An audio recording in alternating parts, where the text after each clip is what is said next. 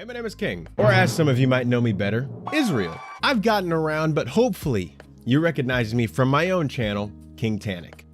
There's a new show coming to the Burnettwork that I think is pretty exciting. Welcome to the Otaku Experience, hosted by yours truly. There is going to be a weekly series where we dive into the news and the world of anime, manga, and whatever the heck else Japan has to offer us. The show will be pre-recorded and premiere on Thursdays at 2 p.m. Pacific time or 5 p.m. Eastern right here on the Burnettwork YouTube channel.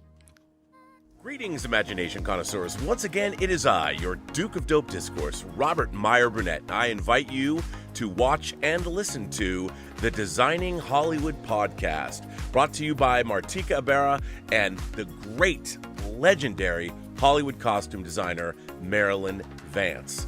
I am afforded the wonderful opportunity of co-hosting the show.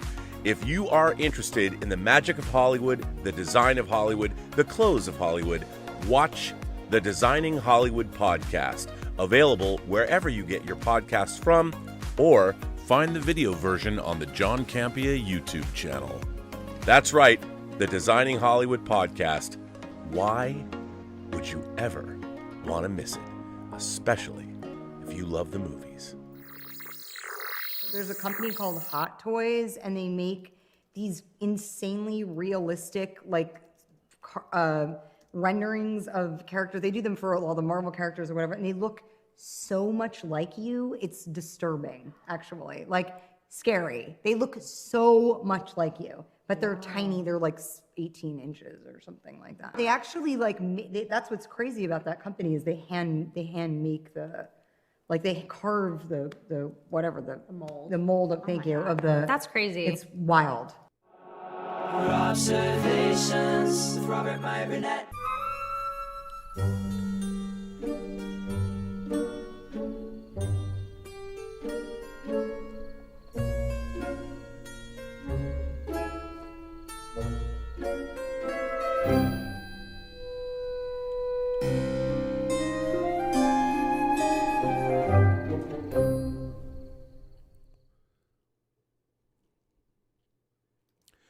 Well, greetings, imagination connoisseurs. Once again, it is I, your Duke of Dope Discourse, your master of fun and wonder, your viceroy of verisimilitude, and whatever the hell name you want to hang on me, because I'll take them. You know, as long as they come with artwork, call me whatever you want. I'll say that name live on this stream, and I'll put your artwork up, and I'll give you full credit for coming up with another name for me. So do that if you want, and I'll say it. Even if it's not flattering. So, hey, it's Midnight Musings, episode number 48. And, you know, I've been listening to people talking about Star Wars versus Star Trek my whole life. I don't understand it because when I started watching Star Trek, there was no Star Wars. So when Star Wars came along, they coexisted just fine. They were very different things, loved them both. But this week, the end of Mando Season 3 and the end of Star Trek Picard Season 3. 2 Season 3s, Star Trek and Star Wars head-to-head. I mean, I don't think of it as a competition, but it happened. For the very first time, very graphic in terms of whatever you want to get out of what you want to get out of, and we're going to talk about that tonight. And, of course, I can't talk about it without my cohorts. Well, I've got one of them here right now. You know her. You love her. I like to say, yes, I do. Of course, that's not what everyone else says. How are you tonight? I am doing so well, Robert. So great to be back on Midnight Musings, regular time for the show. I just am so glad to be here tonight, Robert. Feeling wonderful after the most incredible season of Picard that I've ever seen in my entire life, Robert. It's such a great time to be a fan of Star Trek and Star Wars. And can I just, you know, I don't know if Reese Witherspoon or Scarlett Johansson are ever going to sue me for absconding with that interview clip and playing it all the time, but do you know what dropped this week?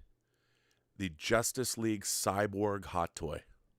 I saw that, Robert. That's one of my favorite characters from Justice League. I mean, first of all, to me, I will always say Cyborg is not a Justice League character. He's a Teen Titans character. He's part of the new Teen Titans that Marv Wolfman and George Perez introduced back in 1980. So Vic is always, to me, he's always been a Titan. He will always be a Titan. But I loved Zack Snyder's extended Justice League. I loved that version. I love seeing all that stuff with him restored. Ray knocked that shit out of the park, and I can't wait. I was like, let me give this figure to myself right now. I correct in saying that it's a figure that's over $300, Robert? Yeah, I think it's die cast. Yeah, right. Oh, it is. Oh, it is. I think it's die cast and it lights up. I Oh, think. Yeah, because it looks like it comes in that beautiful Iron Man die cast lovely box.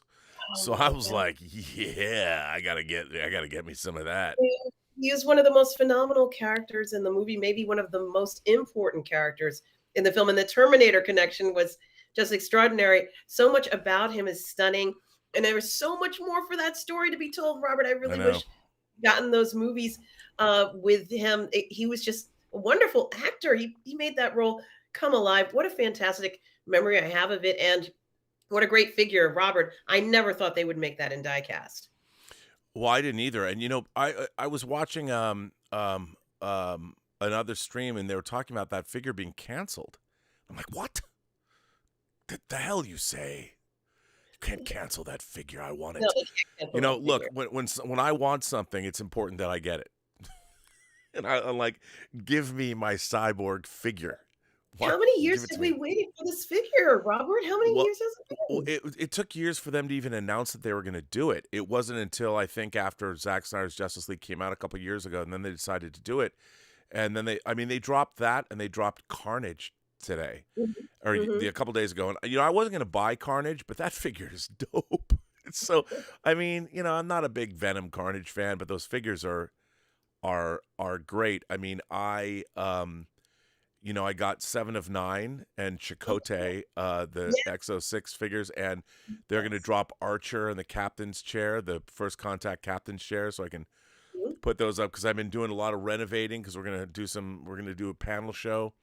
By the way, announcements. A terrible way to die. A terrible way to die. A terrible death to get talked to death. A terrible death to die. That's from summer camp. People hate when I do that, but whatever. I have an announcement for tonight. So as you know, we are expanding the programming on the Burnettwork. We have Architects of Imagination, episode 2, tonight, tomorrow night tonight. No, it's midnight your time. It's still Friday night, but Saturday at 6:00, Architects of the Imagination, episode 2 goes up, nice. DJ, and which is very cool. But so I was contacted by these lovely folks, a married couple, Lana and Andy, and they have some content on YouTube. And actually, I shared it with you. Because, you helped me out on this channel, and you're director of events, programming. I can't do anything without your approval. I'm like, what do you think of this? And what did you think of it? What did you think of this programming? I thought that their videos, the presentation, everything in the videos, it's absolutely stunning. Some of the best edited video I've ever seen, and just honestly fun to watch. Dopest shit ever. Stunningly beautiful. The editing is very, very smooth and slick. It's the type of video you can't take your eyes off of. It's funny, because people have sent me like, oh, you said that you'll put people on the channel, because my dream, the Burnettwork, is a network. Like, if I had my druthers, we'd have 12 hours of original programming all day, and it can't be just me yammering away on a camera. No one's going to tune into that. Unless I worked out and like dropped 50 pounds and looked really studly and had my shirt off all the time, like looked like Brad Pitt. Maybe I could get away with, but right now, not so much. But so when I saw their video stuff, I was like, this is peak YouTube programming. It doesn't get any better.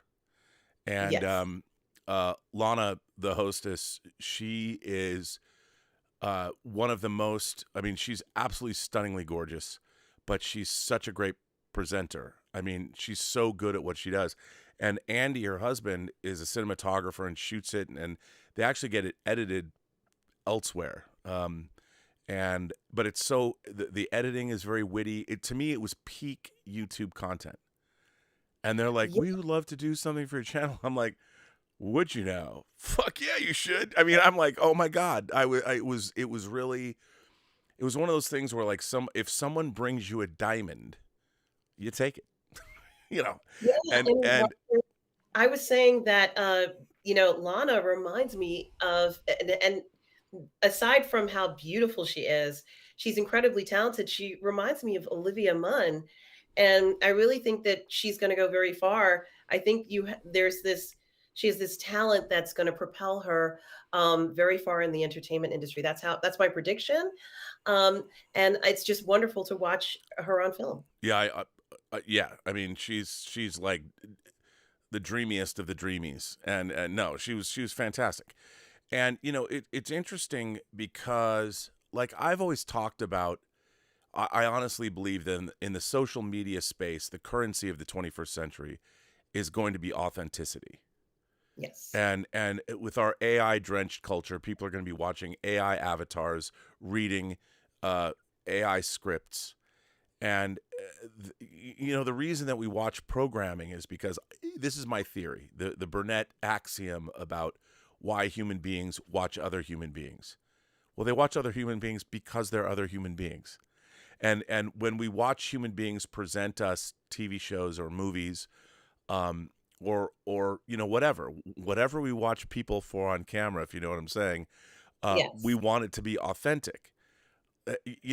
People are talking about like deep fake porn. I don't want to watch deep fake porn. The same way I don't want to watch movies like The Godfather unless the actors are real. I want to see real people. I want to see authentic human beings. And if somebody's talking to me or telling me their opinion of a movie, I want to see the reality of that, because I can tell. I'd like to believe that it's going to take a long time before human beings are replaced by AI avatars and AI scripts. That twinkle in our eyes. I mean, I'm sure that it'll eventually get to the place where we won't know it's real, but I hope that that's a long time coming. And one of the things like when I watch Israel King Tannic do the Otaku Experience, one of the reasons when he brought me that show, and he's he also really good looking kid, great presenter, knows his material, loves his material. He's really authentic, and I really like watching him.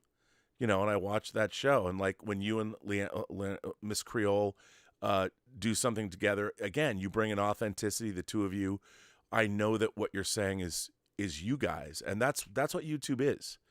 And the only thing when you watch really slickly produced content, the worry that I have is that it can be inauthentic. That you can hire any beautiful girl to read great copy and cover it up with the zhuzh that you need for with great editorial and great production value. And I that's what I said. I said that's the thing that I worry about most. And I think that and watching some of their previously produced content, I'm like, okay, she gets it. And so does Andy. And her husband, they totally get it. And what sold me was her review of John Wick 4. When I watched that review, I was like, okay. There's so many witty things in that video where there's a sound effect that they use in Kill Bill. And when Lana talks about, she equates these overhead shots to a video game because she's also a Twitch streamer. I was like, okay, this is the kind of shit that we need. And Yes. On this channel, and it's exactly the kind of thing. And like I said, if someone's going to bring you filet mignon or bring you a Tiffany box, with a nice white bow on top of it, you take it. So Well, I thought that video also had a James Bond feel to it. oh you yeah, know, there was this kind of flow to it that felt, very theatrical, and you kind of watched it and got entertained, not just by obviously what was being said and by watching Lana, but by the imagery too. A lot of it, was very satisfying, and I think that's what people want to see. yeah, no, it's great. And Andy's a lucky dude. But no, so for those of you who are wondering why we're going on and on and on about this, is because after, well, who knows? I mean, if you want to stay longer, but I did tell them that Yes. Lana and Andy, who we're talking about, are going to come on this show at midnight. Yeah. So if Lael, if he shows up or not, I don't know, because this was again, I've been so crazy busy doing a bunch of things that I didn't, are we doing the show? I mean, I just figured we are doing the show. I had to start it late, but anyway. So Right. that said, all of that Yes. aside, you'll all Yes. meet Lana and Andy tonight, and I hope that if they're watching now, I hope they're not too embarrassed, and I hope I haven't embarrassed myself by giving them such effusive praise. But you'll see for yourselves. But Absolutely. and we'll talk about what they're going to start doing for the channel that I'm very excited about. And it's really cool because Andy's a cinematographer and he shoots those videos in 5K. So Wow. yeah, so I'm excited. I don't I don't know if they're rendered in 5K, but they could be rendered in 4K because YouTube, you can put them up in 4K, and they're just everything about them's brilliantly done. So It is a professional operation, yeah, and it shows, and it's wonderful. yeah, it's fantastic. So I know everyone's going like, "What are you talking about?" Well, you'll see. That's all I can say. You'll see. Now, anyway, so so we did see the conclusion of Picard season 3 and Mando season 3. Now, Yes. I know, you guys are the big Mandalorian fans of the bunch. Let's start with Mandalorian. I mean, everyone's been talking about it, but we haven't talked about it on this show yet. And so Very I'm gonna ask you, how did you feel about the end of Mandalorian season 3? well, Robert, I have to be honest with you. You know, something that I thought was very interesting about this season was that it had to follow, one of the most successful seasons of The Mandalorian ever. How do you can't top the conclusion of season 2 of The Mandalorian. Like Right. this is something that is, I'm not going to say would haunt, The Mandalorian forever, but it is something to think about because there's that expectation, what are we going to see in season 3? And aside from some obvious hints about, Grogu finding out who helped him from the Jedi Temple, there were a lot of things that happened in the season that were somewhat funny that did focus on Mandalorians. But I also think, was very interesting because you had, the Death Watch, the children of the Watch, rather, people who used to be on a planet that I call, their land of the lost planet. They needed to get the hell off of that Yeah. planet because, there were Not a great creatures, place to hang out. not Let's a get the great place fuck to out of hang out. Dodge. At your most quiet and tranquil moment, some prehistoric creature was grabbing at you. And I thought it was very funny because, of course, they're known for taming the mythosaur, and yet they're getting like pummeled by all these prehistoric creatures. So it was like they were getting back at them for all those years of whatever the Mandalorians were doing. But I also had to ask myself some questions about, Navarro, and they kind of started off where they showed you Grief Karga saying, he went from being this person who's, gave out bounties, and now he's doing this kind of timeshare thing. It felt like a timeshare thing. And I said, wouldn't it be funny? Wouldn't it be funny if after all, Mando and Grogu ended up in a house living on Navarro, and that's exactly how the season ended. And I thought that was kind of ironic because I kind of joked about it. I said I could see them in a 3-bedroom, 2-bath home, up on the ledge so he could watch everything that's going on in the valley. And that's probably what his homestead is like. I'll put you up there on the ridge so you can watch and make sure everything's fine in town, just in case something bad happens. But it was a little ironic for me because I had guessed that that's what would happen at the end. What I hadn't factored was how crazy Gideon would be to have, his base on Mandalore, at least one of them, because he had another one on Navarro. And I thought to myself, where he picked, like, it's insane that he decided to do that. But I didn't know that, Bo-Katan had surrendered. I didn't know that, all this stuff would be happening with the Mandalorians and that there were still Mandalorians on Mandalore. There was a lot of stuff that was revealed, but there was also a lot of stuff that people are confused by. For example, I thought Jack Black was great, but Lizzo, like, it didn't feature her good enough. Like, she was on there and you had her on just to have a laugh of it. But, she didn't necessarily enhance anything or do anything great for the show. So, I think there were a lot of fun things that were added into the season, but didn't necessarily do anything for it. I also thought that Grogu had already been adopted by Mando. I didn't know that he hadn't officially adopted this child. So it's his foster kid, I guess. I don't know. Yeah, I I thought he really did official. Like there was a lot of look. I think that we can all agree that the writing of this season of Mandalorian was a little haphazard, and I feel that I was not satisfied. It was it was literally all over the place in terms of geography. They kept going here and there and everywhere. I didn't feel it was really focused, and I felt like I was watching a first draft of all of these scripts.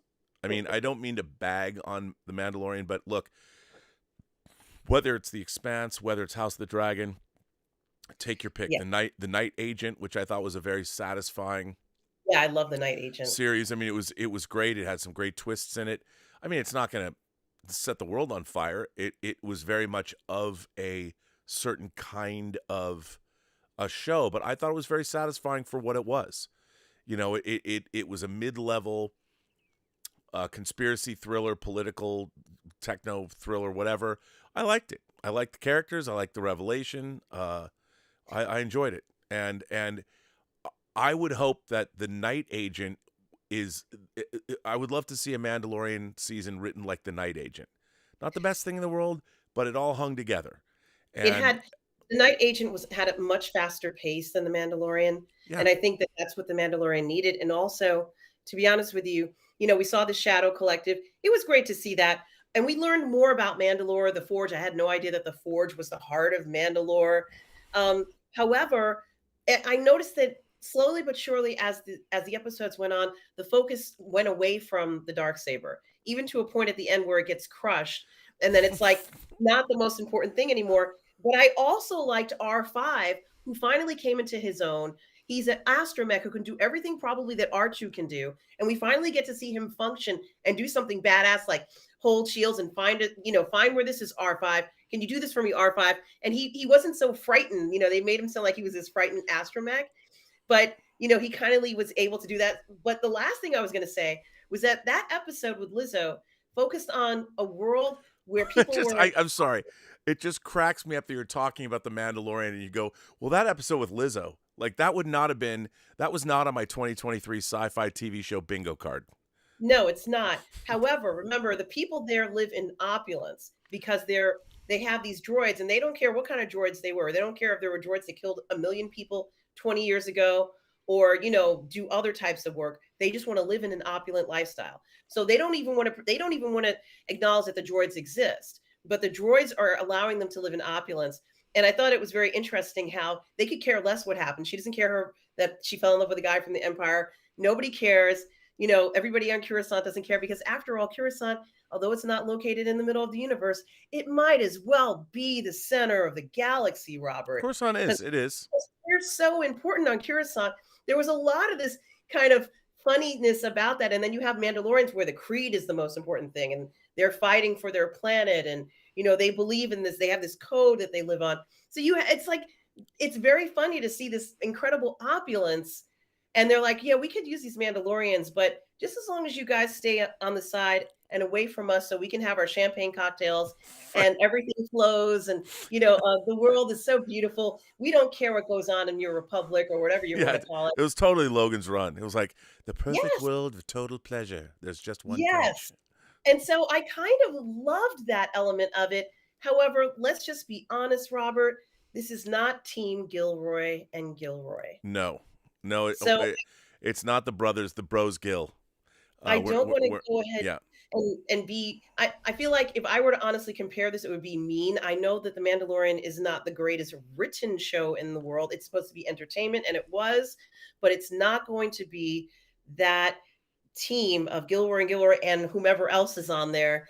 Those guys who can seem to write pure gold when they get together, Well, like with Andor. Tony Gilroy, as a writer-director, is an Academy Award-winning screenwriter. I mean, I love the movie Michael Clayton. Yes, which it was is great. It's a very tense movie where basically it's just people in rooms talking. I kind of like he had nothing to do with Margin Call, I don't know if you guys have seen Margin Call, J.C. Chandor's Margin Call. I am obsessed with Margin Call and The Big Short. I mean, I'm terrible with money, and here are these two financial dramas about the financial collapse in 2008, and it's just dudes and girls in rooms talking. You know, the end of Michael Clayton, where George Clooney, where Michael Clayton sticks it. I mean, he just slams Tilda Swinton's character down. I mean, it is one of the greatest comeuppances in cinema history, and it's it's just done in a. It looks like a one of those, like if you're going to a convention at a Holiday Inn. It's like, and it's one of my favorite endings of a movie, and yet a lot of people watch that movie and they don't even know what's going on. People are like, why do you like that movie? There's no action in it. Well, I'm like, a car blows up, but I love, and that's why I love Andor. Andor was like watching Michael Clayton. It was like, he has nothing to do with Margin Call, but it was kind of like that, and I have to say, I'm going to admit something. This is not going to be, I've been thinking about this since I was 10 years old. I've been 10 years old. What? R5D4 got a bad rap. He did. And I'm just going to come out and say he had a cooler head than R2D2 does. R2D2 gets the chrome, he gets the chrome, and I get that. R2D2 is the hero of 6 movies. Then until J.J. Abrams came along and put a fucking tarp over him for the entirety of Force Awakens. I was like, fuck you. This is for R2D2. R2D2, he would stick if he knew how to give you the middle finger or give you the middle scanning, whatever, R2D2 would say, fuck you, J.J. Abrams. But I will say this. Even back in the day, when I was a little kid, I had my R2D2 and I had R5D4 just because he had a bad motivator. This R2 unit's got a bad motivator. Hey, what are you trying to push on us? They made R2D2 the hero, which I appreciate. He's with C-3PO, but R5D4 was on his own, man. He was a little orphan astromech droid. He didn't have the domed head. He had that cool, the microgramma head or whatever. I just say microgramma because I love that font, and it's not rounded. I mean, he was like, R5D4 was one of those people, or one of those droids, one of those astromech droids that never got his due. They racially profiled him from the beginning. They said this guy's got a bad motivator. All you had to do was fix his fucking motivator. I mean, they allowed IG-11 to get blown up, and they bring him back as a Japanese super robot with a pilot inside. I think R2 sabotaged him so that they would have to pick R2 because he had the message. You know what? That's my headcanon now, since 1977. But it's good that they were separated because R5 is telling this story that we're seeing now. Yeah, you know what? But think about it. Poor R5D4 for 30 years. He's been put upon. He's been victimized. He had to deal with the fact that he had a bad motivator at the one point where he might have rescued Princess Leia and joined the rebellion, but it didn't happen for him. I mean, what happened to him after Star Wars? Where's he been since Mando? The poor guy. It's Pele. Yeah, I mean, it's. Oh, wait a minute. Isn't Mandalorian? No, Mandalorian's after Return of the Jedi. Yes. So R5D4, at least for 6 or 7 years, was in a dark place, man. And now, he kind of has his own redemption arc. He kind of went through. He's got character development now. He also knows a lot more because he plugged into Bo-Katan's computer on her ship and got a bunch of information there, but he's also plugged into Moff Gideon's mainframe and that base. Only God knows what kind of information he's downloaded, and he also has a connection to the New Republic because he's the one I think who contacted one of the members of the New Republic. He's like, thanks R5, and I'm like, thanks R5. Is R5 like talking to people on the outside? Maybe he's the spy. You never know. Don't say that.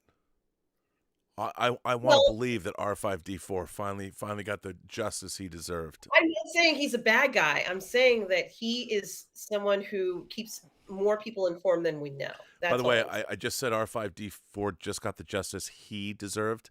Look, in our very gender mindful environment, I don't think that you can say that an astromech droid. I would say they're probably all they.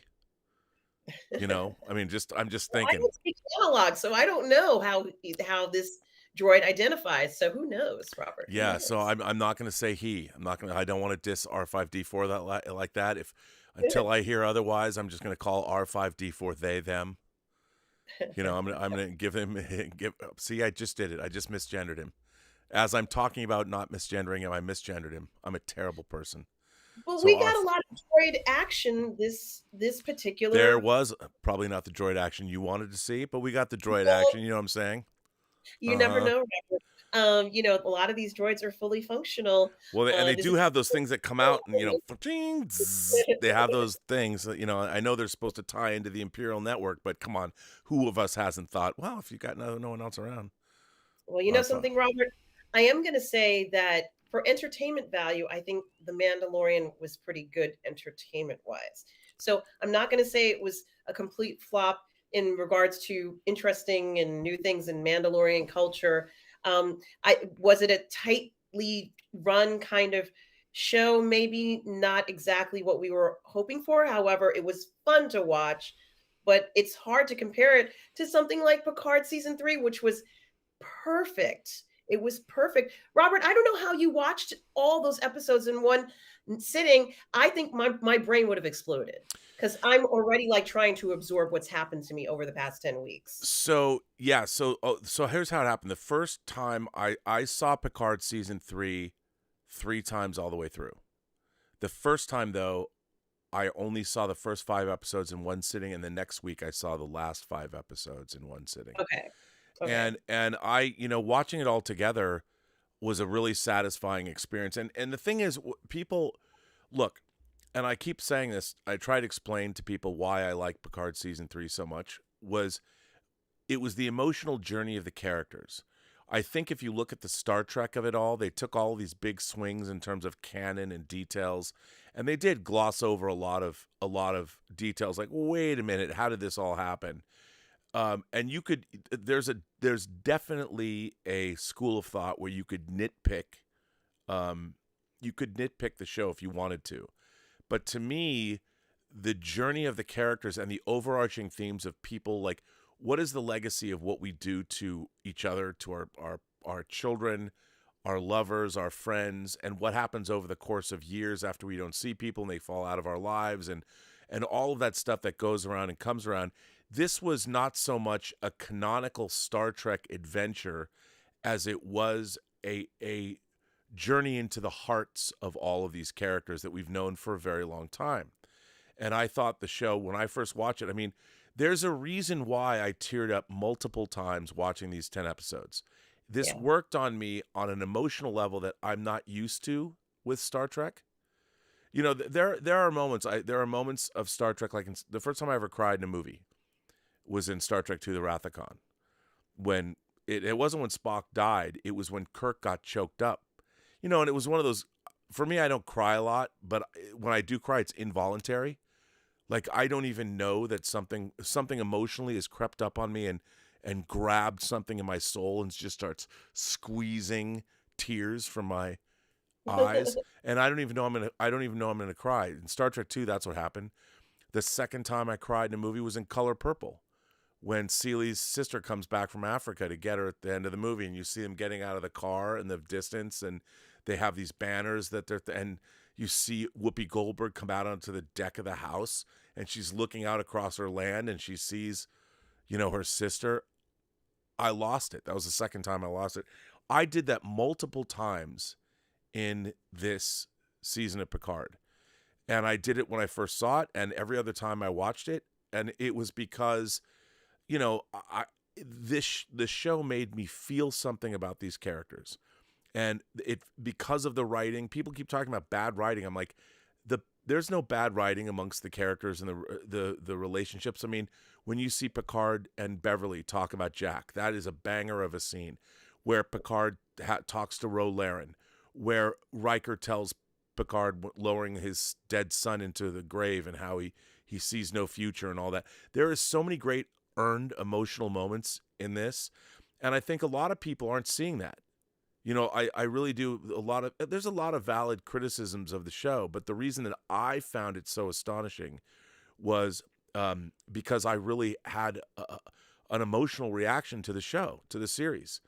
And, you know, the thing is, everyone throws around words like nostalgia, and the next time somebody ever says the word member berries to me, I swear to God, I'm going to slap them across the face like Cher did in Moonstruck to Nicolas Cage. I'm going to be snap out of it, because I'm so tired of hearing the word member berries. It's such a stupid, lazy criticism. When you're dealing with a story about people that have known each other for as long as these characters have known each other, the fact that they have a past and that you're referring to the past, we as an audience, I mean, I said when I first saw this, I said Star Trek Picard Season 3 is Top Gun Maverick. It works the same kind of way, in terms of all these things. And the real earned emotion. Now, people are like, well, it's just another Borg story. But if you think about the story that's being told, like Picard says, it's been 37 years, it ends tonight. It absolutely had to be the Borg Queen. Now, I will concede that how did the Borg Queen get in league with pissed off changelings? I don't know. And I will concede that I would like to know. But that lack of understanding of how they hooked up, they did hook up. The Borg Queen, she was consuming the dead drone bodies that were around her. She didn't have the energy. She was on her last legs. She wanted to get some kind of a last hurrah out and maybe take her pound of flesh if she could, using the changeling threat. And the changelings, you had two strong bad bitches in the Borg Queen and in Vadic. And they both had legitimate beef against the Federation. The Borg were decimated by the Federation, and those changelings were experimented on by the Federation to win the Dominion War. So and again, it was not lost on me that you have these two, call them strong women, that have real legitimate beef against our utopian Federation. Let's get rid of these motherfuckers. Everything they do not practice what they preach. These are bad people. When they are willing to give up their beliefs when the shit hits the fan, and they had legitimate beef. And I thought they canonically used what we knew about the Borg correctly, in terms of Picard not knowing his DNA was rewritten, and passing down, the idea that a parent would pass down bad DNA, pass down an affliction to a child through DNA is I can't even imagine if you're a parent and know that you've done that. And that also played into the whole idea of parents. What do we give to our children, or what don't we give to our children? Sometimes we give bad things to our children, not meaning to, but we do. And whether it's bad advice or bad genetics, bad parenting, I think all of that was all very legitimate, and it played into this season of Picard. And I was surprised by all of that. And, having talked to the writers, all of that stuff was there. It was all there. And I think a lot of people weren't necessarily used to seeing it. A lot of people were like, this season's about nothing. And I'm like, no, you're not looking because it's about what Star Trek is usually about, like an idea or a concept. It's not usually about emotion like this is. This is very different, because this is a very, it's not necessarily the science fiction of it all. It's the emotion of it all. And I thought it was great. And I do have some things to say about it. And I was speaking to Julian before I got on the air with you about what was your take home message from the season. And one of the very first things I want to say is that this is one of the first seasons of Picard where it felt like it was actually about Jean-Luc Picard. And so, right. It starts off where he looks pretty content and happy. And I'm not going to say he isn't happy from what we're seeing in that picture. But what I think was really interesting is that the level of happiness he had in his life, grew exponentially in the series. And that was incredibly satisfying for me to see, because I liked the thought of him having, a child and having that experience. And I thought that was really important, seeing his happiness. He's gone for so long where we haven't necessarily seen him have satisfying relationships or whatever it is. Right. The point is that it was nice to see that part. The second thing I was going to say is the relationship between the younger people in the series and the more mature people. And I liked the level of cooperation we saw, but also how they seem to take care of each other and have each other's backs. And I thought that was very important because it seems over the past maybe 10, 15 years, we've been seeing this sort of divide between generations and, there's something wrong with this one and something wrong with that one. And we didn't see that in this scenario. We only saw the best of the best in each one and how important it was to show support in either way. I really loved that, Robert, especially kind of like, the older generation taking care of the younger generation too. Like that was really important to see. And I think is very important and something that Star Trek decided to show in this particular season. The third thing I was going to say is that science is back, Robert. They want us to go ahead and enjoy science fiction as an actual science fiction story. We got these panels, Robert, that made us want to look at and decipher what was going on.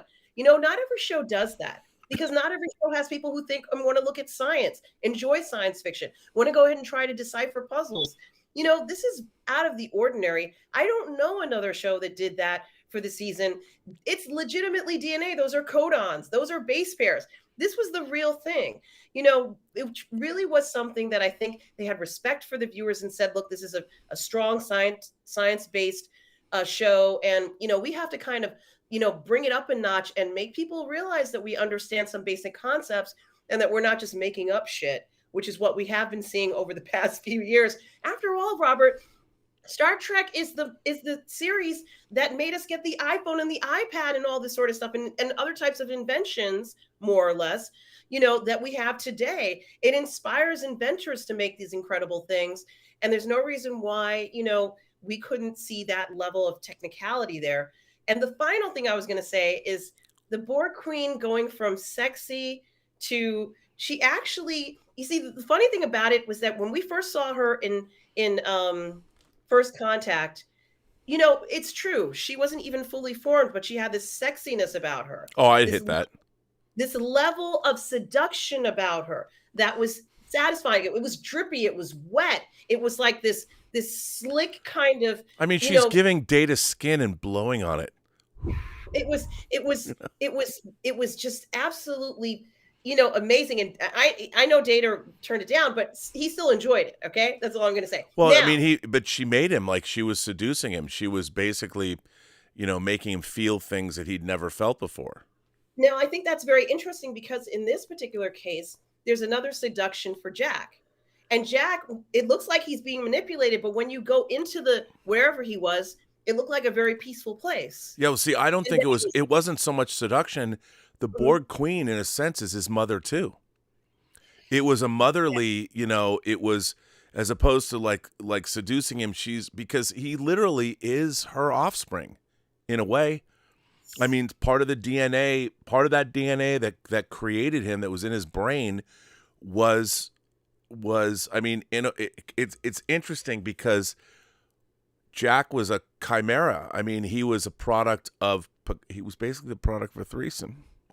Picard was raped by the Borg Queen. His DNA was altered. He was turned into Locutus. And then he has a child with Beverly Crusher. Yes. And that DNA that the Borg Queen we don't know if the Borg Queen was on that cube. I mean, I would assume she was, but maybe at her behest. But so Jack Crusher has two mommies. And they didn't really get into that very much, but it wasn't lost on me that, I mean, come home. I mean, it was always like that, come home, Jack, come back. And it wasn't more, I mean, I felt that the idea was, she was like, there's a great episode of the mid-'80s Twilight Zone called Grandma that Harlan Ellison, based on a Stephen King story that Harlan Ellison, I want to say he wrote and directed it. And I think it's Oliver, not Barrett, Oliver, the kid that was in, I forget what his last name was, but the grandmother's always like, come here to me, and it was like that. It was like, in a way, she's Space Mom. And she had a little bit of a claim to him because that DNA was hers, or she facilitated it being in him. I think it's very interesting because, at some point, and I'm not quite sure whether when they showed Jack and he's in that, you don't see the outside anymore. He's like in this inner realm. And, he seems quite content there. And I'm trying to figure out, like, why is he so content there? There's something about being there that satiates him. Let's just put it that way. Well, because I He's think that there's a Yeah. certain, like, his whole life, he's had this yearning in his brain that he didn't understand. Like, I had nightmares, and I mean, the Borg Queen was in his mind since he was born, and he just didn't know it. Like, he had a fairy godmother, so to speak, that he didn't know that he had, who happened to be the boogeyman too.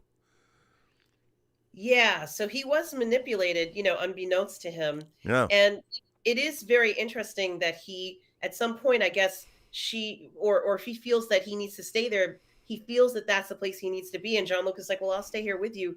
You don't have to be alone. Now, this sense of being alone, or, she's like, you'll always be alone if you're outside. He's like, no, I'm here with you. The timing of Jean-Luc being there, I thought, was just absolutely brilliant, because it's also at a point where maybe Jean-Luc also has these similar feelings. Now, I don't know if he feels alone, but I do feel, and I'm not going to say this is 100% the truth, but I did get the sense in the beginning of the show that for him, something was missing for Jean-Luc. So, I think it's very interesting in the sense that this became the thing that has now redefined the character and the person. And it's a beautiful thing. It was beautiful when they were dropping him off to the starship. It was like he was dropping him off to college. This is what I was saying. They were dropping him off to college. No, that was totally, they were dropping him off to college. Yes. Mom and dad and it's interesting because since the very beginning there's the great scene in the first 10 minutes of TNG, in Encounter at Farpoint, where Picard's like, I'm not comfortable with children on the bridge, and I need you to nursemaid me through these difficulties, the same way that Kirk talked to Decker in Star Trek The Motion Picture. But from the very beginning of Next Generation, and this is something that I don't think the writers of Star Trek Picard Season 3 are being given nearly enough credit for. They know their Trek, and they have brought all this up, and that's what Picard was missing. He thought he didn't need a family, and you could say that, and I've been saying that Star Trek Picard Season 3 has a little bit of, it is a greatest hit show. However, it's a greatest hit show done through the prism of emotion as opposed to plot. And one of the things about Next Generation was the characters were always archetypes, so the real emotion they would generate was hard to deal with, or it didn't really exist because they couldn't change, the characters couldn't change and grow or learn anything. We saw Riker, certainly, he was in a bad place when he shows up and goes on his damn fool crusade with Picard. And then the results of the first 4 episodes at the end, after they survived, and Riker thought he was going to fucking die. He thought they were all going to die. There was no way. There was a Kobayashi Maru. There was no way to win this. We're all going to die. The time, it's over, my friend. He saw no way out. And in a way, I think, if you were to ask me, he wanted that, because then he didn't have to go face Deanna again, and the darkness that had consumed his soul, he would just let it consume his soul and die. And he was resolved to that. As a matter of fact, and when he even says to Picard, "This is the end, my friend," he's not going, "This is the end." He's smiling. He's ready to accept death because he's been, at that moment, completely consumed by the grief of the death of his son. Completely consumed. And this experience, it's like, bring it on. I cannot wait for this pain to go away. Turn off the lights. That's all she wrote. Good night, Irene. Bob's your uncle. We're all going to die. And I can't wait because this darkness, I can't, the death of my son, I can't. And then when it turns out that, remember, there's that moment where they're pleading with Riker, who's the captain of the ship. This is what we do. And Riker walks away. And I'm getting chills because when Riker turns around and says, if we could energize the warp nacelles, like at that moment, he was resolved to death. I'm getting chills even thinking about this. And in that 4th episode, he turns around, and Frakes plays it so well. He just nails this shit. And he turns around, and suddenly the switch has been flipped. And if it was Beverly or Picard, and it's almost like he snapped the idea as a Starfleet officer to work with his crew was that superseded his own his own emotional darkness, and somehow he'd forgotten this, and it was the Starfleet of it all, the cooperation of the crew, that we could overcome anything. He needed that catharsis to bring him up out of that abyss of grief. And when he turned, and that's why when people go, no, how could the Borg Queen? I'm like, did you not? It doesn't matter. The Borg Queen, none of this shit. I don't give a fuck. It was fine. What matters is that moment when Riker decides, I am not going to fucking die. Yes. I'm not going to die. I am not going to allow this grief to consume me. And that's why Picard season 3 was good. And I've tried to explain this to people, and it's tough because, when you want your pulp sci-fi, you're not used, especially these characters, you are not used to this kind of real emotion. And a lot of people have never gone through it. They don't have kids. They haven't lost children. And I understand, and a lot of us, we're imagination connoisseurs here. And a lot of us, we're not as necessarily emotionally as progressive as some of our other human counterparts. We are imagination connoisseurs. We're a little wrapped up in imagination connoisseur pursuits. So the idea of this kind of emotion is alien to us. So, and I'm not saying that it's the greatest thing ever, but that moment, when Riker, and it's so great. It's there are moments in movies where characters have revelations. And one of my favorite moments in any movie work, it goes the opposite direction, is in Clint Eastwood's Unforgiven. And this one of the ladies of the evening comes out, and William Money is talking to the Schofield kid, and the Schofield kid's killed somebody. He's a blubbering mess, and Clint Eastwood's like, it's a hell of a thing killing a man. You take everything he has and everything he's gonna have. And then the girl comes out on horseback, and William Money's like, well, we have to go find Ned. And we'll be on our way or whatever. And the girl's like, well, Ned's in front of Greeley's. And Clint Eastwood's like, what do you mean? Well, his dead body's in, the Duck of Death has put Morgan Freeman's dead body in front of the local store as a warning. And you see this man that hadn't taken a drink in 10 years.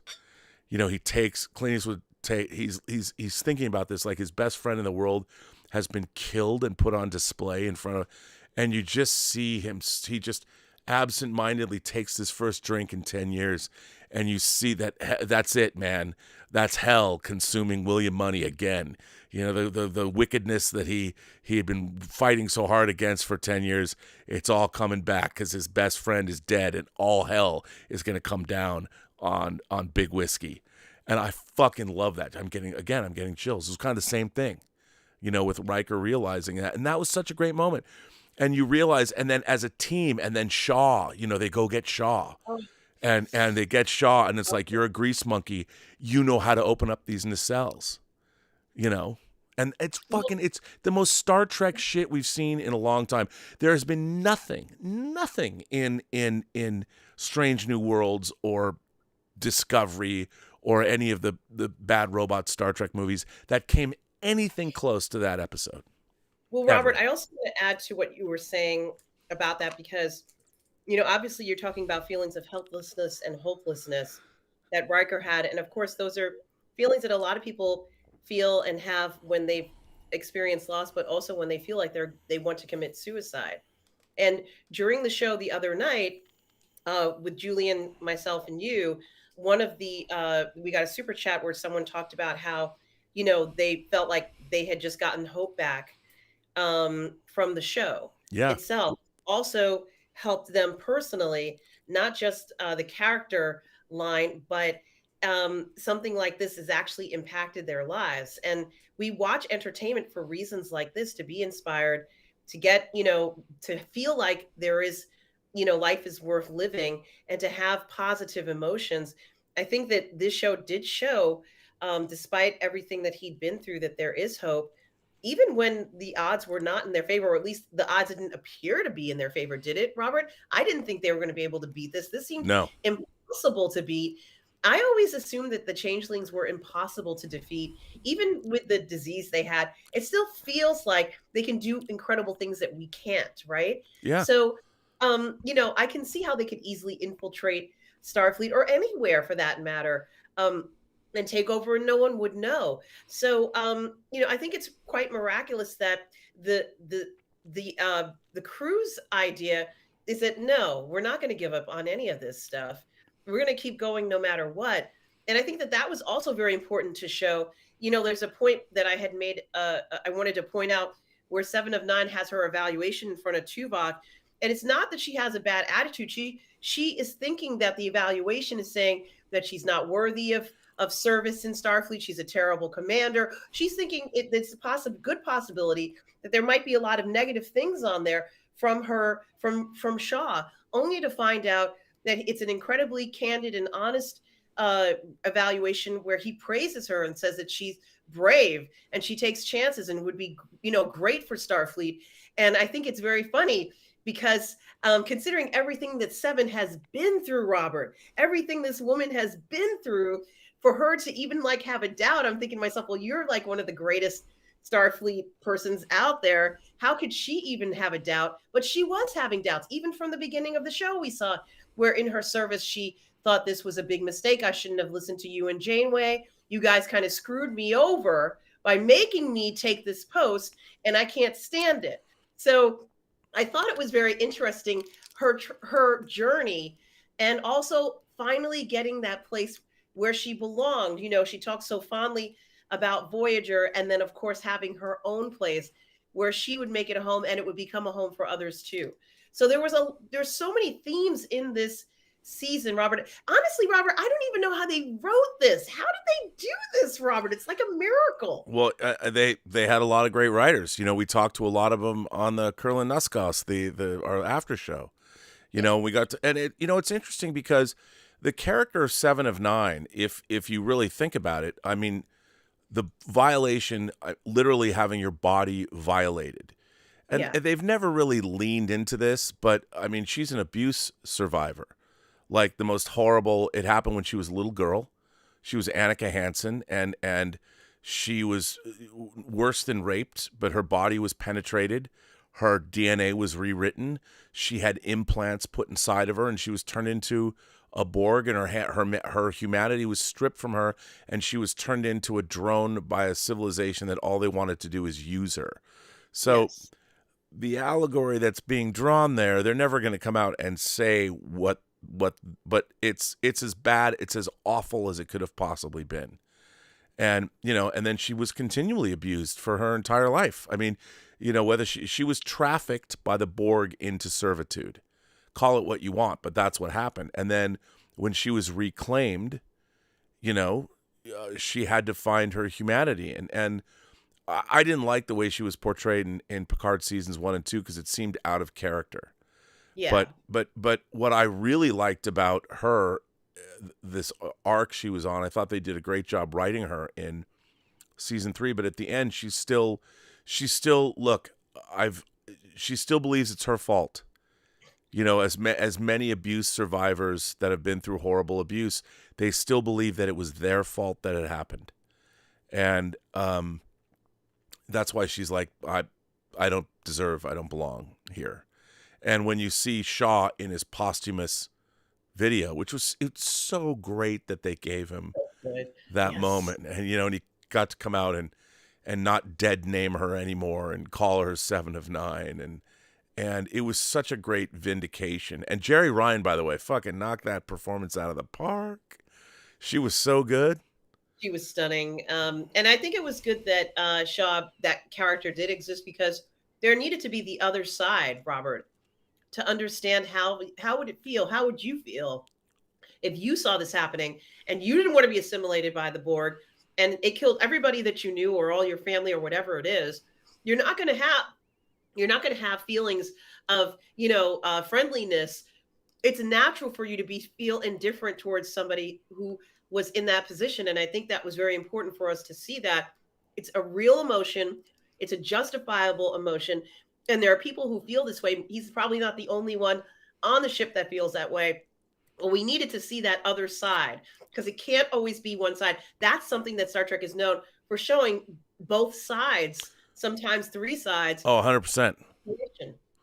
Or in Worf's case, we'll make it a threesome.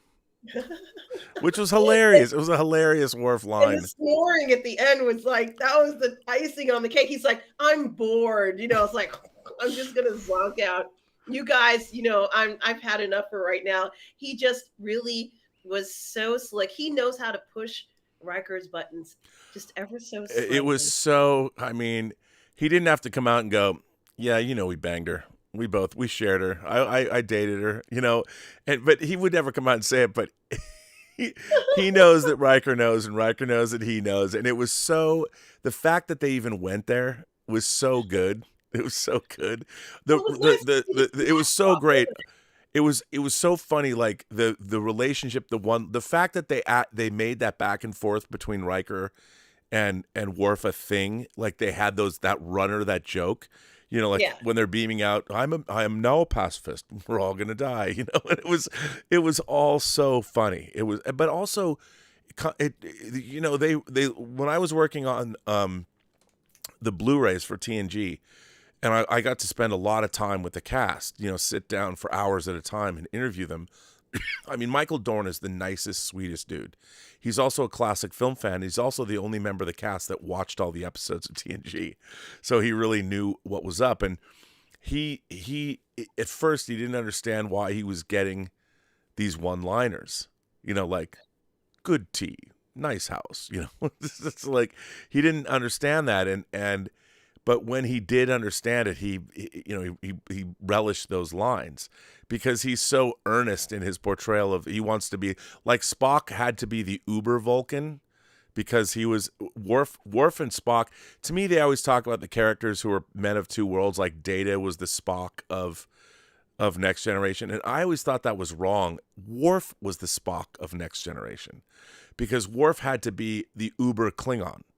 And just like Spock had to be the uber Vulcan. And over the course of the series, you saw Spock, well, especially in the director's cut of the motion picture, you see that Spock understands the value of human emotion for the very first time. When he holds Kirk's hand and he says, is this, V'ger doesn't understand this simple feeling is beyond V'ger's comprehension. And of course, that emotional change, Spock in the director's cut cries. And when Kirk says, is that for us, Spock? No, for V'ger. I weep for V'ger as I would a brother. And there's all this great shit, man. But Worf was the man who tried to be the uber Klingon, and he had to learn Klingon technology. I mean, that's... he had to, and it was him who he learned to mellow out. And if you think about it, he learned to be a little bit of a Lothario. He hooked up with Deanna. He married Jadzia Dax. He had it going on. But I think, until that modern Star Trek had to ruin it and say Klingons have two penises. Like, really? Did you have to go there? I think that the idea of him talking about meditation clearly was, I'm not going to say it's 100%, but for me, it clearly was to impress Deanna because she is the most meditative person we know. Yeah. So by him saying, I am in more touch with my inner self, and she's like, oh, like... And Riker's like, hey, can you stop manhandling my woman? In his mind, this is what he's thinking. But Worf got her attention. Regardless of what happens in the outcome, he still manages to get her attention. And you have to believe it was because of her influence. Yes. Yes, it was. Yeah. And I think that's important too, because, regardless of who they are with at the moment, the relationship was still meaningful. Just like with Picard and Beverly, they're not together right now, but it was still important. The relationship they had was still important. I mean, I think that mature adults, assuming your relationship doesn't end in fire and brimstone, that the people that you like, I have to say that in my own life, there's very few people that I've ever dated that I dislike. Because there's a reason I like them in the first place. So I think that Worf and Deanna in the 23rd century, I think people are a little bit more, they'd be more mature anyway. And Worf has been through tragedy. I mean, if you think about what happened, the mother of his son, Kalar, was murdered by Duras. Yes. And Jadzia was murdered. So Worf has lost these people in his life, the women in his life, significant others, in horrible ways. You know, and that's in his own life when he's talking about I've been working on myself or whatever. But he did make that joke, which I thought was very funny, only because of how it was timed with Rafi and of course Jerry Ryan Seven about, well, relationships on my planet usually end in bloodshed or something like that, or Right. So it was just like we kind of needed that comic relief a little bit in this series as well, but it was so perfectly placed, Robert. I don't think I've seen anything written quite like this in a long time, and I'm just so grateful for it. It's when you speak to the writers, just tell them that we loved it so much. It's just so wonderful. Well, we've been prattling on for a long time. Yes, and we have our other great co-host, the coolest, the biggest fashionista I know, the man with the plan, the 6-scale man, Mr. Lael Rockwell, also back from the Star Wars celebration. And I haven't spoken to him about this yet. Lael, you can hear us, right? Lael, we can't. We can't hear you. It's okay. We'll wait. Because we talked about it earlier. How's this sound? Oh, dude, you sound. Just wait, hang on. Everybody be quiet. Just say something again. I'm tired. Oh my God. No, I just love hearing the dulcet sounds of your voice. Okay, I've been wanting to ask you this. What's up? All week. Not all week, just since it dropped. Mm-hmm. Cyborg hot toy. Oh, incredible, bro. Dude. Incredible. Have you pre-ordered it? I mean, did you order it? Well, yeah, I ordered it. I ordered it through Sideshow, though. So, of course, it's going to take a while to receive it. And I'll tell you, Toys Wonderland is still like $300 and something bucks. So for Sideshow, it's going to be like a $450 figure. Yeah. Well, actually, no. For me, because I use points to get it, it's only $236. Oh, okay. All right. Yeah. So I haven't had any problems with it. That's why I'm fine. I use points to get it. I didn't, really worry about anything else other than that. So I got it off a good deal. So once it drops, when it, with them, sometimes they'll get like a batch late. Or sometimes they can get a batch early, just depending. So I'm just waiting. Yeah, you never know. It's a sweet ass. Are you going to get Carnage? Oh yeah, I'm gonna get Carnage too, bro. I can't pass on that. I can't. But you know what I've decided to do, in general, is to limit my Marvel purchases. Yeah. Because like I said, it's too much heat dropping. When it comes to Star Wars and stuff like that. So, something has to be limited. And the way I look at it and I justify it is that when you're talking Marvel. You're talking in the Marvel Cinematic Universe. It's not, and half the stuff isn't comic accurate, so I can kind of dispense with needing to have like an actor's likeness. So I'm good, you know what I mean, in a certain aspect. Yeah, I mean, I look. I mean, I've been Hot Toys. I'm still buying them, but I had to get. I finally got my Luke Snowspeeder pilot because my Jazz Inc. Snowspeeders paid off. Yeah, see, and that's where it makes the most sense. You know what I mean? Yeah. Doing it that way, then you're good to go. And I have to. I'll go buy like justify that. Yeah, I'll go buy an old Sideshow X-wing pilot figure if I can find a used one or something, and just because I need to make him Dak. But it's oh, I know. Okay, so here's the thing. I've been buying the X06. I mean, how great is that X06 Klingon figure? That war figure. It looks good, man. Yeah, it definitely looks good. It's good. The X06 figures, the Star Trek figures, are killing it. I have every one of them except I didn't get Burnham or Saru. I wasn't gonna. Oh, right.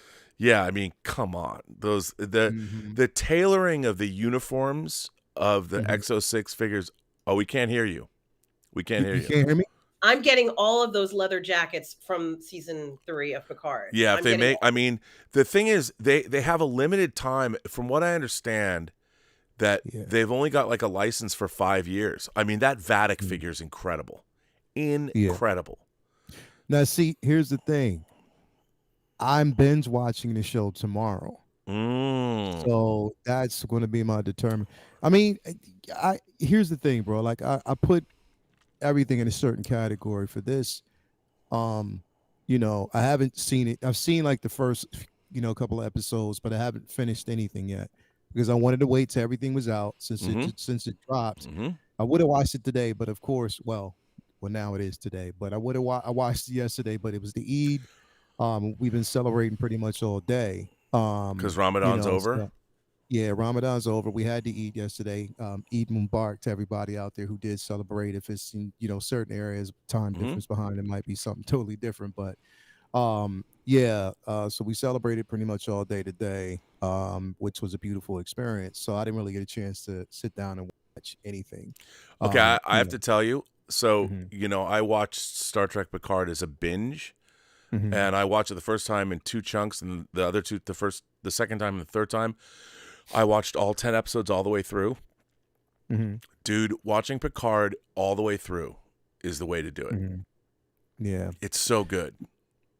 Yeah, so definitely I'll do it that way, just to experience it. You know what I mean? And see, because again, I just want to. Here's the thing, like, I may not attach myself to it like everyone else, because I may not have like that tight attachment to it because it's an IP that I'm familiar with. And that's not even in a bad way. It's saying that even if I don't attach myself solely to it, doesn't mean that it's not a good IP and then it's not incredible, because it may present some things. And I'm, again, when it comes to the IP itself, I'm an OT fan. I grew up just basically watching OT, but then actually migrated into the in the late 80s, early 90s into Generations, Deep Space Nine, watched all that, you know what I mean? So yes, that's when I kind of got into that aspect of it, but at the same time not really directly connected to the lore like everyone else. You know what I mean? The new entries that have came out within the last couple of years, I haven't really connected to because I haven't really watched them. But with this experience, from what I'm understanding and from what I'm seeing so far, it is basically that continuation of Generations and everything else that comes, it is totally in that era. So here's my thing. So with basically that being said, again, we talk about sci-fi. We talk about our love for science fiction, our love for both for the IPs. When I'm looking at Star Wars and what we're getting from, and here's the thing, I don't know how deep in the conversation y'all have gotten so far. Oh, we're pretty deep. It's fine. Go ahead. Okay, so when I'm watching the shows like The Mandalorian, shows like Andor, shows like The Book of Boba Fett, shows like Obi-Wan, you know what I mean? When I'm looking at the lore for what it is, I'm looking at it from a totally different scope than everybody else is, because we're talking about characters that are new to us, but when it comes to the lore, they're just an addition, an extension to what that lore and the storylines presented, for that time, for the time, you know what I mean, where it falls within the sequels.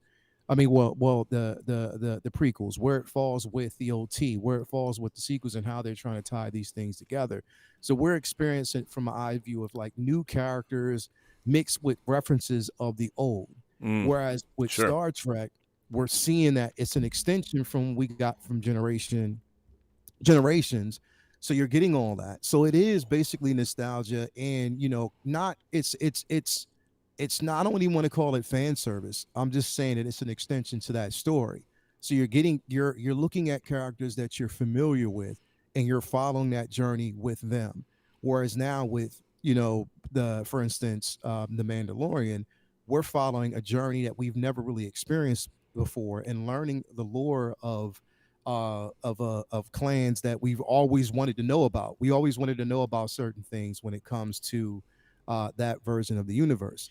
So with that basically being said, I separate the two. For me, it's like this, and I said this before. I said this even on a show a couple days ago. I don't compare the two, and I never will. It's because, like I said, we're getting an aspect of two totally different stories that are being told, and they're telling it their own way. Yeah. Now I know there's a lot of people, plain and simple, that did not enjoy this season of the Mandalorian. No. For whatever reason, it might have actually been. Are you kidding me, Lael? Are there people that didn't enjoy? Really? There's a lot. There's a lot. And here's the thing is because, again, and I said this before, I said this even yesterday, people have these expectations. They have, and here's the things that I hear all the time, and I'm pretty sure we all do. We hear, well, I just feel like, okay, so when I hear that, I feel like this, I feel like that. I'm like, okay, then you're basing it from a certain set of emotions, basically, that are expanded based off of what you're watching, what you're viewing, and what you would want to happen. Okay. Then you hear, well, I just want to see this. I want to see that. So again, it's perception, things that you've actually built up in your own head based on the IP that you want to see because you're not trusting the writer's view. You're not trusting the director's view. You're looking at your own thing, which you want, how you want things to conclude or how you want things to continue, because in your own head, you think that your option and what you're seeing is right because it's based on what you want to see. You're not trusting that, right? Mm-hmm. Then we always basically do this. We see this as well. And I'm pretty sure we see this in pretty much in every IP. Well, I want something new. I want to see something new. I want to see them try this. I want them to get away from the Skywalker storyline. I wanted them to try the universe is vast. It's huge. I want to see them try something new, right? We say this. Then when we get that new, well, Star Wars isn't like that. That's not the way Star Wars is. And when we say that, it's because we're directly connected to what has already been done and old. It's a safe space for us. So we don't want to move on from that and trust the simple fact that there are new stories being told, new ideas that are being thrusted out there, and we just don't trust it. So we're not trusting that director's ideas or that writer's ideas because we're still focused on what was and what we think should be. So that is one of the biggest problems that I'm actually seeing, but I understand it. And I'm playing devil's advocate on both sides because we have basically a company that hasn't developed, they haven't given us a reason to trust based on everything that's actually happened with the sequels and the directions that they're taking because they haven't had a plan. But if they're coming up with an actual plan, we kind of have to give them the benefit of the doubt because not only has Star Wars fans gone through this, Star Trek fans have gone through this. Yes. And now you're trusting an IP, you're trusting what you basically see with Picard because it's giving you everything that you actually want. Sure. My question is though, okay, so you had that trust because you've been following this, you've been giving them a chance, even though you've hated certain things, you've still been sticking with the plan, the IP and stuff like that. So you have what you want, but what happens now that this is over? And if it goes back to a space where you're not comfortable, you're going to compare everything that happened after this to Picard. That's just the way it happens. Well, I do think, look, I take aside what you might have thought of The Mandalorian. I always go into every new show, even Star Trek. Yes, I will watch Strange New Worlds, even though I thought the trailer for Strange New Worlds Season 2 looked god-awful. I will go into Discovery, and I don't not watch Star Trek shows. And I will watch everything, and I always go into everything wanting to like it. I never pre-hate. Movies are too hard. Movies and TV are too hard to make to hate them. I don't even hate I don't hate the movies. I hate the creators. But no, I kid. But movies are too hard. And every time I go into a new season of Star Trek, for me, I was as surprised as the next guy to love Picard as much as I did. I couldn't believe it. I was like, no. And maybe, look, Ahsoka looks fantastic to me. You know, and I think that's the next Star Wars we're getting is Ahsoka. And I'm not going to go into it with any preconceived notions. I hope it's great. Just like I love the James Bond franchise. I love it. Although I think in my lifetime, I've been more disappointed by James Bond movies than excited. And I still love James Bond. I mean, in my lifetime, when I went and saw View to a Kill, I was like, what the hell is this drivel? You know, and people, it's funny when people say, it's the best one. I'm like, what kind of nostalgia trip are you on? It was clearly the first Bond movie you saw in a theater. I mean, I was in old school. I started watching Bond when I started watching Star Trek when I was like 5. And when I would see a Bond movie that was bad, I didn't hate James Bond. I'm like, well, the next one will be better. And sometimes it was. You know, I did not like the Craig era of Bond. I loved Casino Royale. And I'm a Quantum of Solace apologist. And I think Jack White and Alicia Keys' theme song is one of the greatest theme songs of the franchise. I think I'm in a minority of one. But I do not like Skyfall. I do not like Spectre. And I hated No Time to Die. And a lot of people, you know, but that doesn't mean when it said James Bond will return at the end of No Time to Die, which is weird. James Bond dies and he will return. That was like one of the most ridiculous. I laughed out loud in the theater. But hey, can't wait to see the new James Bond movie, and I will get excited, and I will probably go to London to see it again. I hope Spring's eternal, you know, and just like I looked at that Ahsoka trailer, and I'm like, that shit looks badass, dude. You know, all these characters that we've seen in animation coming to life. Who doesn't want to see that shit? And which is cool. And I think, like I said, bro, like I just don't I don't live in that space where I compare the two, bro. I don't live in a space where, you know, Oh, I don't compare Star Trek and Star Wars ever. It's crazy right now because, like I said, things are so divisive. Like, you know, there's this constant. The thing is, it's a constant war that's being created in the community between two IPs. Like, I just like, bro, I'm just happy that we're getting stories. We're getting certain things that are out there. And look, Mando's, you know, the Mandalorian itself, bro. We had 2 successful seasons, and in my opinion, again, and I keep saying this, bro. And I must say it until and I know as much as people hate it already. I mean, it's my opinion. I thoroughly enjoyed this season because I knew what they were giving us. They were basically, again, delivering on a promise that they said they were going to make. And anyway, was they were trying themselves to take back Mandalore. That's what they were doing. So we were following that story, Bo-Katan's story, redemption story for her. You know, you had Din's story where he's basically trying to fall back in the good graces of Mandalore because he generally believes in the idea, and that's what he's grown up with. So again, this was a diversion from what we got from season 1 and season 2 because they were taking back Mandalore. So now that we have that, what they've done which was dope at the very beginning, at the end of it, is how they said, okay, Din is like now working for the New Republic on a case-by-case basis. Instead of just being a bounty hunter who's taking up just different bounties, no, he's doing this for the New Republic. So he's working. So now, season 4, we're going to see Mando back in that form. Back in the form that we actually saw from season 1 in season 2. Yes, look, they've had 2 successful seasons just like any other IP. They're glad that they're allowed to have at least one season that maybe people don't trust and it may not work for others. Look, for any IP, you have certain things that will work for some that may not work for others. It happens, bro. It's just things that happen. But does that mean that you just basically completely shit on the entire franchise? Because then you have to basically question your loyalty to that franchise, and if you've even liked it in the very beginning, like plain and simple. And that's the crazy part. It's like, look, 2 separate things. We're getting entertainment. You got a fully fleshed out, successful season of Picard. Season 3, a lot of people were happy with it. It was actually at the top list of the most popular streaming, whatever. Okay, cool. That's fine.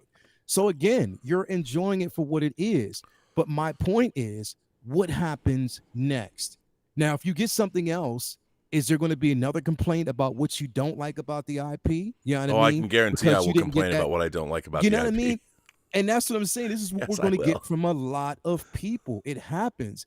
It's just the simple fact that where Star Wars sits right now, there's less trust because of what we actually got with the sequels. And people are not letting that go. They won't let it go at all. Okay, well, let me ask you this. We have the thing that no one's talking about that I am deliriously excited to see. I really want to see Dial of Destiny, and I want it to be good. You know, it's the next Lucasfilm thing that we're getting. It, you know, Raiders goes all the way back 42 years to 1981, and I love Raiders of the Lost Ark. I love it. I love Temple of Doom. Last Crusade less. Kingdom of the Crystal Skull less, but I do love Raiders of the Lost Ark. I'm excited. It's Lucasfilm's next thing. Are you excited for Dial of Destiny? But here's the thing. Even with that, bro, people are still comparing this shit to Kingdom of the Crystal Skull. Like they don't want to let it go. I've seen so many arguments of people out there saying, "Oh, it's going to be shit, just like Kingdom of the," and I'm like, "Yo." Well, I think that's for me. The hope springs eternal. Yeah, just because, and I go back to the James Bond franchise. You know, I hated View to a Kill. I loved Living Daylights. There was only 2 years apart. They used to release James Bond movies every 2 years, so you knew that if like, look, I'm a Moonraker apologist. I love Moonraker, and then 2 years later, we got For Your Eyes Only. Brought things down to earth. You know, it was pretty cool. I like that. Octopussy, a little rickety, but I still enjoyed it. Then I got View to a Kill, which I hated. Then we get Living Daylights, which I loved, and then I got License to Kill, which was a glorified Miami Vice episode, which I hated. And there's people that love that movie. Mm-hmm. I'm like, why do you love that movie? It looks cheap, bro. You know what? Literally. So if you're a James Bond fan, you're used to one's not very good, then you'll get a good one. And Bond goes back. There's only 25 official Bond movies. I understand it goes all the way back to 1962. But as a lifelong Bond fan, it has taught me that hope is a great thing. One of the best of whatever Andy Dufresne tells Morgan Freeman. It should be that way, bro. But that's what I'm saying. Like literally, we switched from Star Trek, we went Star Wars, and now you're talking about Indy. As soon as you mentioned it, bro, because I look at the chat. I do. I look at the chat. Well, you gotta look at the chat. I'm seeing so many people already. Oh, Indy 5 is going to be trash. It's going to be poop. It's going to be garbage. It's going to be trash dumpster fire. Here's the thing. Like it's like, literally people hate everything. Well, I understand, but you got it. You can't. Here's what, James Mangold has never let me down. All the way back to Copland, he gave Sylvester Stallone a new lease on life. His movies like Identity, Walk the Line, 3:10 to Yuma. I love Ford v Ferrari. Logan. I mean, even The Wolverine, not the greatest movie in the world. The Silver Samurai stuff didn't work, but the first 2/3 of that movie are great. Mm-hmm. You know, and I'm a big Mangold fan, and in my mind, trust in Mangold. Like, you know, and I'm like, I'll give him the benefit of the doubt. He wants to make the movie good. I think the problem, though, is we live in a sphere now where there's a lot of, I mean, look, I could bitch and moan and complain about everything and get the clicks and get all the on YouTube. But for me, working in the business, I mean, and look, don't get me wrong.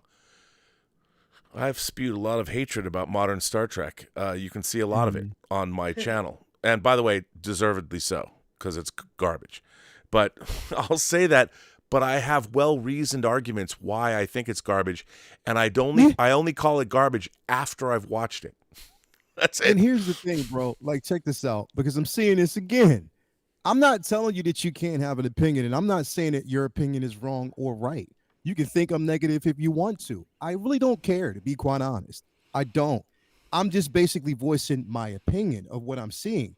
We can't, like, look, there might be certain things that I don't like, okay? Wait, there are a lot of things. I don't mean to interrupt you, but Mark Dooley in the chat says, even as a kid after Star Wars in the cinema, Moonraker just sucked. Bro, that is...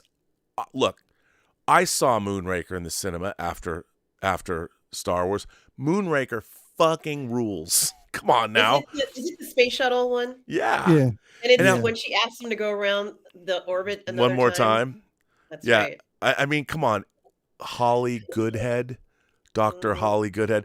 Moonraker has so much cool shit in it. The only thing that undermines it is the wildly stupid humor. It has great globetrotting, great set pieces. The opening scene, when I was a kid, I built models of the Moonraker, of the space shuttle on top of a 747. And one of my dreams was when I would play with my model, I'd be like, what happens if the space shuttle took off while it's on the back of the 747? It's going to like blow up the plane. And what does Moonraker open with? That exact thing happening, and Derek Meddings blows up a model airplane, and I'm like, I wondered what would it be like to be with James Bond on a space shuttle, and it's exactly what happens in Moonraker. Moonraker fucking rules. Now, Lael, I'm sorry, I just had to go into the chat and be like, look, Moonraker. Here's the thing: I wish fans would learn to temper Like, when I look at Moonraker, is it silly? Yes. Does it have a wildly divergent tone? Yes. Does it have stupid jokes? Absolutely. But there's a lot of stuff in Moonraker that's fucking awesome. You have Space Marines battling Hugo Drax's forces. Space Marines are coming out of the back of space shuttles in orbit, and there's that awesome battle. There's awesome shit in Moonraker. So the point is you got to take the good with the bad, and you can't just dismiss everything. There is delightful things to find in everything if you choose to look for it. Sorry, now I didn't mean to interrupt you, Lael. I actually back had to to you. Find out how long the space shuttle orbited the Earth because I wanted to know how long the orbit was because of that scene. So you see, there's always something that inspires you in a film. For me, it's the scientific part, of course, because I wanted to know how long does coitus take? Because you wanted to know how long. I guess how much extra time she had with James Bond. That's all I knew. So, and I said, now that is something to strive for. Lael, we have not mentioned this in the chat, but what RM is saying is that she wanted to know how much fucking could occur as the Moonraker shuttle orbited Earth with James Bond and Holly Goodhead in zero gravity. I mean, wow. It's been that long. We're 2 hours into the show and we haven't talked fucking Weren't you wondering that too when you heard that? Wasn't your first thought, oh my God, they're making love in the space shuttle and they get to do it for how many more hours?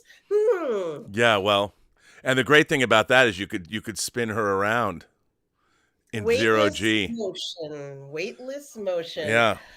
Nothing to be ashamed Lael was of. making this impassioned point, and I totally derailed it, and I apologize because I had to talk about Moonraker. The floor is yours, sir. Please continue. I'm sorry. I forgot.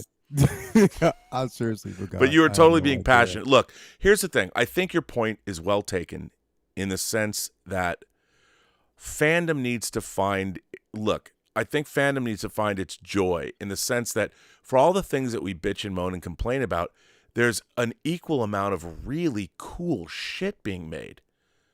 I mean, if you're a horror fan, you got Evil Dead Rise coming out this weekend, and there's great fantasy stuff. There's still great science fiction movies out there. There's amazing stuff everywhere if you choose to look for it. Mm-hmm. That's the point. And space shuttle sex. You know what, bro? The thing is, bro, like I just going to speak. I'm going to speak for me. I'll find good in things that I want to see good in. Like Star Wars is a space where I've pretty much lived in all my life. Take the good with the bad, and you know what I again, I'm always optimistic about where it can go next. And that's where basically I exist. I said this before that I want success out of pretty much every IP. Everything that's out there. I do too. I want Star Trek to be successful. I want Star Wars to be successful because that's the space that I basically live in. And a problem that I don't even look, I don't have a problem with everybody's opinion because sometimes those opinions is because you want to see things progress. But my thing is when you're hating just for the simple fact that you want to hate, and when that hate spills over and it becomes something totally different, that's where I'm like, well, that's concerning to me. You know what I mean? That's where I get concerned about these things. And that's why I try not, and I separate both. I separate everything because art is art. And it's going to be subjective, you know, based on the opinions of everybody else. But art is art. And people have a right to basically have their own interpretations. If you don't gravitate to it, that's fine. You know, if you want something else, that's fine. When I'm looking at these seasons of, you know, this season of Mandalorian or any other season, you know, people are, you know, complaining about these things. But I'm like, you know what? Literally, like, let's see what, if you really think that you can do better, let me see what you can do in a half hour episode, basically given to you with ideas that you're supposed to go on. So let me see if you can really do those things. Like, I mean, if you want to see something done better, like if you really, really think that you can do better, because I know for a simple fact that I couldn't, you know, given basically in a half hour to write or to write something that's going to be impactful or whatever. And I'm me myself raise my hand. I'm like, yo, I cannot stand that aspect of it. The simple fact that you're only doing half-hour shows. Like what I would gripe about, and one of the biggest things that I've had is the simple fact that episode 7, you know, was almost 50, it was 50 minutes. It was a 50-minute episode almost, right? Whereas episode 8 was only 35 or 32 minutes. And I'm like, it should have been the other way around. Your last episode should have been the longest episode to me. Agree. I feel as though it would have been more impactful. People would have probably, because it wouldn't have felt as congested. It wouldn't have felt Picard like was 63 minutes. So exactly. So you had Picard that was longer, which it should have been, because that was the final episode of the season. And that's my only thing, is the choices with time, because I feel as though if the time was a bit more, then you can flesh it out. So that's what I would say. Hopefully they will improve on that. And I'm just being optimistic. Disney Plus hasn't done it yet. I don't know. We'll just see how it goes forward. But at the same time, I'm just saying, I'm still optimistic about it. Ahsoka's coming. I'm really excited about that show. I cannot wait to see it. Before that actually happens, I have Visions that's coming. I love Visions because I love the interpretation of, you know, just different ideas from there. And I'm just really optimistic about where Star Wars is going to go. So the point is, I just want everything to be successful, and I'm not going to sit here and hate. I'm just going to watch and see how it goes and hope for the best, bro. That's it. Plain and simple. I just want to thank all of the PGS members, including Julian and those 5 other very kind people who were kind enough to tell me that it takes 90 magical minutes for the space shuttle to orbit the Earth. 90 magical minutes to go around the Earth one more time with James Bond. Thank you so much, Julian. And those of you out there, you know who you are. Thank you for letting me know. Robert, we have a lot of super chats. I know. Let's get to those, but I just want to say that I could get my tongue to work for 90 minutes. You know what I'm saying? That's what I'm saying. I'm just saying. I mean, can you imagine the cunning linguist I am? Delish. Anyway, let's start. There's a lot of people who've been firing in super chats. And I'll start with tips. You can tip too. The tip link is in the description. Our friend Darth Plato, the unofficial historian for the channel, says, "Hey Rob, if you're the captain of a Federation ship, what's your signature line?" Picard says, "Engage." So what's yours? As for me, I think I might say, "En avant." Well, I don't know. You know, I would probably say, you know what? I would probably say, "Where's the next party?" That would be my signature line. Where's the next party? That's what I would say if I had to say it. Do you guys have a thought? If you were starship captains, would you have a signature line? Yes, it would be, "Show me." I like that. What about you, Lael? What was that again? So if you had if you're Captain Picard, whenever he gives a command and the Enterprise is going to go somewhere, he says, "Engage." Engage. You know, and I'm saying, I would say to my crew, "Where's the party?" And I would say, "Show me." Yeah, and now what would be your signature line? I have no idea, bro. All right, think about it. We'll circle around. We'll circle around.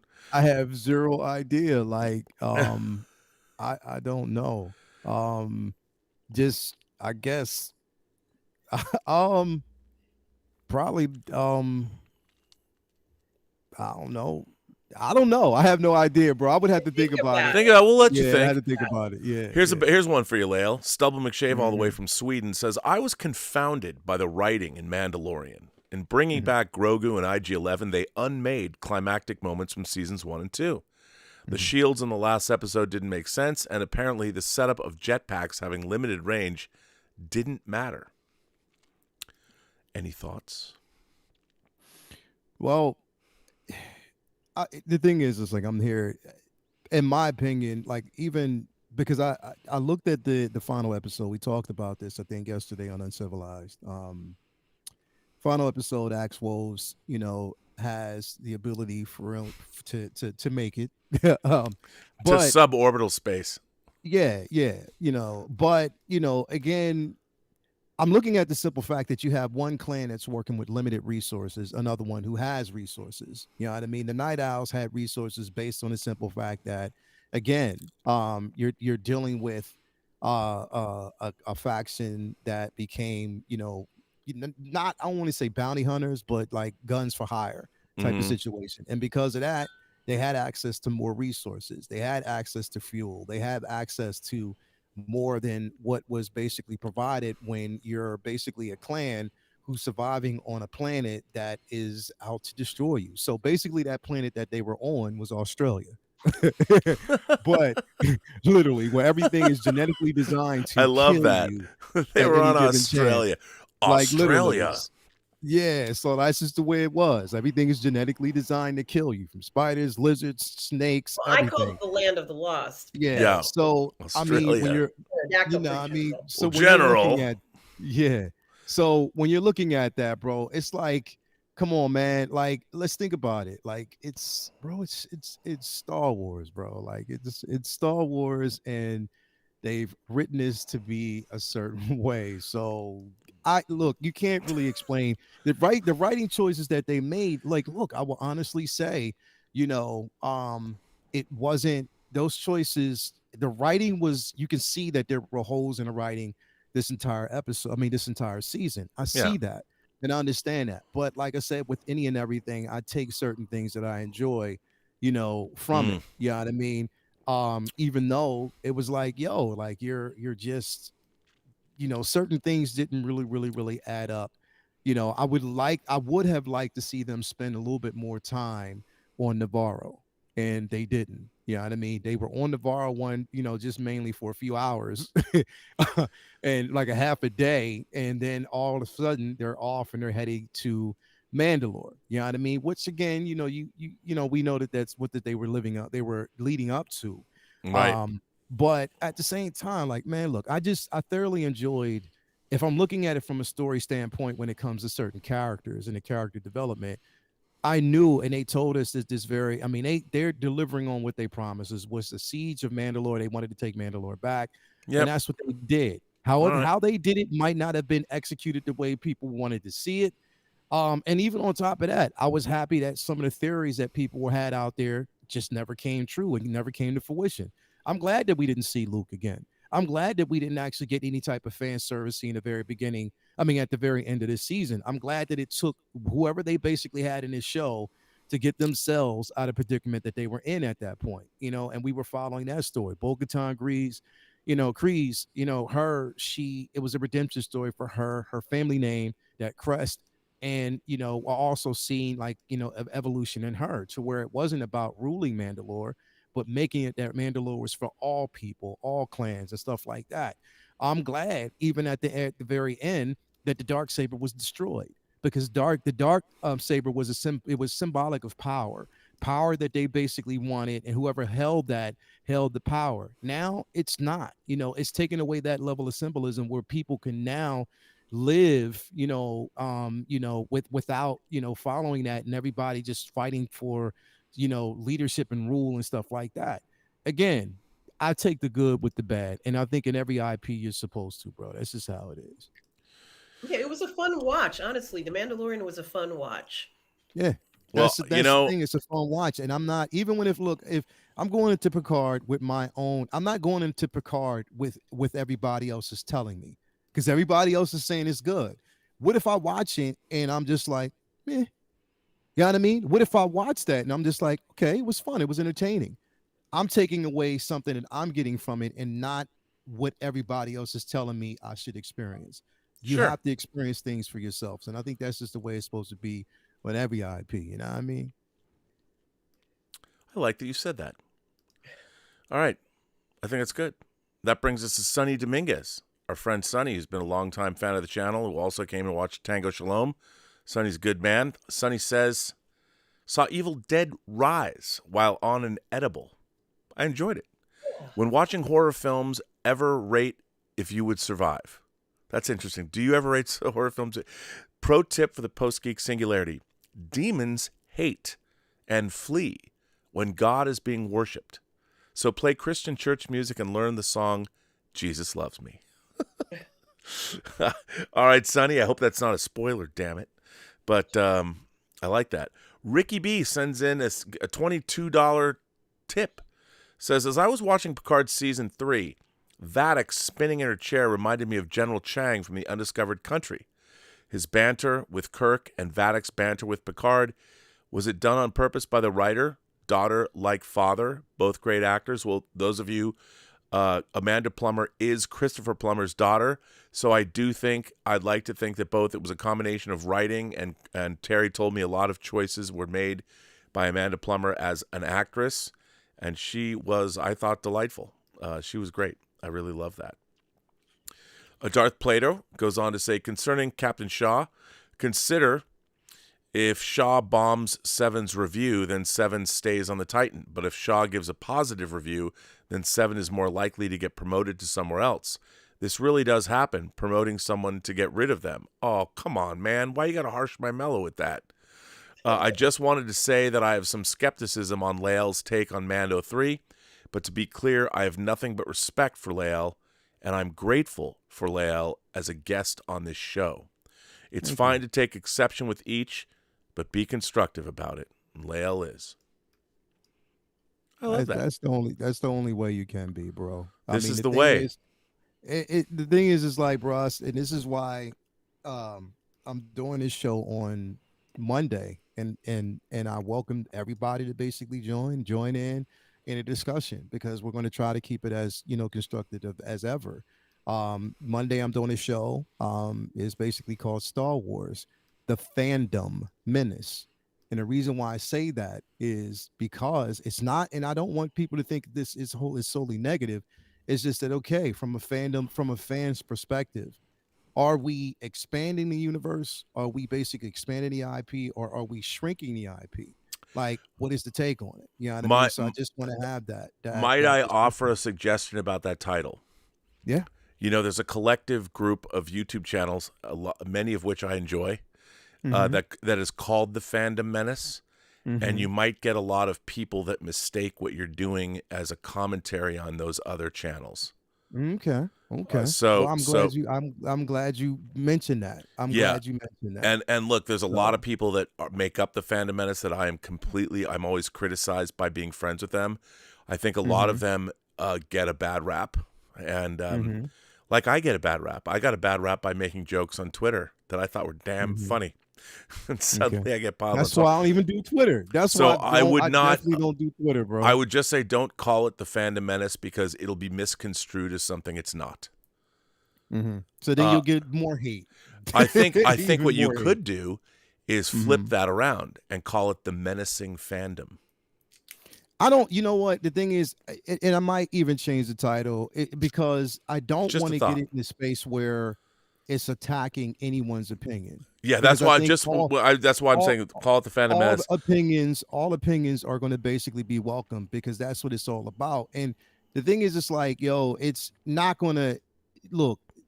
We know this thing with Star Wars is not going to heal overnight, bro. That wound that's been open when it comes to the IP is not, even to be quite honest, bro. Even with the success of Picard, you think that wound is healed? No, it isn't, bro. Because people are still like, I even saw, like, literally, bro, like after the final episode of Picard, I've seen people who didn't enjoy it. Oh, there's a lot of people there's people that have come out. The things that people have said about me have come after me. And I think I did a pretty good job articulating why I loved Picard in this stream. But man, there's a lot of people that have accused me of a great many things. And I mean, and it happens, bro. Like, it's just, and I fucking love Moonraker, motherfuckers. It's crazy, bro. Saying. But I'm just saying, like I said, I want to have this discussion because I think that it needs to be. Look, on my page in general, I welcome all opinions as long as it's constructive and as long as it doesn't get to the point where people are going at each other for their opinions and stuff like that. Because I think that that's just wrong. You don't have to like everything that another person likes. You know what I mean? That's just the way it is. You can have an opinion, and those are always going to be welcome. But it's just like, it's a Debbie Downer when we're hearing recycled jargon, and it's just the same thing over and over again. You know what I mean? So it's just like I said, we're going to have that discussion because it's like I'm seeing that space where people are swaying or trying to sway everybody else's opinion, vice versa. And I'm like, this is really a space that's really is concerning because it's like we're a pocket of individuals that enjoy sci-fi, science fiction. We enjoy both IPs, and I want a space whereas, good writing could be expanded upon, good direction could be expanded upon. Totally. And at the same time, we can open that door and welcome writers who want to write a good story in, directors who can direct a good film in.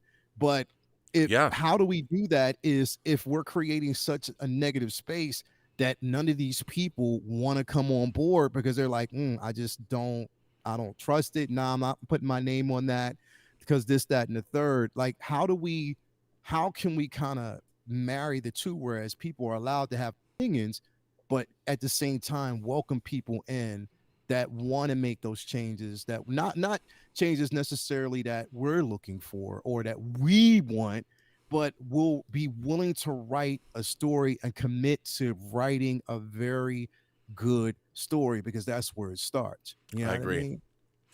We've got to the super chats. We have an enormous amount of super chats. Yes. I can't wait to jump into this. Let's start with Chase O. Chase O. I don't even know the rest of that. I was going to do a whole Banana Boat song, but I'm not going to. Chase says, "Hi, Rob. I found you a year ago from the John Campea show. I'm from Gig Harbor, Washington. A good friend of mine who passed away was from Gig Harbor. I love watching your show, knowing that you're from the beautiful Pacific Northwest. Thank you for all the great content you do on movies and TV. I love hearing your opinions." Chase, that is very nice for a $50 super chat. Wow. $50 super chat. Chase, that is very kind of you to say. It's funny. I don't know why this is true, but I've traveled the world. I've lived different places. All the people that I meet from the PNW, which is the Pacific Northwest, Washington, Oregon, I find I get along with people from the Pacific Northwest the best, because there's a certain laid back attitude, yet a worldliness that kind of combine together to just make people that I like. I don't know what it is, but I'm looking forward to going back. I got to visit my mom. Going back, I need to go back every time I go back to recharge my batteries. Although the Seattle I was born in and grew up in is very different than the Seattle now. But I love going back, and Gig Harbor is absolutely beautiful. So maybe I'll have to come seek you out, and we'll go get a meal or something. Scott Bartholomew says, "Love that engage moment with Seven." Yeah, and we don't know what her catchphrase is. It was so great. And the catchphrase thing came out of TNG, and watching it co-opted by Strange New Worlds, I'm like, that doesn't belong to you. And to try and then they make Spock a buffoon. Ugh, don't get me started. I won't. William Powell says, "Rob, thank you for coming on. It was so much fun having you. I was on a podcast before this one, and these guys asked me to be on it. And I'm like, hey, I love being asked. I'll absolutely come on." It was actually a pretty erudite discussion that we were having. Sometimes you never know like whose podcasts that you're going on to. You don't know if they're going to be smart or funny. I thought everybody on this podcast was really intelligent. We had a great conversation, and there were people on the podcast that didn't necessarily agree with me, and we had a really nice conversation. And the Sci-Fi Center asked me to go on, and it was a lot of fun. I want to thank you guys for not only inviting me, but being gracious hosts. And I thought we could have differing points of view, and everybody was polite, and we had a fun time. And I would have stayed there if I didn't have to do this show for a lot longer. It was great. Word. RRTNZ says the Picard finale proves square Death Stars are crap. Okay, I understand the end of Picard season 3 definitely had a Return of the Jedi vibe. And how do you fit a Galaxy-class starship into an exhaust port? I don't know. I mean, I've seen some pornography that stretches a long way, but I know some people are like, I don't think. I understand what you were saying. I just don't think you could fit that round peg into that square hole. But I went with it because it was awesome. Just saying. RTNZ goes on to say, Hail Bob, great hearing you on Mr. Brown's stream this week. You brought a different perspective, a lively discussion. Hope you'll be back. You should get mega geek on one of your streams. Cheers.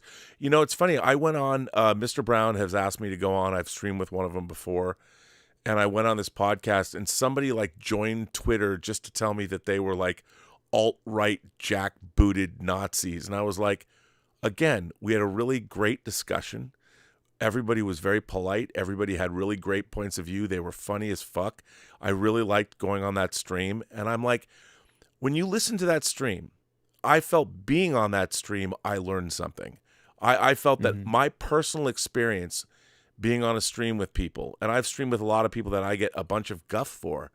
I'm like, you're going to give me you didn't listen to the stream. I mean, in my mind, if I go on a stream and there are so many people that you're condoning the behavior of this person or whatever, I'm like, we had a really good, valuable stream with all different kinds of points of view, different kinds of people, sure. But the stream itself, the conversation that we all had, I felt was valuable. Let me ask you guys, and gal and guy, would you guys stream with, because I get this a lot and I don't necessarily have an answer. Let's say that you're going to go on a stream with, say, 6 or 7 other people. And some of those people have problematic viewpoints. But you decide to go on the stream anyway. And the stream turns out to be a great stream. Really interesting ideas, respectful conversation. But some of those people have known views that you find abhorrent, maybe. Would you still go on the stream if you knew that you'd have a good experience on that stream with those people, even if they had viewpoints that you didn't like?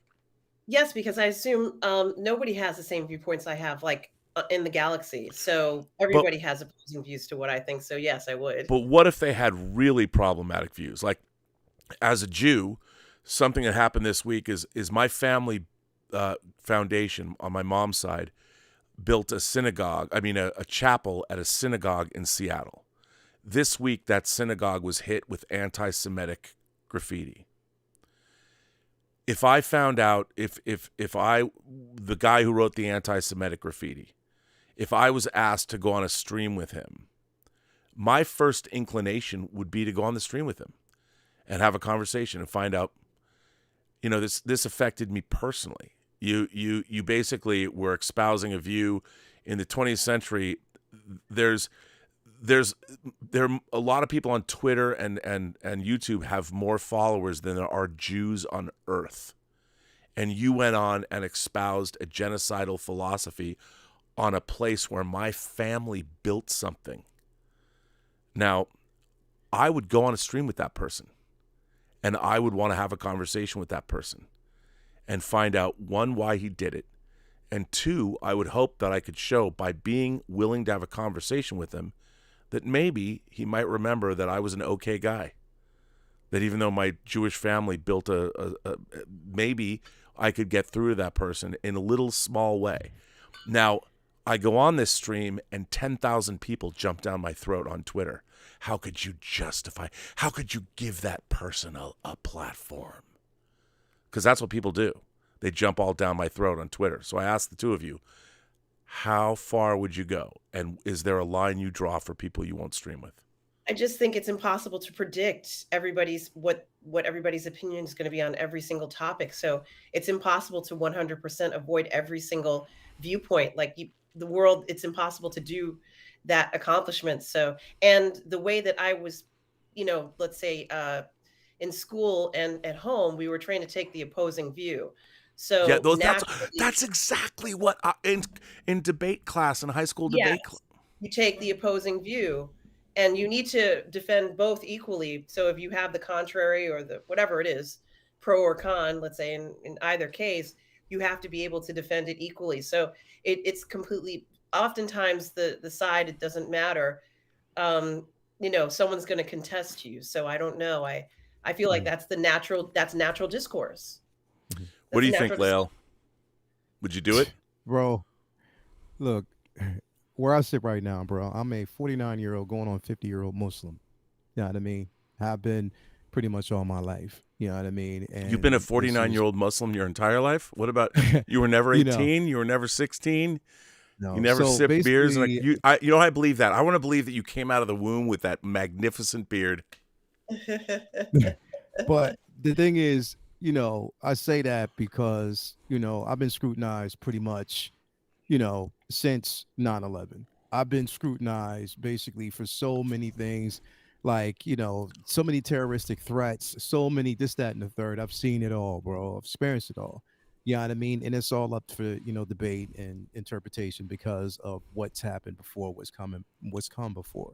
And I'm fine with that, bro. It's the thing is, it's like if we can't, the thing is it teaches us, even within my religion, teaches us to, sometimes have a discussion or, a conversation with the oppressor at that point. You know That's what I what mean? Because that's what the Jews that's are the the same only way. way. Exactly, because it's the only way to understand. Like, and they always say, like, even if there's a religion that you don't like, in order for you to basically know that religion, you have to study it, you have to learn it, to find its interpretation. And that's just the way it is with people. Even if it's something that I don't like that you've done, I'm willing to sit down and have that discussion because I want to find out, what is it about you that why is what is about me in my faith or my beliefs that you don't like? I really need to understand that because maybe there's a huge misunderstanding there, or maybe you're misinterpreting the religion itself, or you're not really guided by certain things. I would expect to have that conversation because, again, we have to have a level of understanding. We know that right now there are a lot of people out there who have misguided understandings or misinterpreted understandings of, certain things. So they're just going off of ideas. They're going off an idea and a seed that's been planted, and they really can't think for themselves. So I really would want to know why you carry this level of hatred, so I can get a better understanding. And we need to have those, even if we leave that discussion at that point with no resolve. At least we've had that discussion. It's up to everybody. Like, everybody's going to hate. I mean, not hate, but they're not going to like what you do. And especially if it's not like I'm inviting that person on, if I'm invited to a platform and I'm given a space to speak, then I'll do so. Even if that person wants, and I always say, if there's a difference of idea, if you want to come on the channel, we can have that discussion. I would much rather us to do that rather than becoming, like, what this terminology is, keyboard warriors, and just typing these rants and stuff. Like, let's just talk about it. If there's a space given to do it, why not? But I mean, again, not everybody's gonna like it. Can I just say I love both of you for this response? And I love would, you if I was now, I feel bad that as the Jew and the Muslim were split apart, I should have you right next to me, Lael. We could be bringing, it's very funny. Since this brought this up, one of my proudest moments of my career recently is the very first Islamic comedy film festival happened in Rabat, Morocco last year. Mm-hmm. And Tango Shalom was admitted to that festival, a movie about a Jew, and it won the audience award. So at a Muslim, first of all, the fact that they had a comedic Muslim film festival was cool. The fact that it was in Morocco, because Morocco is cool, was cool. And the fact that Tango Shalom, which my favorite scene in the movie is when here's the funniest thing. There's a scene in the movie where our rabbi goes to a mosque and wants to talk to the imam. In real life, Jews have told me an Orthodox Jew a Hasidic Jew would never go to a mosque and talk to an imam. He would never do it. That was a criticism that Jews were giving me. And I'm like, yeah, but this is a movie. I mean, it's a movie. He's having a spiritual crisis. And the scene, and I love the scene of the imam and our main character walking down the street having a conversation, because our Jewish character is very upset and doesn't know if he should dance. And he says to the imam, he goes, "Let me ask you a question. If Allah told you to dance with a woman, would you do it?" And the imam's like, "No." No, it would be an evil inclination. I would think that he was testing my faith. And then the imam says, I don't think you should do this. And you know, and they have this it's a very nice conversation, and he says, the Imam says, I don't think you should do this, but may there be peace between us. And he leaves. And it's one of my favorite scenes in the movie, and then he comes back at the end. And that scene, I mean, the Imam and what happens at the end of the movie, I'm convinced that that's why it won the audience award at the very first Islamic Comedy Film Festival in Rabat, Morocco. And for me, you know, having cut that scene and shaped that scene, and the second scene with the Imam was my idea. It was a reshoot that I thought, I hated the fact that the Imam doesn't come back at the end of the movie. And I said to Gabe, we've got to have him come back because I don't want it to be construed that it's at all diminishing. And it won the audience award. So I agree with you both. I think that it's great. I think we should talk. I will talk to anybody, anytime, anywhere. And what really is disturbing is how many people will tell me I shouldn't talk to people.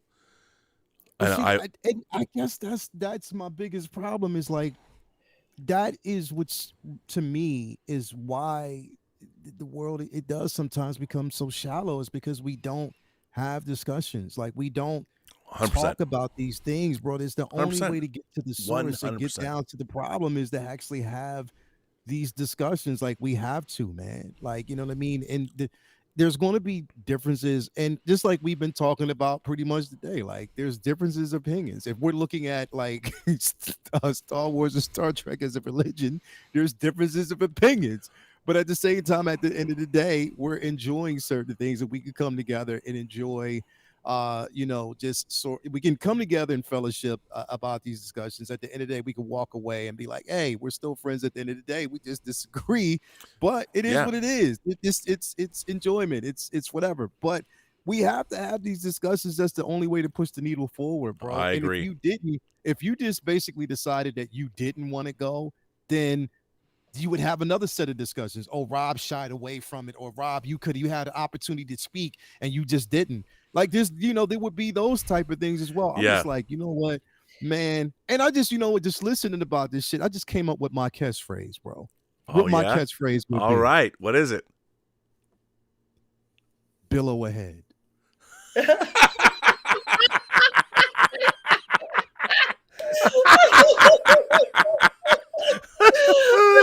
it goes. Bravo, sir. Bravo. There it goes. There it goes. There Bravo. It goes. No, but listen. When you say it, a gust of wind would just a gust of wind would come across the room, and then it would cut to a scene on the Enterprise where is sitting there and her hair is just going forward. That's it. Bravo. I love it. Billow ahead. I love it. You know, and then you could add something about the wind catching the sails. It'd be great. Scott Bartholomew says we need a movie adaptation of Rendezvous with Rama.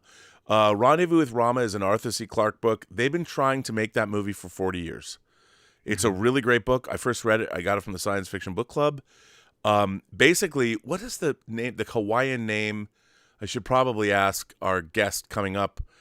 The Hawaiian name for the Oramura, whatever, the giant cigar-shaped asteroid that they think came from out of the, it's like the Visitor, the Happy Visitor.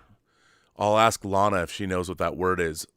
It's a Hawaiian word. But if you guys haven't read Rendezvous with Rama, it's a great book. Fincher was trying to make it. I'd love to see it get made. But yes, Scott, we do. John Cross. Oh, yes. I'm sorry to interrupt, but I just did want to ask, is there going to be a Musings next week? Do you want there? Next week. Well, yeah, because I won't be in. I'll be back from Vegas. Okay. Oh, wait a minute. Yes. Because somebody said I'm supposed to be on Friday Night Tights next week. Chris Gore. I don't know if that's true, but what time is that show at? Is it is it late night? No, it's earlier in the day. Okay. Rob, can you do me a favor? So you're going with Campy and all them, right? Yeah. Well, yeah. Okay. Are you going to see Chris Carr? I am going to see Chris Carr. Can you tell her I said hello, bro? Tell her she has a fan. Can you please do that? Dude, yeah, I love Chris Carr. Bro, tell her because I love the conversations. I love the simple fact that she is a geek of all things, bro. She I is a love geek that. of all things. I'll tell her Yeah, that. tell her I said hi, bro. Please tell I her. I will Say, tell Neil her. I Rockwell will said tell her hello. that I will tell her she Chris Carr is one of my favorite people in the world. Yeah, she's such a good person. If there was wind, her hair would billow. Yeah. It would Right. billow. John Cross says, "Hey Rob, with so many movies made specifically for streaming, what do you think about a segment each week where you and a guest watch a random movie on streaming and then talk about it?" I mean, I think that would be fun, but I would rather. I mean, the problem with that is, would people watch it? It would be defined by the movie itself. It's not a bad idea. It's not, but I think it'd be good. But it would have to be a good streaming movie. And there's a lot of streaming movies that are good that I'm looking forward to. So, no, that's something to ponder.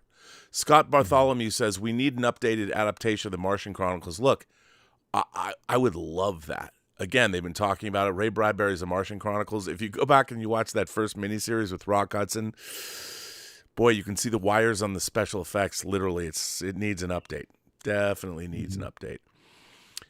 John Cross says Gideon's base being on Mandalore reminded me of Bane's base underneath Wayne Tower in Dark Knight Rises. I like that. My question was when did they build that?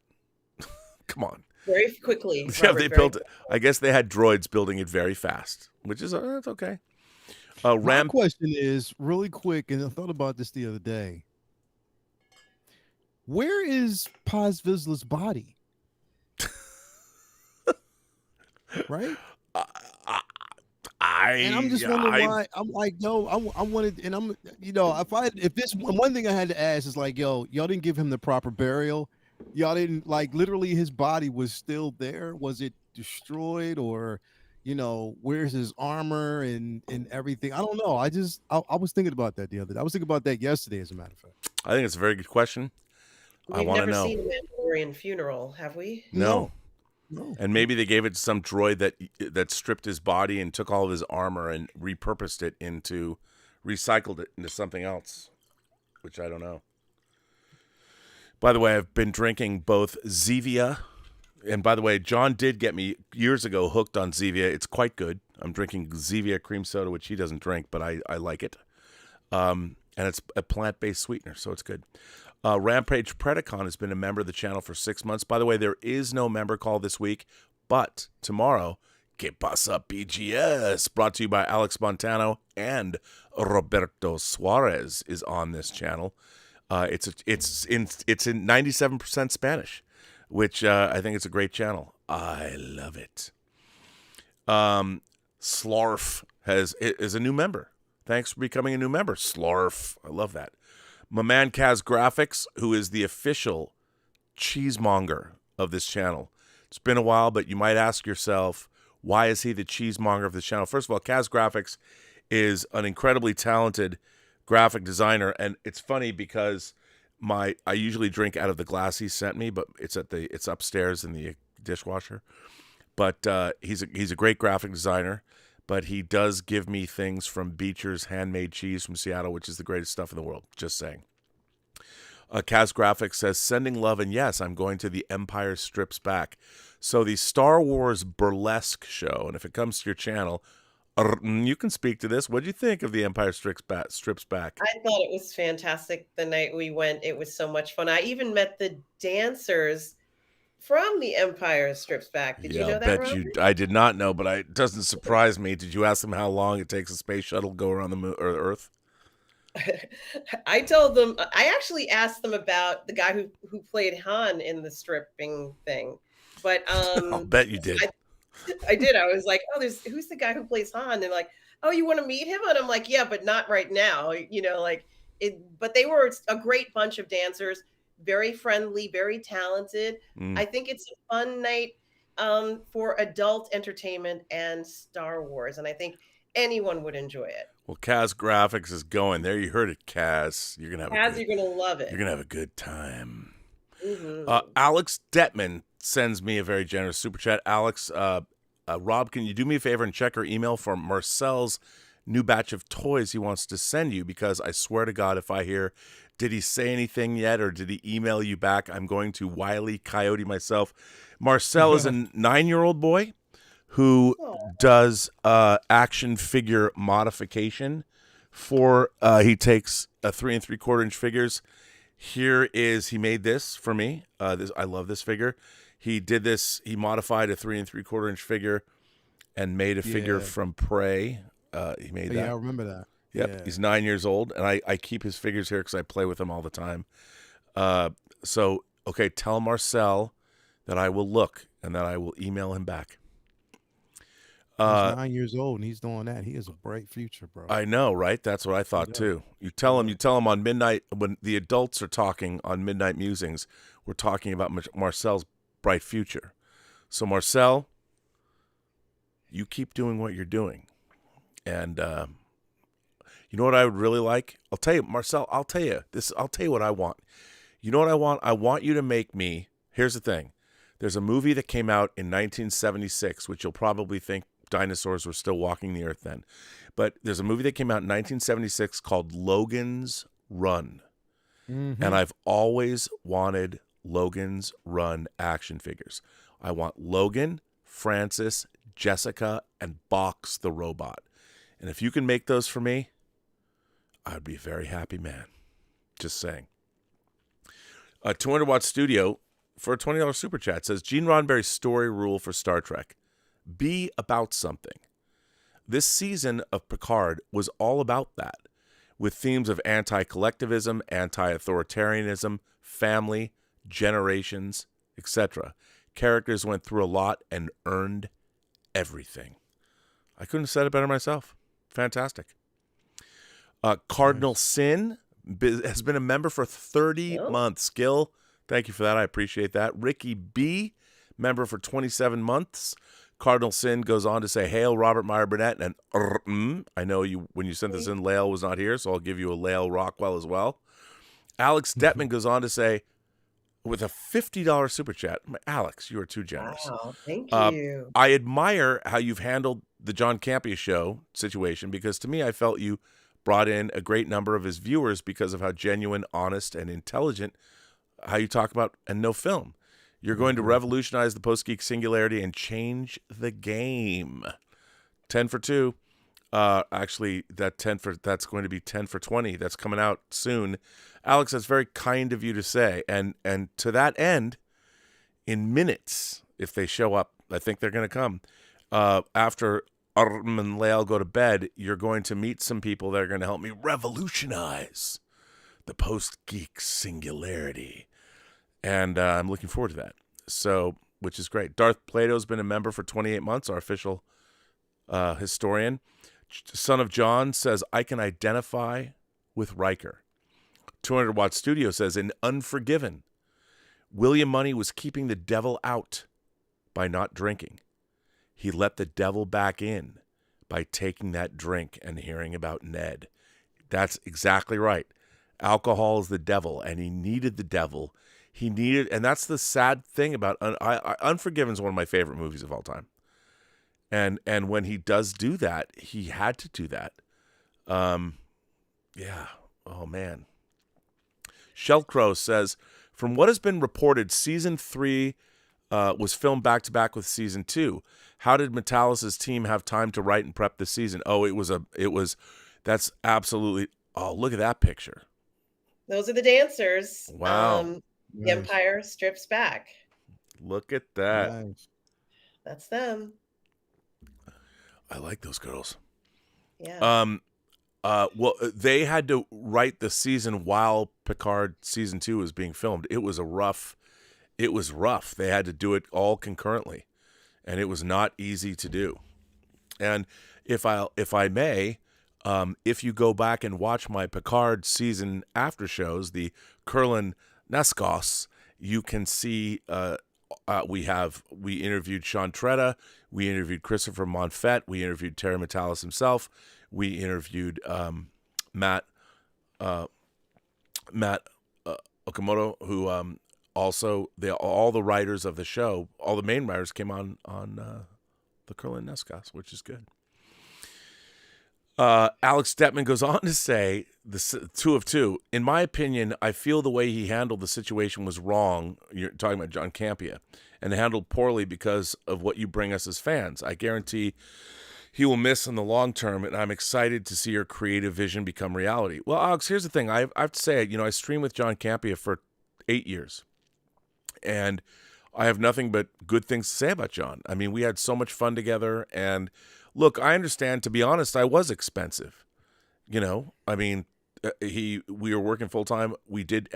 His channel ended up making a lot of money. And I understand. And, I think a lot of it had to do with the fact that his channel was called The John Campea Show. And it was kind of running away. It was becoming something that wasn't so much that. And I understand that. In my mind, I called this channel, when I started this channel, I called it the Burnettwork because I always saw it as a network where under my vision, I would have a lot of other creators doing interesting things.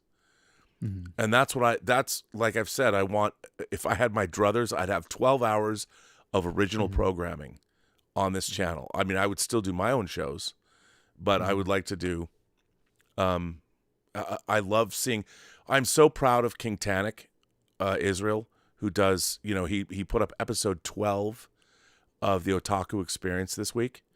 And he contacted me. He's 20 years old, works for his dad, smart as hell, said he wanted to do an anime show. And all I said to him was like, okay, give it to me, plug and play. Shoot it, send me the description, give me the thumbnail, I'll put it up on the channel. And he did, and he's done 12 episodes, never missed. They're really entertaining. I'm so impressed by what he did, and he's 20. And he has a day job, and I'm so proud, and I hope more and more people discover it. I mean, unfortunately, on this channel, not a lot of people love anime, but one of the things I'm going to do is start to promote other creators' work. Like, we're going to come up with an ad budget and actually do some ad spends to get people's shows. But listen, I would ask you both, it's 3:00. I know I got to cut you guys loose. I know you're exhausted. Lael, where can people find you? Sleep in about a couple minutes. That's where you can actually find me, in my bed. Yeah. No, listen. 1/6 Scale Man YouTube channel, definitely. You can actually find me there. Instagram page by the same name, Twitter by the same name. I'm not as active on Twitter because basically everything I do from my Instagram page goes straight to Twitter. Like, that's just mainly the way it is. And I don't get into this, like, my Twitter page doesn't get flooded with discussions because I'm not really in there discussing anything because I don't really have the time to really do it. But most of, like I said, I mean, I'm just entertained. I mean, I keep myself focused on, both the Instagram page and the YouTube channel. So again, we are on our way to 4,000 subscribers. So definitely, if you haven't already subscribed to the 1/6 Scale Man YouTube channel, make sure you have. We have smash that like button, folks. Yeah, definitely, man. We have Uncivilized Scoundrels every Thursday night where we talk everything Star Wars. Well, actually, every other Thursday. We're going back to that format now since there's no season of everything. We'll go to every week once the Ahsoka drops. We have, of course, Figure Flex Friday. We have Collectors Lounge International on Sunday, Comic Book Talk with Friends. We also have Say What Wednesday, where we talk everything that goes on in the 1/6 Scale community and pop culture as always. And occasionally I do like videos. Basically, is Take Your Position, where I take the 1/6 Scale figures and we create art as much as we can. So tune in for that. But yeah, man, you can actually find me over there. That's, pretty much what I'm doing. And I try to stay consistent every week. So yes, the 1/6 Scale Man YouTube channel. Also, if you're into figure collecting, if you have figures from any scale that you want to actually create work of art and you want people to actually see that on your Twitter page, or, not your Twitter page, but your Instagram page, then become a member of the Figure Flex Friday Facebook group. And if you do that, you can actually enter in all your photos. We get a chance to showcase that and bring people to your Instagram page. So definitely, that's what you can find. Well, Lael, I want to thank you for being here. You're always a breath of fresh air, and I really enjoy your opinion. Appreciate And that, brother. my friend, I'm very privileged to know you, and Thank you, brother. it's always great to have you here. Thank you, brother. And hopefully we get an exclusive look of part 2 of Rob's venture in Star Wars porn, because we need to basically see part 2 of that, because I think we only got a chance to see the first one. We need to see the Empire. Yeah, we need to see. Well, you know what? They never made that.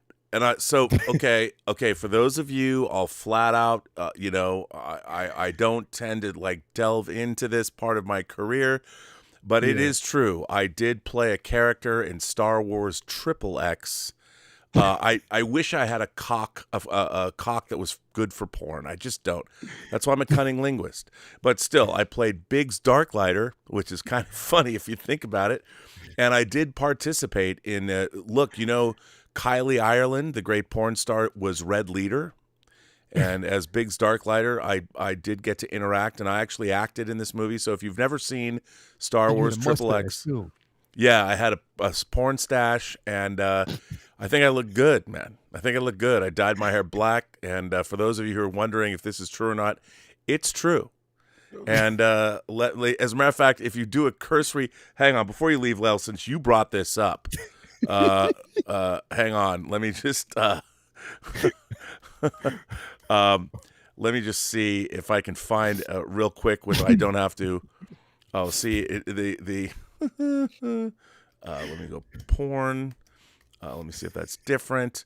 Oh, here we go. Maybe yes. Oh, here we go. Okay, so this is a true, like everyone who thinks this is not true. It is true, and I want to say it was like 12 years ago or something. I have friends in the adult industry, the adult film industry. One of my friends is a director named Eli Cross, and he works with a guy named Axel Braun. And people used to say I shouldn't tell people this, but come on, it's fucking funny. And I'm like, you're gonna live once. So this is what your boy RMB looked like playing Biggs Darklighter in Star Wars XXX. So for those of you who don't believe me, here I am, rock you like a hurricane, as Dieter Bastian would say. Here I am as Biggs Darklighter, hero of the rebellion. and I do have to say that, so, I mean, maybe I should start, a Biggs Darklighter OnlyFans account. I don't know, and do Star Wars. What can I say? That's me. If you watch Star Wars XXX, I actually have scenes where I act. But I gotta tell you. So a friend of mine calls me up. They built the Millennium Falcon. They built the Rebel base. I actually got to sit in a cockpit, an X-Wing fighter cockpit, and it was cool. They actually made it. Yeah. It was awesome. So thanks for that, Lael. Thanks for bringing that up on this late night stream. And now what I'm going to do, I'm going to just let me go out on this, just so you know. Thanks for bringing that up. I now, Lael, I'm going to let you go, sir. I'm going to kick you out of the stream for doing that. All right. No problem, man. You go to sleep, dude. All right. Peace out. I'll see you next week. So there we go. So where can people find you? Well, guys, you can always find me on my YouTube channel, Positive Fandom, where I do all the parlay on the fandom. And on Sundays at 10:30 a.m. Eastern, you can find me on my show, Sunday Brunch, with my co-host, Russ Whitfield. And every day I stream gaming. I've been doing Hogwarts Legacy, but starting next week, when Jedi Survivor debuts, I'm going to be streaming Jedi Survivor every single day on my channel. But I'm also going to be doing reviews with Darth Plato and a bunch of other reviews as well. But you can also find me right here on the Burnettwork. On Monday nights, you can find me streaming with Lorena on our show, Ladies of the PGS, at 6 p.m. Eastern. On Monday night, you can also find us doing the review of Chris Gore's new film, Attack of the Dock. We're going to be doing a live watch party here, Lorena and I, at 8 p.m. The movie's going to be available for streaming, so you can go ahead and watch along with us. For those of you who remember and have lived through the change in the geek world and the history of geekdom, this is the documentary you want to see. It's our lives for those of us who have lived it, including myself. And I'm sure, Robert, you feel the same way. Mm. And I've seen the documentary already at LA Comic Con in December. It's fantastic. So proud of Chris and the team for putting this together. And it's going to be a fantastic watch. A lot of good memories and times to talk about all the things we love about the geekdom and about genre entertainment. And of course, you can find me streaming on Lorraine Creole's channel for our show, Toxic Male Appreciation. And of course, guys, you can always find me streaming here with Robert on Midnight Musings. We also have a new show coming up. It's Cat's Corner. I've already filmed it, Cat. If you're watching this, it is going to air soon. Plus a bunch of other things coming up. PGS Treks is continuing, even though Treks Picard Season 3 has ended. We're going to continue to do shows on that channel with Julian and Robert. If you want to join us whenever you want to, you're more than welcome to, as you have been doing for the past few weeks. And many, many more things that I'm trying to develop. For those of you, there's a bunch of things coming out. We have with Darth Plato, as I said, there's a Napoleon series coming out in movies and films. Things, honestly, it's just so much. Robert, I'm just so excited to see how much the PGS members are contributing to growing the channel and actively participating. Stubble has got the new Wheel of Time coming out. We're going to be doing a review of season 1 or Wheel of Time stuff. It's an exciting time, Robert, here on the channel. I'm just so happy to be part of this, enjoying every minute of being the creative content director. Thank you, Robert. This is so much fun, and the community has been so wonderful. And Tom Jr. Jackson, we are all good people. Thank you for your help as well. Thank you, everybody in the chat. Well, I will let you go. I know it's 3 o'clock in the morning where you are. Please, by the way, give your mother my best. I certainly will give her your best. And thank you, Robert, for thinking of her. And thank you, Robert, for everything. And you too.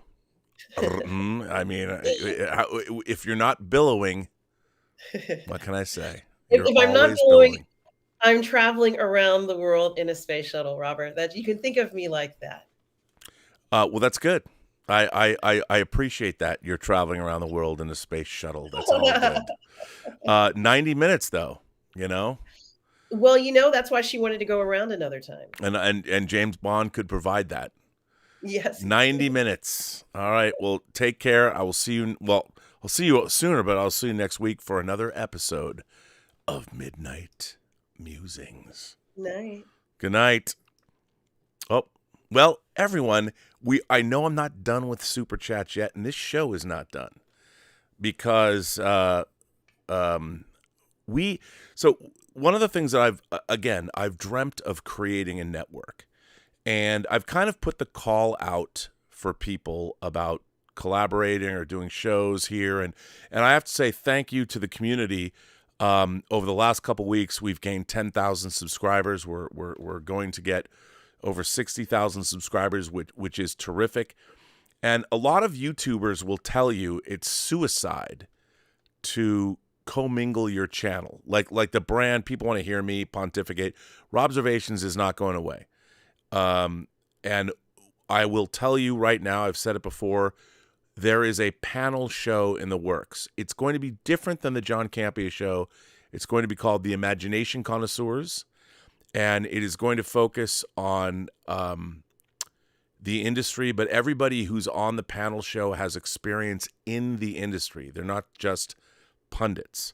And I'll be talking more about, it's probably going to launch on May 15th. I don't want to compete with the John Campea show, so it'll probably be like a 1 o'clock in the afternoon show. It's going to be a 2-hour panel show. And it's going to focus on the entertainment industry in its myriad forms. And we're going to have, it's going to be very exciting. All I can tell you is it's going to be very exciting. So anyway, I was contacted this week. I was contacted by some people I didn't know. You know, I get randos call me all the time. They're like, hey, we want to collaborate. And I'm like, yeah, okay. And sometimes it's like some guy with paper airplanes, or it's some girl, sculpting with clay. I don't fucking know. But I'm open to it. I'm like, hey, that could be good. Maybe I'll find the new Bob Ross. You never know. Could happen. Or not. One doesn't know. But this time, I have to say that this guy named Alan, and here's the thing, Alan was Bruce Boxleitner's character in Tron. So anybody named Alan, I'm usually open to listen to, because in my experience, anyone named Alan has something to say that one should listen to. So Alan said, hey, he'd love to collaborate. And I'm like, okay. And then they sent me these links. And I watched this content, and I have to say, and I'm going to play some of this content now. And I'm going to play some content, and I watched this content, and I was like, this shit's dope as fuck. Like, this is some quality produced content. And I looked at this, and not everybody can like look into a camera and speak. And this content, and a lot of you are going to be like, oh, I know why you like this content. And no. I want you to really listen to this. I want to play this for you. And there are things in this content I want you to look out for. Little sound effects, little editorial flourishes, a reference to a video game. And I'm like, okay, this is some good shit. So I'm going to play this, and I'm going to let you decide on your own. But before we get into the conversation, the people that made this content are going to come on to the show afterwards, and we're going to talk about it. I'm going to leave it up to you. Tell me what you think. So here is Lana Yen, and you tell me what you think of her. Am I back? Yeah, I guess I am. Amen. Welcome back, everyone. I'm Lana, and today we are diving into the fourth and possibly final chapter of the John Wick franchise. I'm not the biggest action movie buff, like in general, but I like John Wick quite a bit, and it's not just because I have the biggest crush ever on Keanu Reeves. It's also not that. You're breathtaking! While I feel the first film is the perfect cocktail of action, humor, and style, the sequels have proven to be a little bit of a mixed bag for me, as it gets increasingly more and more ridiculous. I mean, you have like a Hogwarts-themed hotel, you have all the crazy blood tokens, John has basically become Superman, and the fact that everyone in this world is an assassin, and I mean everybody, including me. John Wick Chapter 4, which has no other title for no reason, stars everyone's favorite person, and mine especially, Keanu Reeves. Oh, it also stars Hong Kong's legend Donnie Yen as the blind swordsman, and the creepiest of all the creepy Skarsgårds. The story picks up right after the end of the third one, with John Wick continuing to punch, kick, and headshot his way out from beneath the high table. Along the way, he faces new enemies, sees old friends, pets a few doggos, etc, etc. It's a John Wick film, like, you know the routine. And before we dive into this spoiler-filled review, if you like movies, you like reviews, you like this harness on me, What were you just watching? please like this video, subscribe, turn on notifications. It means all the world to me, and it's the only way I'm gonna make more videos. So that's it. Let's go kill some bad guys. From a technical standpoint, this film is remarkable. It might be one of the best looking films I've ever seen. Everything from the cinematography to the set design, the costumes, the lighting, the color grading, they're all next level. As for the action, it does not disappoint. The choreography continues to impress as each sequence plays out more like a complex dance routine than a traditional shoot 'em up. The camera is never afraid to stay wide and let you see all the action. Classic John Wick. And when it does get close, you really feel the impact of those hits, because these stuntmen are crazy. They're really doing this. Some standouts for me were the overhead perspective shotgun fight that was straight out of Hotline Miami, the goth rave where apparently no one minds if you're in this gigantic fight, and a guy actually got like a hatchet put into the middle of his face and everyone just kept dancing. And the final stairway sequence, or sequences, because he did have to make it to the top twice, and after he fell down the first time, I laughed, I cried, but I think the whole theater was laughing just a little bit. I also found it fun to pick out inspirations from other action films like The Warriors, Cowboy Bebop, Face Off, and even the original John Wick itself. You can tell these filmmakers love this genre, and it really shows. The new villains introduced into this film are all so fun to watch and are instantly memorable compared to previous John Wick films. Donnie Yen's take on the blind swordsman is both stylish and humorous. I absolutely lost it every time he said something crass to someone. Plan is out. He was amazing. Scott Adkins' Killa character feels like a comic book villain come to life. I know we were all looking at him and thinking Penguin the whole time, but better. Yet I found Bill Skarsgård's character as the Marquis the most interesting to watch. Not only could I not stop staring at his eyes and trying to envision Pennywise, but his character is filthy rich, has a huge ego, and he deserves whatever is coming at him. Sure, we've had similar villains to this in previous films, but he's working on a whole other level of scumbag here. Kinda sexy.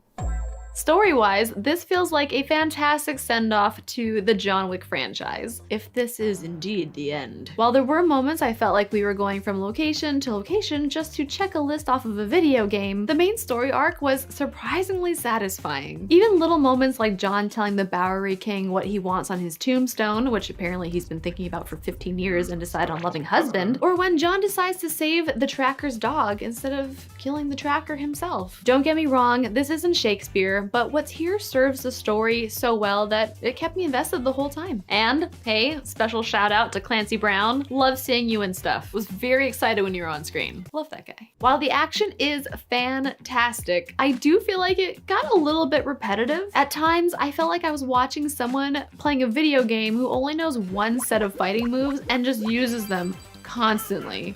Which is usually me, I'm someone. But don't get me wrong, it looks fucking sick. But maybe cutting a punch or two in the editing room might make it feel a little tighter. Possibly splicing in an action sequence that isn't exactly the same as the one that we just saw, which Mission Impossible does so well. The 3-hour runtime only felt apparent during those sequences. Some characters seem like they're introduced just to disappear. Akira was on screen for just one epic fight scene, and I expected so much more of her. While I heard that she's in a post-credit scene, I was really hoping she'd team up with John Wick against Donnie Yen. I mean, it just seemed like the perfect setup, and it never delivered. My gut is that we'll see this in a spin-off, but who knows? I've been disappointed before. Going into this film, you just have to give up a certain amount of real-world sensibility. You just have to. It's a John Wick film. But this film, it really pushes the limits, and then goes way beyond. The amount of times that John is stabbed, shot, thrown downstairs, slammed into cars, and the man just gets up, dusts off his Kevlar suit, and continues on like nothing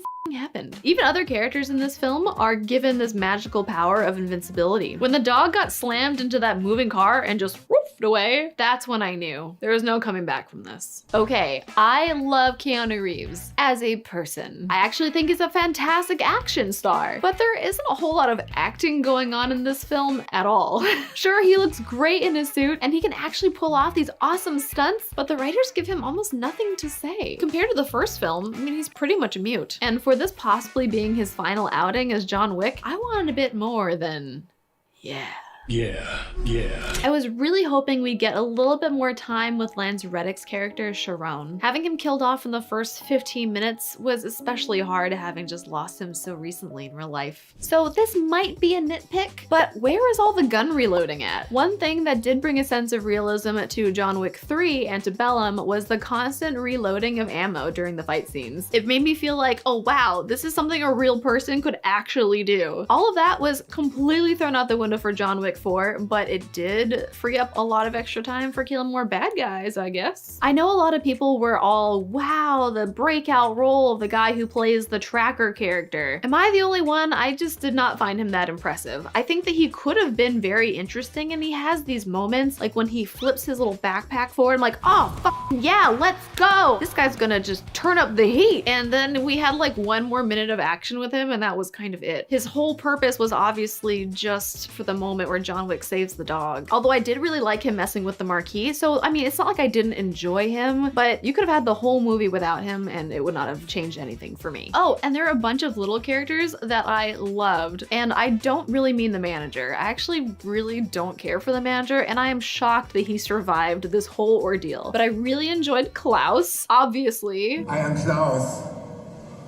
And really enjoyed the choice of that wildling girl from Game of Thrones as the one who brings John Wick back into the family. I thought she was so so cool. Overall, this is a must-see for John Wick fans and really anyone who loves good action films. Although it feels long at times, it's a satisfying conclusion to one of the craziest and most stylish-looking action franchises of all time. So, what did you think of John Wick 4? How would you rank the dogs for each film? Should we do a tier list? Number 1, the Beagle Puppy. Number 2, the Pitbull. And then closely followed by the Belgian Shepherd team, who, by the way, they live with Halle Berry. Did you guys know that? Go Google it. And then the German Shepherd from 4. Obviously he gets 4 because he's not real. And is John Wick really dead? Big questions. I'd love to see your answers in the comments below. If you enjoyed this video, please like it. Please subscribe to the channel so I know that you like it. I really appreciate it. I appreciate you. And I will see you next time. He dies? The main story, but what's here serves the what? What's, but that, but what here, what? While the action is blah, while I feel like I'm not the biggest action movie. You did it. Okay, kids. Well, let me just say, when someone comes along and brings you something that you have to recognize is fucking banger, like it doesn't get better. Like you look at YouTube content, you're like, that's fine. This shit is so fucking next level for me. I was like, sign me up. And of course, they have their own YouTube channel. They have lots of different social media. But I looked at this and I was like, this is really, the editorial is great. I was actually kind of perplexed because it's so good. And when I went to the YouTube channel and looked at it, this is, by the way, not something they sent me. This is something I found on the channel. And I was like, I'd watched 2 videos and I'm telling this person, I'm telling Lana, well, I want to see more of you. If I'd watched this, I'd be like, well, fuck. Well, I felt like an idiot after I told her this. But it's so good. And now her husband, Alan, is a cinematographer. And the editorial person they found, like they're way ahead of me. And yet there's like just not even 1,000 people watching their videos. And no wonder they want to collaborate. I'm like, I'm happy to take them on. But this is exactly the kind of content I want to find. This is exciting. It's amazing. It's brilliantly produced. It's unbelievably well. The editorial is great. The cinematography is great. The choices are great. Lana is an incredible personality. I wouldn't be surprised if they cast her as Psylocke in the fucking X-Men for Marvel, after watching this. Because, I mean, we all saw Psylocke. And I'd rather have an action figure of her as Psylocke than the Olivia Munn Psylocke I have. Just saying. I'm just saying. So, that said, please welcome Lana and Alan to Midnight Musings. I hope I can hear you. Yes, we hope so too. Can you hear I us? can hear you. Can you crank up your volume a little bit? I can hear you. I can actually, you sound great. We're going to try that. We're new to this. No, that sounds fantastic. you look at, so, okay, I had to play that. Okay, we'll lean more. We've never even seen one another. No, we haven't. We've just like texted and talked on the phone. And well, I feel like we've seen you a lot. I don't know. Well, look, and you live in my hometown. What I have to say is, looking at this content, like I said, I don't mean to oversell you. No, go ahead. But I loved this so much. I love what you guys did. And Alan, I looked at your reel late. I mean, you're a cinematographer. You shoot this you shoot this in 5K. You shoot these in 5K, right, on the red. Yeah, we shoot this on a red. 5K which footage, is so our editor has enough leeway to do what he wants with the fucking amazing. And one of the things, like I was telling you, like I watched the Mando one, and it was funny. And then you sent, what was the other one I watched? Mando, and what was the other link? Megan. Yeah. Megan was great. But what I really loved about this, and I'm telling you after I'm watching this, I want to see more of you, Lana. Put more. It was the overhead. I didn't know you were a Twitch streamer. I didn't know a lot about you until All of our rooms look like this. I found out everything I need to know, and it was the overhead shot of the video game, and when you commented on the game, because I was like, okay, the fact that you know your shit, and Alan, the two of you together, I want to collaborate with the two of you on whatever, I want to make a movie in Seattle. We'll see, but I watched this stuff. Clearly, I have to get the financing. But clearly, the response from the chat just tonight is exactly, they saw what I saw. And to have you come on board and to do content for this channel is a huge coup for me. I love you guys. I think what you do is amazing, and I can't wait. I can't wait to see what you do above and beyond this, because you guys, the two of you, are phenomenal creators, and the fact that you're partners in life, it can only be fantastic for this channel. But more, I mean, I would imagine your time here will be like 3 or 4 months. Someone will hire you away from me. You'll make the big dollars, but at least I'll get whatever content you're doing up until then. And try. well, that would be, but that would be the goal. The goal would be, so first of all, let me ask you, why did you? Can you tell the story of how you? You don't have to tell the story, but this is the best story ever. And I think all imagination connoisseurs, because we don't call them geeks and nerds here, if you could tell the tale of how the two of you met. You're better. You're good. I flubbed it the first time, but I'm ready now. Yeah, so I had just moved to Seattle at the start of COVID. Actually, the first case was in my clinic. I was working at a hospital at the time, and then I decided, hey, you know, it's the start of the pandemic. Now is a great time to start dating. So I installed Bumble as an app, and I met the most COVID careful man I could find, apparently. So we met in February, and we started chatting, and I was like, oh man, Alan is such an old man name. I'm just going to chat with this one for fun. No, he's Tron. I hadn't seen Tron yet. That's the thing. Jesus Christ. I know. This guy's like into movies. I don't watch movies. I'm like a game person. I read occasionally when I run out of games to play. Movies on the whole to me have just been like okay at best, like most of the time. So this guy's like, oh, I love movies. I have a Back to the Future tattoo on my wrist. My name is Alan. I'm like, okay, Dad. So we meet. Some guys want to hear girls say dad, but not in the way you did.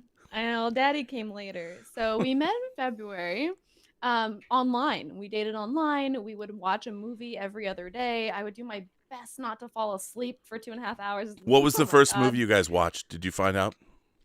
It was Samurai Cop. Right? Come yeah, on. And that's when now, I knew. That's what I chose. Yeah. Now, first of all, let me just say, Alan, that is a bold choice. It is. You meet a girl like Lana, that is the way. And you meet a girl like Lana, and you're like, baby, here's the first movie I'm going to show you, and it's Samurai fucking Cop.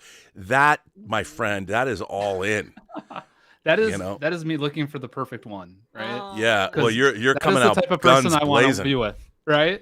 Because I could obviously show, I don't know, anything you could name. But I was trying to think of something that she could laugh at and have fun with me and get the jokes that aren't actually there, you know? Because there's not jokes that Samurai Cop isn't like pointing out how bad it is. But she got the things that she needed to get. Bad? Like, you'll get Come on, man. Bad? What? How dare you? How dare you, sir?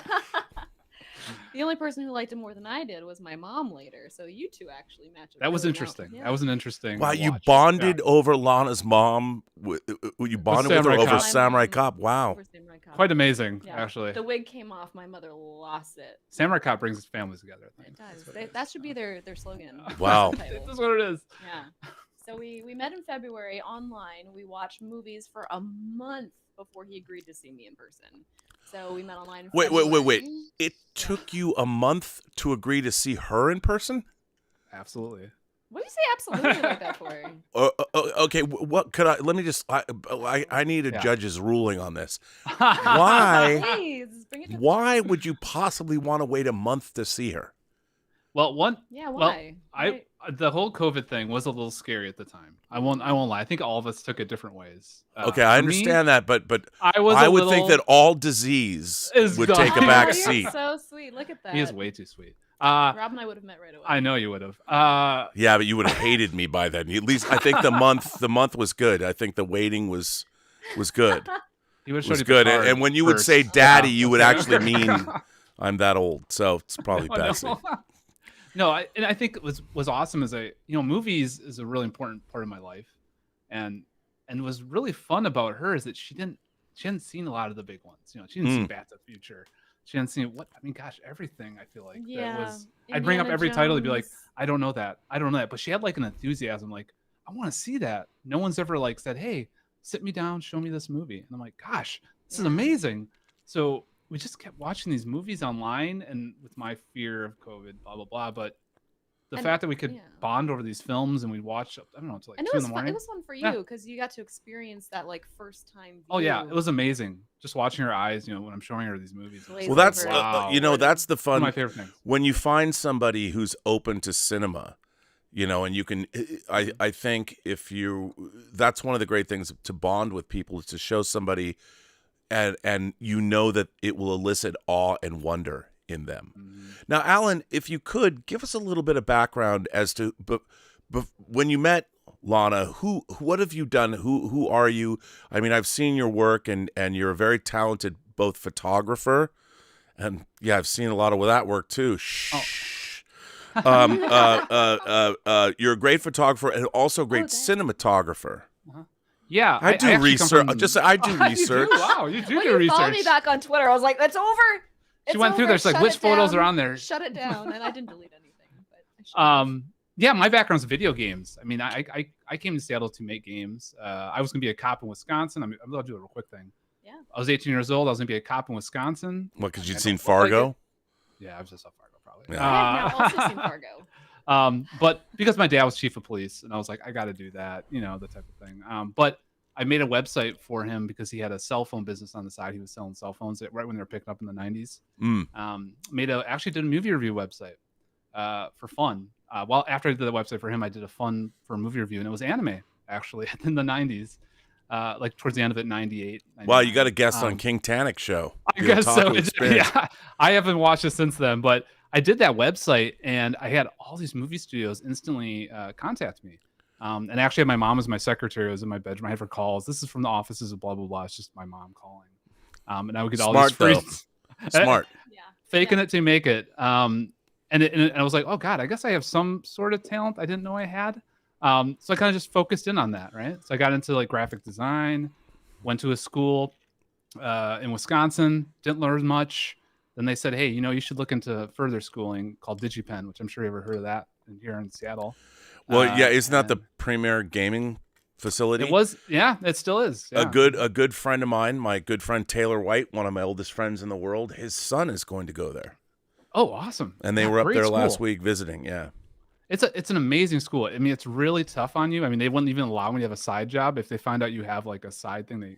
They drop you. It's, I mean, you're that stuck in there because there's only 50 people allowed in at that time. Now it's a bigger school. But back then it was really small, and you're right next to Nintendo. There's like one door there.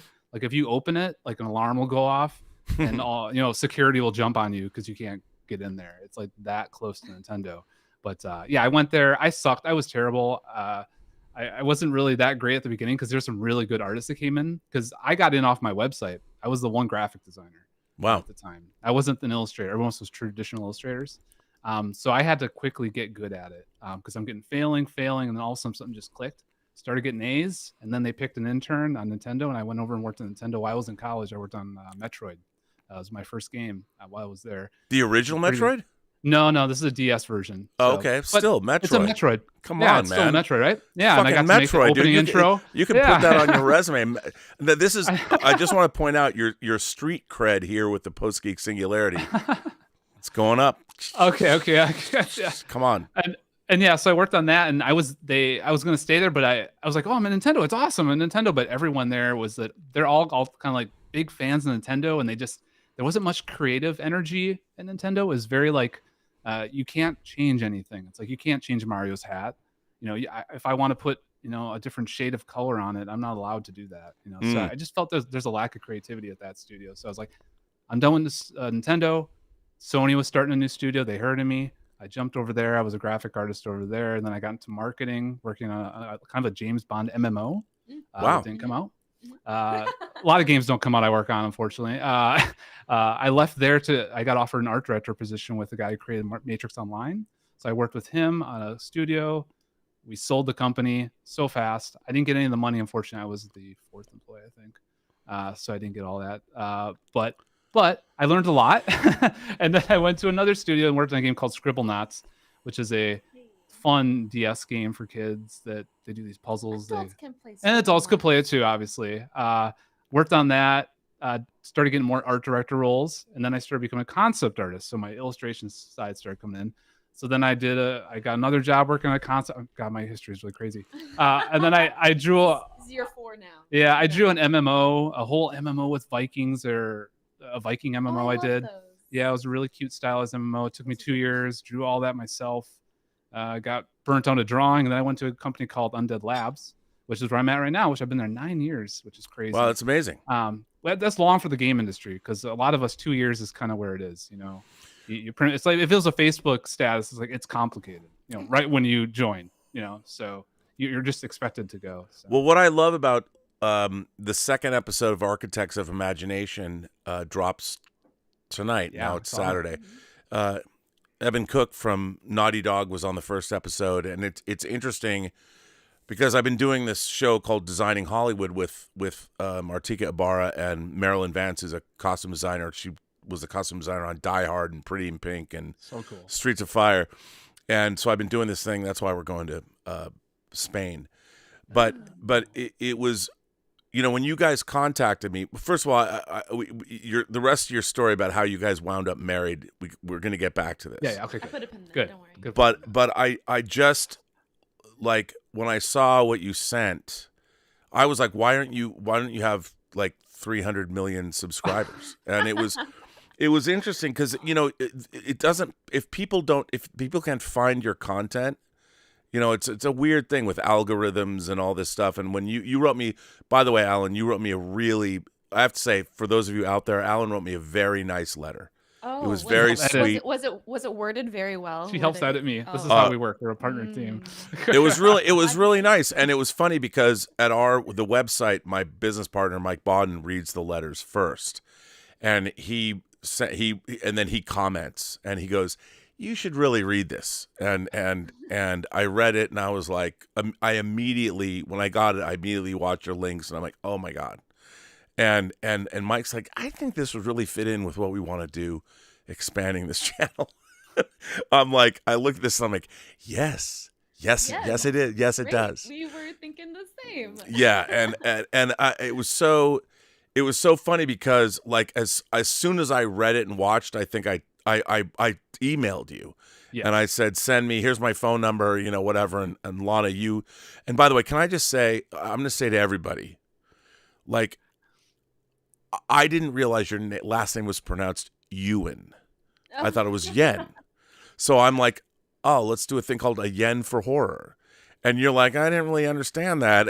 And because I mispronounced your name. And I thought Yen for horror would be kind of funny but that's not what your last name is. So you're probably going like, what the fuck does he want to call it that for? Actually, we interpret it as a Ewan for horror. And we're like, oh, like a yearning for horror. We gave you full credit. No, I thought it was Yen. So I'm a fucking idiot, and I admitted that, and I would never have known. I apologize to you now to come up with this stupid name, not knowing that your last name was Ewan. I was thinking Yen. Right? There's so many more things you can do with Ewan, right? Like You and Me. Yeah. There's so let me just say that my first idea I threw it in your direction was not only bad, it was wrong. It was just wrong in every way, shape, and form. But so it was wrong. But totally wrong. And now I'm, severely embarrassing. I'm sorry. I apologize. I thought I was so clever because I like my stupid titles like Robservations and these my highfalutin my YouTube stuff. Well, yeah, but I didn't realize Rob Liefeld had done it in Wizard Magazine in the 90s. Oh, did you? Yeah, I just thought, and of course Rob Liefeld does a Robservations, and I know Rob Liefeld, and I've met him, I've streamed with him, and I feel, but one day, and I've talked to him about this, we have to do a double Robservations. Nice. So I like that. So, okay, now back to you guys. Yeah. So you've got this video game career. Yeah. Now I'm not gonna ask you, Lana, about your past, like why you had to go onto Bumble, why you weren't already off the market. I'm not gonna ask that. Fine. I'm not gonna ask that. So you went onto a dating website, pandemic. You guys are now dating and Alan doesn't apparently want to see you in a month. Like, dude, were you taking a lot of cold showers? What the hell? What's going on? I think he was like just doing a lot of push-ups or something. I mean, he must have been just bulking up or something. I was bulking up a little bit. I mean, you know what? I understand. There was a little bit of that. Got a little A game there. A lot of. Did you go like keto full on? No, it was more like a prison movie. Where you're stuck in the cell. It was very similar to that. Were you intimidated? Were you scared? I was scared when I first met her. In all honesty, I mean, when I first turned on that camera, now, to meet her, I was like, "Whoa!" Hello. To be fair, I've got to ask Lana, where were you at? What had you been doing? Where were you doing before you had met Alan? Well, I had just moved here, so I knew 0 people. So I was actually using Bumble BFF primarily. Why did you move to Seattle? Friends. I actually moved here for a job at iHeartRadio, doing sales. And when I got here, they ghosted me. What? Yes, I transferred here from iHeartRadio Honolulu, Hawaii, and then I got to Seattle. I went in for like 1 day just to meet the team, and they never called me again.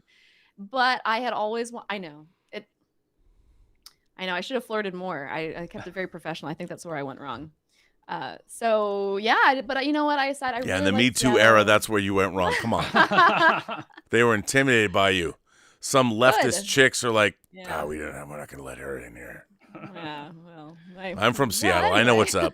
I know what's up. Yeah, I didn't know that. She's actually in my first day. They explained to me what the Seattle freeze was, in the same conversation where I asked what the 12 was on the flags everywhere. Didn't understand what that was. So I was very new. I was very new to the area. The Seattle freeze is a real thing. But it didn't exist up in that is a byproduct of the tech explosion.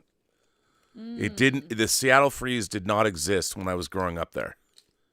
Oh, it did not. You'll have to include that in your movie. Yeah, well, yes, my movie takes place in 1999, so yeah, it's a period. I was piece. Alive then. Yeah, what were you, like 3? No, that's fine. It's fine. Well, lady never tells. Yeah, no. You never ask. That's the one thing you never do. You never ask a woman her age or her weight, ever. That's right. Ever. 105, by the way, if you're curious. So I moved here for a iHeartRadio job, and I stayed, and I ended up getting a job at a hospital. I've been in healthcare and 501c3s, nonprofit space for a long time. Before iHeartRadio gig, I was a news producer for a little bit for local TV for ABC Network. And then before that, I was a media manager for a directorship, which I passed on at Make-A-Wish Foundation. Wow. Make-A-Wish Foundation Hawaii chapter. Yeah. So I've been doing a lot of, before that, I was a managing editor for a group of visitor publications. Now, were you born in Hawaii? Yes. Yeah. So I'm from Oahu. I was half raised on Oahu, half on Kauai until I was about I was a little kid.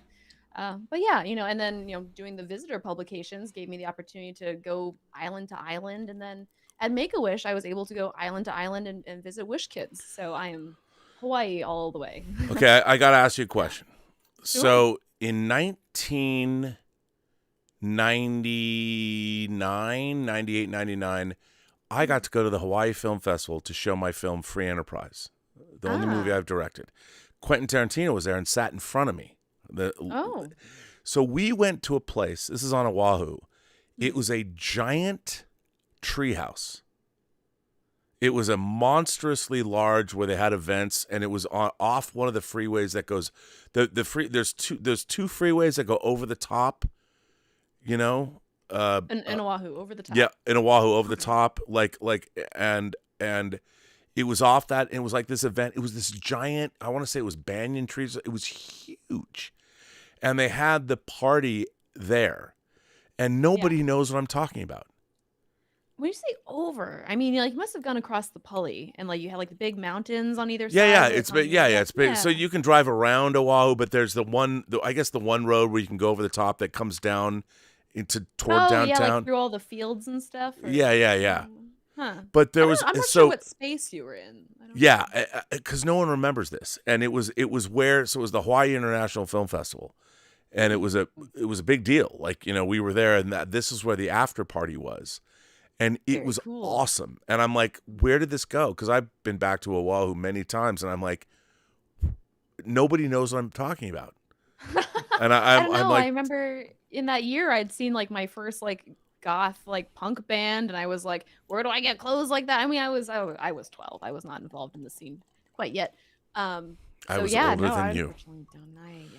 So, but it was the Hawaii, and a friend of mine, the executive producer of Superman Returns, Chris Lee, is now there's a pretty great media and film school on Oahu, and he administers that facility. He's like the Lando Calrissian of Hawaii media studies. But yeah, so that was a great, and then my biological sister that I didn't know existed found me in 1996, and she was on Oahu, so I went back there then too. Oh, that's interesting. I could show you. It's we were on the local news. We were the one of the lead stories on local news. My biological sister that I didn't know existed when I was 29, she was 28, flew me to Hawaii, and the two local news crews met us at the airport. No way. Swear to God. I bet. And 20 years later, I was working for that news station. Full circle. Full circle. So now take us. It took a month. You watching movies together, like not just Samurai Cop. What are Alan? What are some of the other films that you showed Lana? Oh, I have the list too. I can think of ones that she really loved was like The Fly. She never saw the Cronenberg The Fly. Oh, nicely done, 1986. Well done. She freaking loved that. She was so. It's great. By the way, I just had my 4K of Naked Lunch shipped to me from the UK. I saw that came out. Oh my God, I want to see that. I haven't shown her that one yet. It's on the list. Well, I accidentally got two, so you can have one. Oh, let's talk. Oh, yeah, dude. Yes, free of charge, buddy. Oh man, God, I love Peter Weller. It's worth it already. Yeah, he grew up next to me actually in Wisconsin. Yeah. I don't know. RoboCop. Oh. Buckaroo. Yeah. So he's a leader of the Hong Kong Cavaliers, Lana. Right? Wherever you go, there you are. Oh yeah. What was that one? They're screaming. Screamers? Is it Screamers? Screamers. Yeah, I reviewed that. Right? Yeah, he is. I reviewed that for. Oh, yeah. You really? Yeah, I reviewed that for Sci-Fi Universe magazine. It had. She loved. Remember they're like little things in the ground. They're like, and they scream. Yeah. And then yeah, and it was all robots. Okay. Anyways. No, I don't remember that. I showed her Tremors. I love Tremors. It's one of my Tremors favorites. is great. Yeah, it's just in my soul. One of my movies. Like she's never seen Twister. Oh, it's great. I never seen Twister. Love Twister. I was showing a lot of summer blockbusters. I just because I never seen Jaws. Jaws. I showed her Jaws. Yeah. I showed her Back to the Future. What? I showed her. You lived Close in Encounters Hawaii of and you the never Third saw. Kind. Yeah.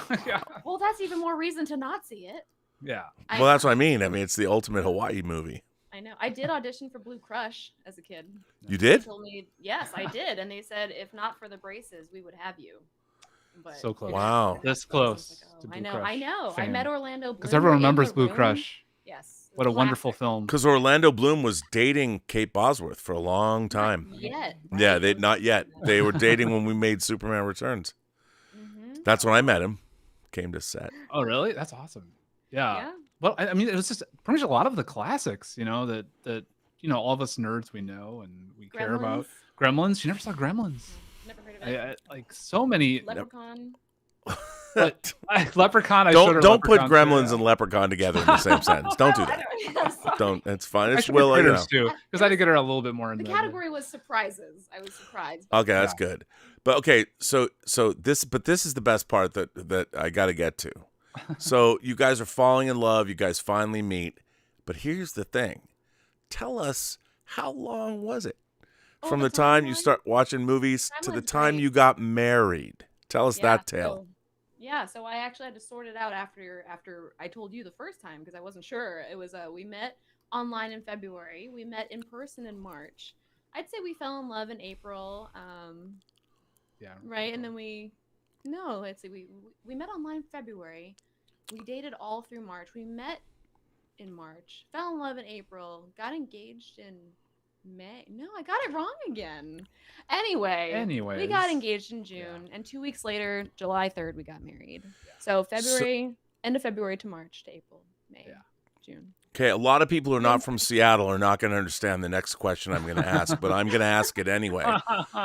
When was the first time, and maybe you haven't done it yet, when did the two of you eat a bag of dicks?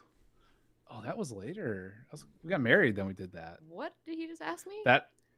I've never actually told her the saying, even though I got her a burger from there. Yeah. Oh! Remember Dick's Burgers? I got you that burger. You got it. Every Seattleite. I know. I got her the burger. I did get it for her. And it was a malts too. It came with the malts. Malt was good. Yeah. Okay, now do you remember which Dick's? Did you get it from Northeast 45th? You get it up on Capitol Hill? Which it was on Aurora, actually. Oh, the Aurora Avenue one? Okay. Yeah. All right. Yeah, okay. that's kind of where I got. But that was I got to later. tell you, I got in so much trouble. A friend of mine she's a female and she's gay, and she moved to Seattle, and I made a. So I asked her, so how long did it take you to eat a bag of dicks? And her partner freaked the fuck out. And I'm like, I've been eating dicks. So for those of you watching the stream wondering what's going on. So there is it's kind of like Seattle's version of In-N-Out, Dick's Drive-In. If you are a Sir Mix-a-Lot fan and you go back and you look at like Posse on Broadway, if you look at his album Swass, look at the video Posse on Broadway. First of all, it's a great hip hop song. But Mix-a-Lot would hang out on Broadway. He would bring his Lambos to Dick's Drive-In, and everyone goes to Dick's in Seattle.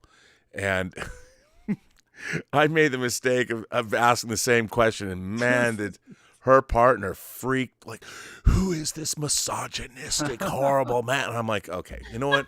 Sorry. Jesus Christ, this is a precursor to where we're living now, where no one has a sense of humor. But yeah, it's the best place to go when you're like drunk, right? It is a late night. You go. That's where the lines just get crazy. Like Bill Gates is even in the line. Like you'll have Bill Gates standing there. Everybody in Seattle. Everybody stands for. Everyone goes to Dick's. Like everyone goes to Dick's. Yeah, and you know, and the thing is, you get like 3 cheeseburgers, 2 orders of fries, and a chocolate shake or something, and so they literally give you this greasy bag. And you're standing there because there's no seats. No, you're just standing. A greasy bag of dicks. Yeah. So you eat a bag of dicks, and it was all cash too. You had to make sure you had cash. You got to get cash. Dude, you got cash. You have credit card, but they did do that now. Now they have credit cards. So. My grandmother lived on Capitol Hill, and we would go and visit her. I mean, I was like 5. Yeah. I mean, I've been eating dicks since I was 5. Just saying. I know, Lana. It's fine. If you're from Seattle, it's okay. It's okay. Okay, so good. Let that one go. You let it go. No, but it's funny. But what's interesting is you know, now Macklemore is back in the press. He's got a new album out, and it's funny because our in Seattle, you know, we have Hart, we have Jimi Hendrix. We've got Macklemore and we've got Mix-a-Lot. Not exactly the hardest when it comes to hardcore hip hop, but still, what I love about Mix-a-Lot and what I love about Macklemore is they exemplify Seattle. At least the Seattle I grew up in. It was fun, man. We had a great time. Everybody was having a good time. Didn't matter where you went. So it took you guys 6 months to fall in love, get married. Gosh. You know, I figured it out. So we actually matched in February. This is why my timeline was off. We matched in February. We video dated in March. We dated in person in April. We fell in love in May. We got engaged in June around your birthday. And then 2 weeks later, we got married on July 3rd because we always want the next day to be a holiday just in case we get wasted or whatever. Holiday. Okay, so this is I love this story because as far as imagination connoisseurs go, very fast. You know, and now you guys are collaborating together, and I think if you saw his profile picture. I mean, I basically hired the man. He had what do we describe the lighting as when we told you, Rob? It was like just your blockbuster typical poster. Yellow, it's very like Blade yellow and Runner. Blue. It was yellow and blue. Yeah, it was really yellow. Yeah, blue. that's what. Yeah. But here's the thing. What I love about you guys is your love. I mean but your collaboration. I mean the collaboration. I mean you, Alan. You're a great photographer, and but your cinematography is terrific too. And like you're shooting these videos. Technically, you know, being a filmmaker myself, I always work in the low budget arena. So when I see somebody who's working on basically a shoestring, but is able to, your videos are of such high quality. And Lana, your presence. I don't mean to blow smoke up your ass, but you are a terrific front person. It's really great. And that John Wick video that we showed, and I think everybody could see it, could see the quality of what you guys do. And for me, like I said, I give myself, you come on the channel, you make some videos, I give it 3 or 4 or 5 months, and someone's going to give you a contract and you'll be gone. And that's fine. But I would like to collaborate with you as long as I can. And what we talked about, we don't have to do this, but we talked about doing like evergreen classic horror reviews, because I love the idea that, Alan, you pick the movies and Lana sees films she hasn't seen before, and responds to them, because everyone's doing reaction videos, and I love seeing people react, but I don't like seeing the way it's presented. And your videos to me are some of the most fun, some of the most exciting, the most awesome content I've seen. And I'm sure the reason you reach out to me, I'm like, why are you? No one knows they're there. Like, no one knows they're there. Yeah, it's been tough, because I'm not a big Twitch streamer by any means. I have a small community. And I thought that going from streaming into doing YouTube content, because before we did streaming, we were doing cinematic stuff at home. On a regular Tuesday night, we were refilming scenes from Poltergeist, and I'm just crawling on the floor with a fog machine for no reason, just to see if we can, because this is our leisure activity. Well, the film industry is shut down. COVID. You guys are my favorite married couple ever. What are we doing tonight, honey? We're gonna recreate Joe Beth Williams going into the swimming pool in Poltergeist. Exactly. In our bathtub. Do your best Diane Freeling impression. We're gonna have you crawl across the ground. Wow, I can't believe you just wait. This is why you're hired, Diane Freeling. Diane, you just dropped Diane Freeling. We're talking Olympics, Diane. Before, after, before, after, before. Come on now. We should share that video. Yeah. But we would fog the house. I'd always have the fogger, because I love fog. Every cinematographer loves fog. He does has fog. So I just fog the house up. So I run around the house. I pull all the smoke detectors down. Like, that's our nightly routine, because I'm just so antsy to film something, because COVID shut everything down. I can't work on any films. I was just getting into cinematography. So again, I'm a rookie cinematographer. It was something I was doing on the side while I was also doing concept art, because I wanted to get my eye into it. So I was like, but I got the camera, I got all the gear. So, just every day I look in my closet. It's like that gif of Matt Damon and Saving Private Ryan where he ages. You see him like turn old. That's me looking at my equipment every day. And I was like, man, I want to make movies. Yeah. And crazy enough, my wife is actually really talented. And I didn't know this until we started playing around with like Twitch and seeing how she performs with, other viewers, the way she interacts with people. I'm like, you got something. There's something there, and we should look into this. And well, okay. Then that. So Lana, I have to ask you. There's a lot of people that would love to have your charisma. Oh. And like a lot of people ask me, I don't have your charisma. I've got some charisma, but I don't have your charisma. And the funny thing is, for me, I started working in retail when I was 13, selling rich people VCRs in 1980, so I could talk to anybody. but you have like, it's like the I love in the John Wick thing when you wink and you hear the Kill Bill, that you guys, I know you have to work at that, and I love the fact that you showed the bloopers, but how did you? Because did you want to be an actress? Did you train to be? Were you a model? You did local model. How did that? How did that happen for you? Like, how did you learn to be able to do what you do? Well, first, never be afraid to ask me a question. I feel compelled to answer all things. So, Ron Burgundy. Well, that's a later night stream. I'm ready for whining about movies. We just started on the wine. We can do this. Okay. By the way, people have been saying this. I told Elizabeth. She's been wanting me to bring back whining about movies forever, and she's like, "Oh, great, you're already giving it away to other people." And I said, I said, Elizabeth, these are the kind of people. And now seeing you both, because Lana, I'd seen you, but I was like, oh, I got to see Alan. She's like, well, I have I'm to just a see nerdy Alan dude. too. This is my first time in front of a camera with anything with her because I'm always behind the camera. I'm not. Oh, dude, usually you're a not. fucking natural. Come on now, it's Okay, fine. I'm It's really- all I gonna. know. You're a I'm natural. such Don't a nerdy guy. don't It's just so don't weird no. to We're gonna do whining about movies together because that's Okay. not all the time. Because I have to, Elizabeth. I can't be like, we can't just give it off to somebody else. We did 100 episodes plus. We did that during COVID. Oh, did you guys really do? Oh, that's cool. Yeah, Okay. and we did. And the funny thing is now, I gave her a Shure microphone for her birthday. Oh yeah, so we got right here. Yeah, and I bought 2 of these, and she's like, "Oh, Why are that's you not using that? Yeah. well, everyone Oh, yeah. Elizabeth bought me this in 2018. She bought that's this great. mic. Oh. Really So, cool. and I have these 2, and I've got the soundboard, and I'm gonna. Don't worry, it's coming. I know. God, I know.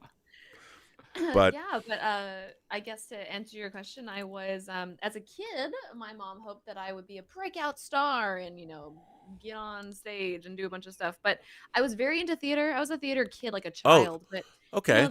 The short answer is I was really bad at everything, but I gave it a shot. So I took acting classes, I took singing classes. I put myself out there a lot, and to my parents' credit, they signed me up for everything. Like I didn't know what ballet was, but I was enrolled in that.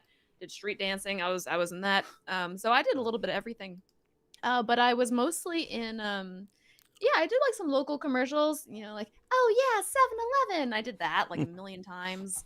I went to a lot of auditions where I got some critical feedback at a young age. Like I know one of them was like, oh yeah, I want you to say like, but I really want it now, and like say it 3 different ways. And I couldn't think of more than 2 ways. So the third way sounded like, I want it now. And she was like, well, we're not doing that. So I've been getting a lot of feedback for performance for a lot of years. So yeah. There was a casting for Fiddler on the Roof when I was in high school. And I was very sure I was going to get a good role in that. And I ended up becoming my friend's husband with a non-speaking part, and didn't really sing very much. So I figured maybe tech is for me. And so I sort of just retreated into myself after that. And I did spotlights for a couple of years. And wow. A great appreciation for production after that. Yeah. Well, I mean, I think that's a good story. So Thanks. What are we going to do together? Grow the subscriber base would be great. Put together a No. I'm all for that. But I mean, what I wanted. Look, I will be quite frank with you. I want to exploit your talents, like both of you, to grow my channel and grow your channel. Do whatever you want to do.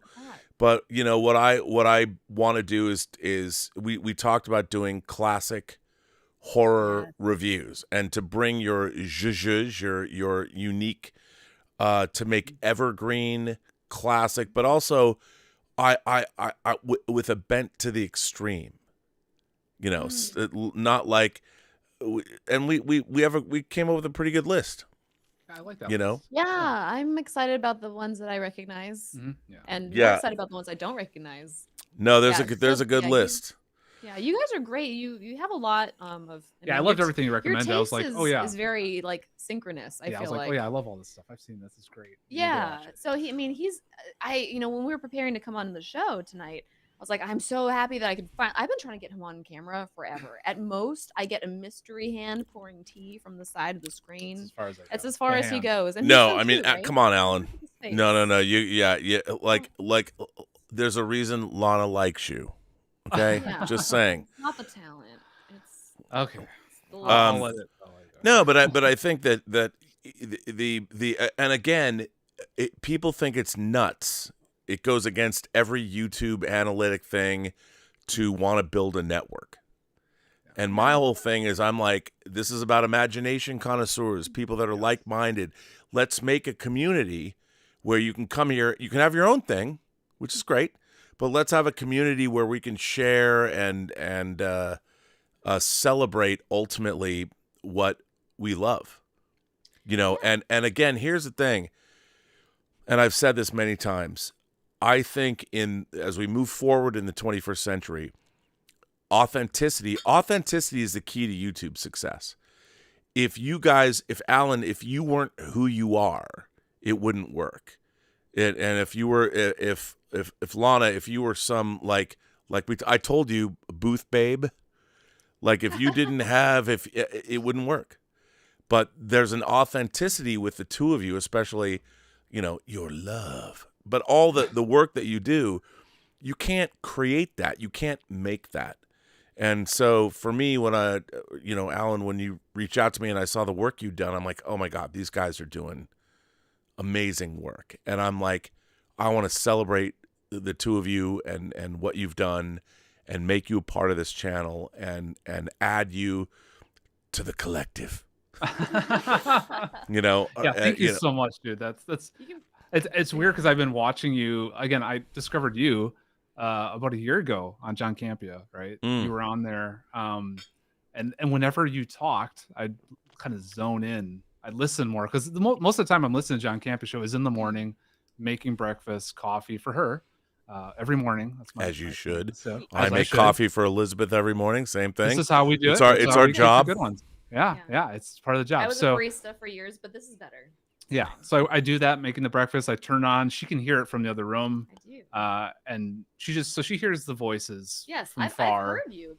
There's so many months Probably that in her went by, dreams and too. yeah, well, now especially. But you've been resonating in our house for such a long time, and I didn't know who you were. I didn't actually ever watch anything. It's okay, nobody does. Well, he does. So I'd walk in the kitchen and I'd be like, "Oh yeah, so like, what's the news?" And he would distill everything for me and then relay it and be like, "Oh yeah, this person thinks that. This is the opinion here." And we had always aligned on stuff, but I wasn't familiar. Yeah, and most of my opinions was just aligned with you. I'd be like, "Oh God, I'm just right with him," because the fact that you love films so much, the old stuff, like all the things that I hold so dear to me. Alan, did you have to say old stuff? Did you have to use the word old? Did you? No, I didn't just say that. My God, man. It's fine. The classic golden classics era. is better. Classics is better. Timeless, even. Timeless is even better. Yeah. But look, you said Diane Freeling, so you will forever endear yourself to my, before, after. Can you do the jump when the chair moves? When you go, yay! Can you do that? Can you do the Poltergeist? It's funny. I never got the Poltergeist 4K Blu-ray Steelbook. Oh. I always wanted. I just bought it the other day. I'm like, it's expensive. That cover just doesn't work for me, unfortunately. Well, the horror, the hurts my heart. It's the cover of the normal disc is terrible, but at least when Diane's underneath the pool. That's the Steelbook cover, so that's why I finally. Okay, I'll allow that. That sounds amazing. I'll allow. Yeah, it's good. Yeah. Yeah, you two collaborating on movie choices is just perfect storm for me. Yeah, so. yeah. But yeah, it was just amazing here. Like I was telling her, like you call us. I was at the gym, I think. Oh yes, that was hilarious. And she's like, "Oh, should I text him? Should I email him?" You responded I'm like, caps. I'm like, yeah, so be professional. We email, wait a day, type of thing. You know, we do this. And he just called like instantly after she texted. She's like, "Oh shit, he's calling me." Oh my God. I mean, I was much cooler than that. I was like, "Oh my God." It was all well, I didn't look, but you didn't do it like right away. I mean, I just sent you a message and said, "Call me," because on my end, I'm like, I hope they call me. Hope they're not calling somebody else. I figure you like asked 10 people. Like, I'd love to collaborate with you. No, that's the thing. I mean, again, I personally I watch a lot of different shows, the reviewers across the internet. You could do your Jeremy Johns, who, by the way, I love Jeremy Johns. He's a big inspiration for part of what we do. He lives close. He lives close to you. Does he really? Yeah. Oh, wow. Okay. You know that. He does live in Seattle. I guess I totally forgot. He doesn't live in Seattle. Oh, he's not in Seattle. I won't say where he is. Okay, yeah, we don't want to know exactly. I can sing a song and give you an example, but you might not. Okay, so it's all good. Because you just said that we live near him, so now you'd be doxing us, and we can't. You can do it at a trot. You can do it at a gallop. You can do it real slow so your heart won't palpitate. Just don't delay. Do the. That's all I'm gonna say. Pokey pokey? Nope. No. God darn it. Okay, we won't. Yeah, it's old school. It's from the 80s. Yeah. Just type in. You can do it at a trot. You can do it at a gallop. You can do it real slow so your heart won't palpitate. It sounds so familiar, but I can't. I'm glancing at chat, waiting for a hint. They won't know unless you live in Seattle. You won't know. Yeah. It's kind of like it's too old for you guys, but because the Rainier Brewery was turned into like high-end housing off the 5. But if do you know this? Rainier. Oh, just show me People like, what? I know, right? Everyone in the chat's like, what the fuck was what the hell's that? going on here? Just saying, it's a very famous commercial from a long time ago. That's all I can say. Someone showed me that when I first moved here, for sure. I remember Yeah. that and the Vern Funk commercial. Oh, yeah. That's the other guy. But yeah, no, I've loved your opinions on film, and you're the one I'm most connected to, just in the sense of you have a professional background in film too. And that's the other thing. I do. Also good. You understand it. You understand it from a different way, and you respect different aspects of it, not just in the nerdy way, but like in how it's technically put together, which is very much like how I feel when I look at films. Well, but that's one of the things about your work, the work that you guys have done. And as I said, I showed the John Wick thing, and it was funny because what I wanted to see, like I was telling Lana, that her personality is so winning that put more of the personality in it. But then when I watched the John Wick review, I was like, oh, yes, there's more of that. And I'm like, I thought that was great. And I showed that to Elizabeth. I go, watch this. Did you want to have wine with me after that? Oh, yeah. Oh, yeah. Okay, great. Okay, awesome. We're one there. But that's a big thing we've been saying. I mean, we work with an editor too, but we want to make sure we understand that we have a really talented editor we work with. No, your editor is a fucking amazing, genius. Right? He's a fucking genius. So good. And this guy he's just been working on Twitch videos for different streamers. He does TikTok shorts. Yeah. For beans. Yeah. So we just give a couple notes. We write the script, we do our jokes, we put a couple notes like, just some clips of things, because he's a younger guy. He's like 10 years younger than us, I believe. Yeah. 10, 15 years 10, 15 even. Me, yeah. But he's the nicest guy. He's the most down-to-earth guy. He's like in a rock band that was popular over there, and tattoos all over. Yes, he was a front man of a rock band. And I hesitate to bring it up, but I do it every time anyway, because that is just like so. He just has an inclination for showmanship. He's not afraid of doing things and putting energy and spotlight and on those highlighted moments, and so he brings that to our edits. Yeah, and he does it so well. And he gets our humor. He gets the other thing is just the humor. Oh no, totally. And he sees how, and you can see as we're doing these reviews, we're constantly looking at what is working. What is our tone? What is our vibe? What is our voice? And the constant notes me and the editor keep bringing is we want more Lana, and it's hilarious that the first thing you brought up was, I'd like to see more Lana, and we know this, and this is what we're trying to bring as much. But it's not just it's not. That's a good thing. Like no, obviously you're hot as fuck. That's fine. But what I want more of, is your personality. Yep.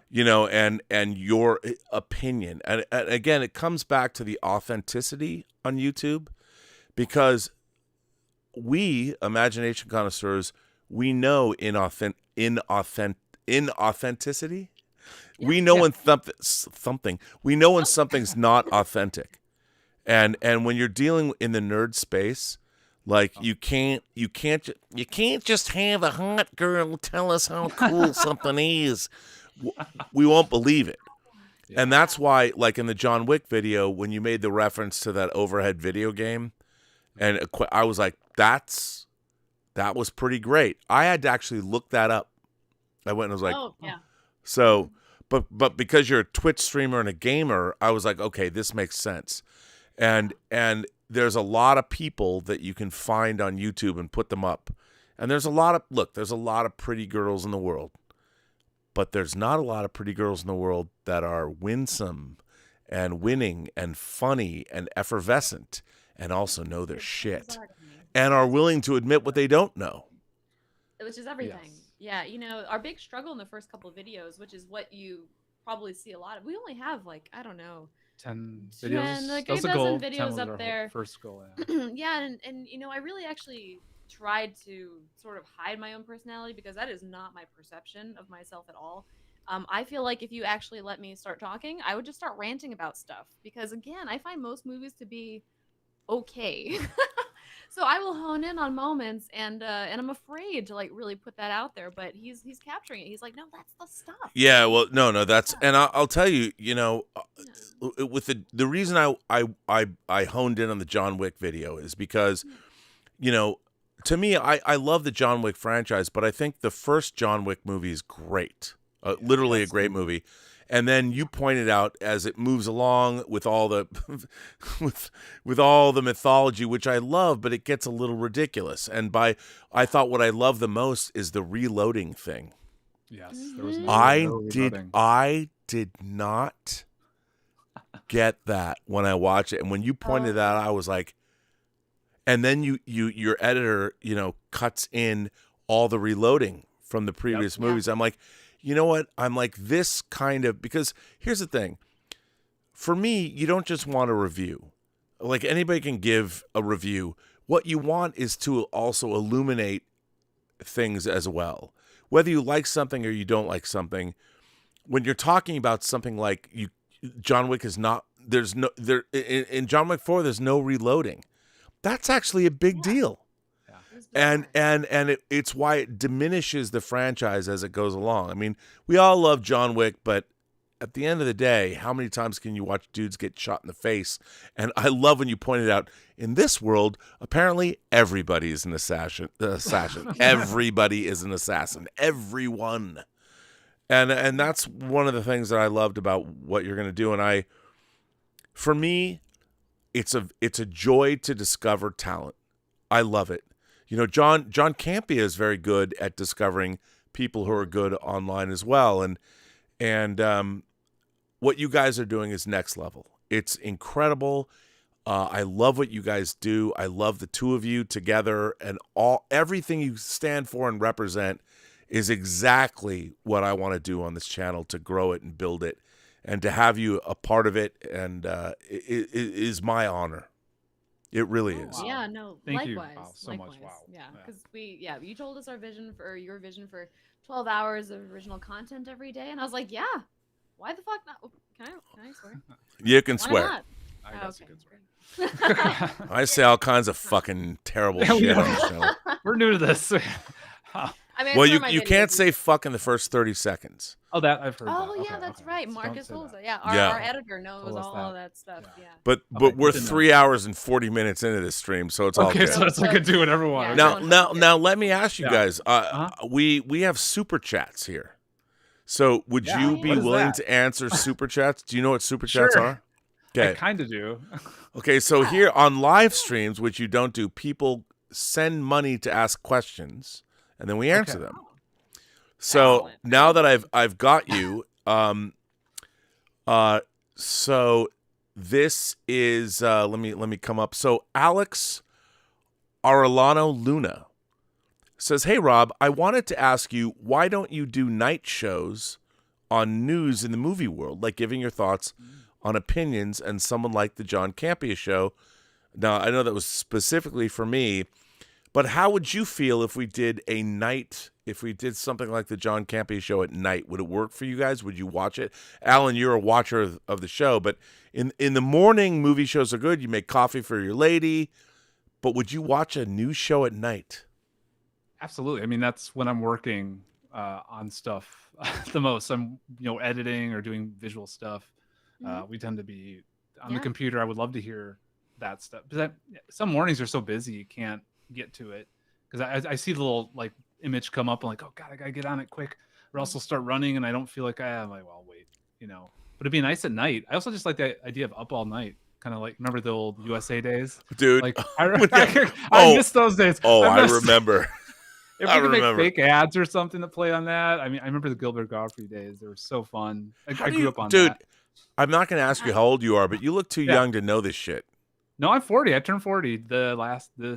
Yeah. Wow. 41 in June. Yeah. Well, that's within striking distance. So there's things that you and I are bonding on. Well, how'd you get some 23-year-old chick, man? Well done. It takes a lot of work, man. A lot of work. A lot of good lighting. Although my mom and dad, who adopted me, but they're still my mom and dad. My dad was 16 years older than my mom. Oh, so that worked out. It was good. Yeah. Okay. One day I said to my dad, "Nicely done, Dad. Congratulations." And he's like, "What are you saying?" I'm like, "Never mind." I respect it. It was fine. Was your dad really good with lighting? Is that how that happened? No, my dad was a rascal. Ooh, my dad was the guy that could walk in. My dad was he would walk into a room. He never was without his cigar, and he would stroll around. And everyone loved my dad. I learned everything I knew from my dad. My dad was a guy that my dad loved people. I never heard my father say a bad word about anyone. And it's so funny when people online, they accuse me of being, you're a homophobe, a racist, a sexist. And I'm like, okay, I know you don't know me. But I grew up, when people say that, and people have been saying it lately because I made a joke, and people are like, whatever, they pile on. Were you asking of them if they'd eaten a bag of dicks recently? No, I wasn't. But you know what? That makes me want to go on.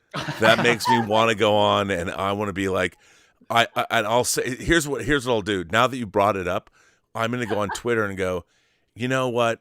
You haven't lived until you've eaten a bag of dicks. Please do that, and please tag me. By the way, Dicks is on Twitter. Well, I've seen lots of dicks on Twitter. Dick's Drive-In is on Twitter. Oh, they are. Yeah, no, they're on Twitter. So I would tag them. I'm like, and I'm like, you know what? You're not a real man. Here's the tweet I would do. Okay. You're not a real man if you haven't eaten a bag of dicks, and you're not a real woman if you haven't eaten enough dicks. Click. That'll get 'em. Yeah, people would be pissed. I get up engagement for him. Triggered. So. When you're bad, you should feel bad. I know. So 200 Watt Studio says Riker and Worf always the comedy banter. First contact, they said tough little ship, and Worf said little. Now, have you guys watched Picard season 3? We have. And what do you think? Part of it. I saw the beginning parts and the end parts. Yeah. By the way, just so you know, it's 1:26 in the morning. If you have to go to bed or do some work, I don't know what the hell you. This is our time we work, actually. So. Oh, really? We're late nighters. These are my Slay the Spire hours. Yep. So, she's gaming pretty hard. I'm working on stuff. So. Wow. Okay, gaming pretty hard. What are you gaming pretty hard on? What is your game of choice right now? Oh, just the most hardcore of card battler games. Slay the Spire. I'm really into. I play RimWorld like 24 hours a day. Loves RimWorld. I love RimWorld. I love RimWorld too, but probably not the game. Just saying. It's all fun and games until you slip. Anyway, RimWorld is good. I play Resident Evil right now. Resident Evil 4, the remake. Yep. Is that good? Is that good? Should I get that? It is. Yeah. Oh, I mean, yeah. If you like to subject yourself to torture, ARPG style, then yes, it's really good. I'm just really bad at it. Now, are you a console gamer? Are you a console or a computer gamer? Computer. Yeah. PC, I'm console. Mouse and keyboard. See, I'm PlayStation 5 and Xbox X. Yeah, oh, PlayStation 5 for sure. I used to be an Xbox fan like all the time. But yeah, the haptic feedback. PS5, I love the PS5 next controller. level. Yeah, I mean, so I got a PS5 just to play Horizon Forbidden West. Got like 13%. I was like, well, I'm done with that. But wow. I love the PS5. Yeah, I love it. So I love. Well, it's funny. It's terrible to say. There's I had an ex-girlfriend who got me my first PlayStation 3, and it was my first Blu-ray player. But what's amazing about this seems so terrible to say. This girl, I love her to death. I still love her to death. But I wanted her to be you. Oh. Yeah, and I'm right here. If you saw her, you'd understand. Sorry. You'd understand. And but she got me my first Blu-ray player, and it was in the PlayStation 3. And I wasn't a gamer until I had a PlayStation 2 and I bought the main games, but it wasn't until I had a PlayStation 3 that I got obsessed with gaming, console gaming. What was your PlayStation 3 game of choice? Okay, I would say, well, the Call of Duty games I started playing, Grand Theft Auto I started playing, which I love. I love the open sandbox games. Yep. Mm-hmm. But look, I think it was Grand Theft Auto because I think I started with Grand Theft Auto with PlayStation 2 when it was Grand Theft. Oh wow! Was Grand Theft Auto 3, or was that PlayStation 2? Two was Grand Theft Auto 3. Yeah, because two I love like Twisted Metal Black. Oh yeah. You know, and where's that TV series that they're talking about? I don't know. And I want to say that Uncharted. I think the first Uncharted was PlayStation 3. And that was the first game Uncharted was the first game where I had a revelation, and I was like, wow, this game, the characters, the motion capture, it was the first time, by the way, I played a game all the way through in one day. Wow. Was the first Uncharted. And I love those characters. I love the actors. I love the milieu. And I was so immersed in that game. It was the first time I became obsessed. I couldn't stop playing it. It's a lifetime milestone right there. Yeah. So the PlayStation 3 Uncharted, the first Uncharted 1, was the first time I became obsessed with gaming. And the problem is nowadays I've got puppies to deal with and dogs to deal with. Back then I just gotten divorced, and I had time. And no one cared what I did with my time. So if I was on a weekend and played like a game, it took me like 13 to 15 hours to finish the game. Oh, yeah. And I didn't care. I didn't care. Didn't move from that couch. Just stayed right. No, and so Uncharted was the time when I realized that gaming, I honestly believe, and I've said this before, I honestly believe in Hollywood, the history of Hollywood, movies were the art form of the 20th century. And in the late 1920s, there was the advent of sound. And that changed the world. I think the same thing. I think the 21st century is going to be the century of gaming, where humanity, we're already the center of our own social media. And, they talk about virtual reality, but it's just not there yet. But I think with AI and LED technology like the volume stages, I think that what is going to happen to gaming in 2026, 27, 28, 29 is going to be the same shattering, earthquaking change to the gaming industry that happened to Hollywood 100 years ago. And I don't quite know what that is, but it's going to be the confluence of AI and all that technology, and people are going to be living in virtual worlds or whatever that's going to be. However it's going to work, I don't know. It's probably going to be a direct brain implant. I know this seems weird and sci-fi, but it's going to be a place where, because there's a movie that came out in 1983 called Brainstorm that was directed by Douglas Trumbull. And Dennis Quaid, is that the one? No, it's Christopher Walken. Christopher Walken, the helmet, right? The helmet. Yes, the helmet. Yes, I love that movie. And so the premise of this movie, and Catherine Bigelow sort of recreated it in Strange Days in '95, but the idea was that all human perception, whether it's hearing or sight or touch, they're just electrical impulses going into the brain. Now, what if you could recreate them or record them? So if somebody has an experience, and this is in the movie, so I'm not speaking out of turn, but if somebody's having sex and they're recording their experience, it's not the visual of it. You get that, but you get the entire feeling of it. So if somebody orgasms, this machine records that. So if you play the tape back, your entire physicality, everything you see, everything you feel, your nerves, all of it is stimulated by this recording, and you will have an orgasm too. So what happens in this movie is a woman records her moment of death. Oh. That's right. And it's fucking intense. Like, she records on this machine, what does it mean to die?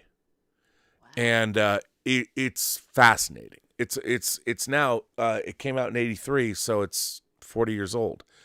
Now it's considered a minor science fiction film, but it was directed by Douglas Trumbull, who did the effects for 2001 and Silent Running, and he directed that as well, and Blade Runner and Close Encounters and all that. But it's a fascinating movie. I do think that technology, or derivations of that technology, is the key to gaming, where we're going to be able to one day physically not beam in, but what you see, we're going to figure out how does the optic nerve work, and we're going to be able to interfere with that and beam into your brain instead of what you see normally. We're going to send you optical information that is virtual. Yeah. And I or something like that. I think that's what's going to happen to gaming, where you are seeing, hearing, feeling, you're being stimulated, all parts of your body, all perception is going to be coming through your brain for gaming. Mm-hmm. It's not I feel quite... like I'm feeling that now playing Resident Evil 4.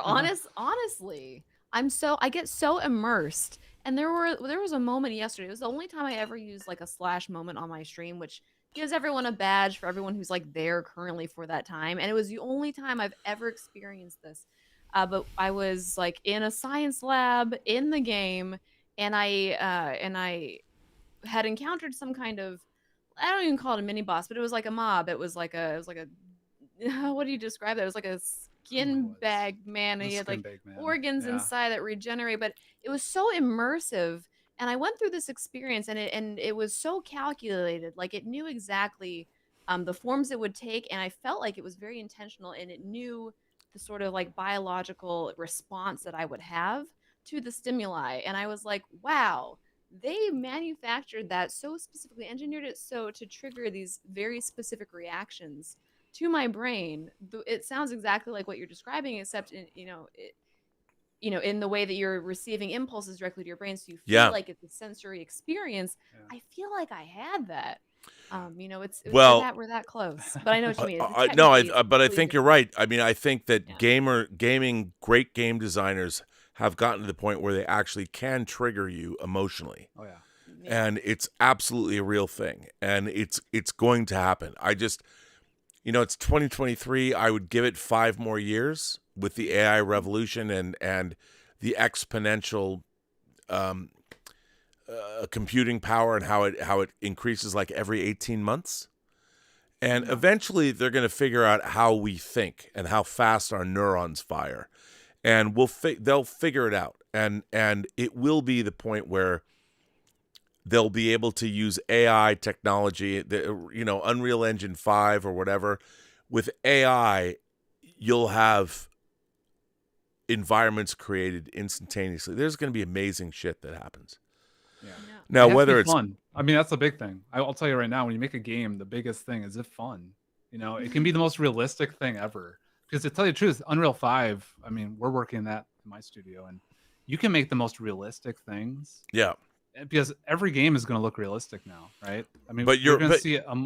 It's got to be. It's about the gameplay and the experience. And I always tell this to people too, is like, I love Uncharted. I love all the Naughty Dog. I think they're technically amazing. Yeah. The storytelling, cinematic, but it still isn't the level of like, say, movies like a Scorsese film. No. Right? And okay. And I don't think it's ever going to be that, right? This is dude. This is why I love you guys. But you just brought up an incredibly salient philosophical point. Why do you think gaming cannot have the level of emotional engagement a Scorsese film can have? Why do you think that's true? Well, I think it can, but you have to. The thing is, you, the player, right? You are in this world. It is your story. Whenever I play any game, that I play a Naughty Dog game, I'm amazed by the visuals, the storytelling. But I'm like, right. I'm playing this guy's story. I'm playing, is it Nathan Drake? So I'm playing Joel.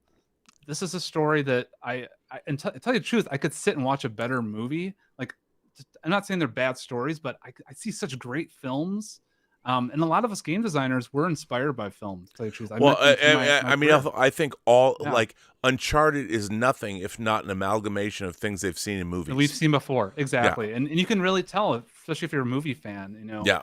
And I still think I kind of back away from that sort of, just give them a cool cinematic that looks like Aliens. I mean, there's 3 films really. There's Aliens, which you see in every game. There's 2 other ones you look at it, you're like, oh god, I'm bored. Just please skip it. And I work in cinematics. That's what I do. I'm a cinematic guy, and I hate doing them but I want to make them. I don't hate Doom in the sense that I know that I'm just making a thing to push at people. I want to do the least amount of cinematics if I can, but have a cinematic feel when you're playing the game, and that can be just in little things, how the camera just subtly moves a little bit when you're moving your character, or how it goes in and out of a mission or something like that. Those are the things I think are the future of how we can make people feel like they're in a world, more than just showing you a really cool cinematic that was, mocapped on some stage. So I don't know if I've went off topic there, but it's something I think about. Like, you can't go off topic. It's you're musing. It's midnight musings. Okay. You can't go off topic ever. Yeah, but I think of games like I'm a big fan of games like Ico, Shadow of Colossus. Oh my god! Oh my god! I cannot believe you just brought up. Okay, Ico is one of my favorite video games. Yep. By the way, not many people know it anymore.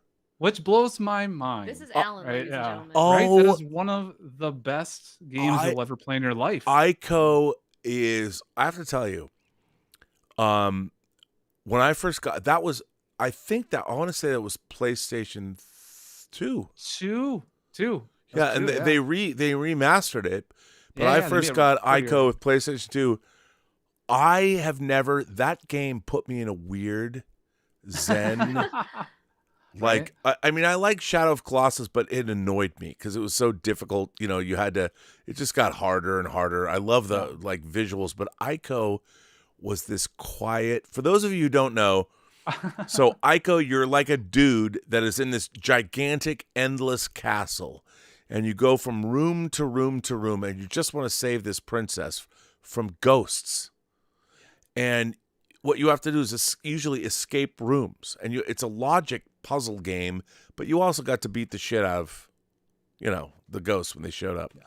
But the whole milieu, the castle and the feel of it, the wind. Yeah, you can just keep it silent.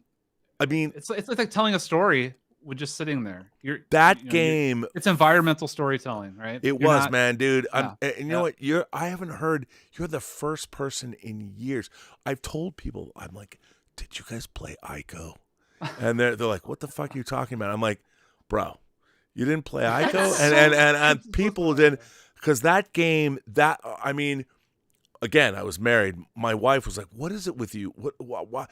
You're always, and sometimes I wouldn't even be playing. I would just be like looking around the environment. And it was surround sound. I had this great home theater system. It was like, and I'd just be like going, what the fuck? And she's like, you're out of your goddamn mind. I'm like, isn't that why you married me? Apparently it didn't last long, but whatever. It's 8 years or whatever, but still. But that game, kudos, sir. I mean, Shadow of Colossus was great, but you're actually trying to kill these giant megalith things, and it just became like annoying to me because it was really hard to kill them. Yeah. But it's cool that the story, again, the storytelling isn't put in your face like these are why they're killing you. Right. You don't have a cutscene of two guys like, this guy ate this dude, he killed my village. You create your own story with that. I mean, that's the thing. We give you the little pieces, like little hints of story. Yeah. Those are my favorite types of games, and those are the games I personally want to make. It's a big reason I work at indie studios if I can, whenever possible, because that's the thing we focus on. We want those type of games. We don't want to just do that. By the way, I'm gonna go backwards on the super chats because people have said, like Galactic J says, Ico is the sequel to Shadow of Colossus. It is, yes. Marco says, one thing that really grinds my gears, I love that, is channels giving positive reviews and that sugarcoat everything. You can't trust them. Do you diversify your reviews? And I would say maybe that's to you guys. Do you? We only have 10 reviews so far. But I would say yes. We try to point out the good and bad, because I feel like there's always a positive in any film I watch personally. But we do also try to really hit on the things we don't like about it. Yeah, although sometimes it's tough because we want to do like a likes, a mix, and a dislikes. Yeah, that's why we broke in the sections. We don't know if that even works yet. It's something we were kind of playing with. We're still in the experimental phase of that. But there have been some features where we get to the dislikes, and sometimes we don't have the script. We're just kind of recording it on the fly. We get to the dislikes. I'm like, was there anything? What's the thing we disliked? Well, I would We're say learning. this. We're new reviewers. You gotta remember, we're new. But to Lana, I would say that again. I focus on. I'm embarrassed because I didn't know. I hadn't watched enough of your content, and when I'm telling you, I want to see more of you. That was embarrassing to me that I even said that to you because I hadn't watched. No, it shouldn't be. He has said it to me before, many times. Well, and I continue to ignore him. So. Well, no, but the thing is, like as a personality, you're great, but no. But like I said, YouTube, you have to be authentic, and the reason, I'll just say it flat out: the reason people will watch you is because you're hot and you're smart and you're right.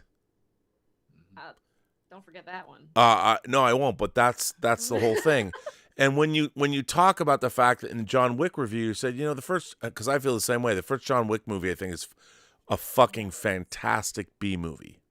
And it's a B movie. Yeah. It's fantastic, but it's a B movie.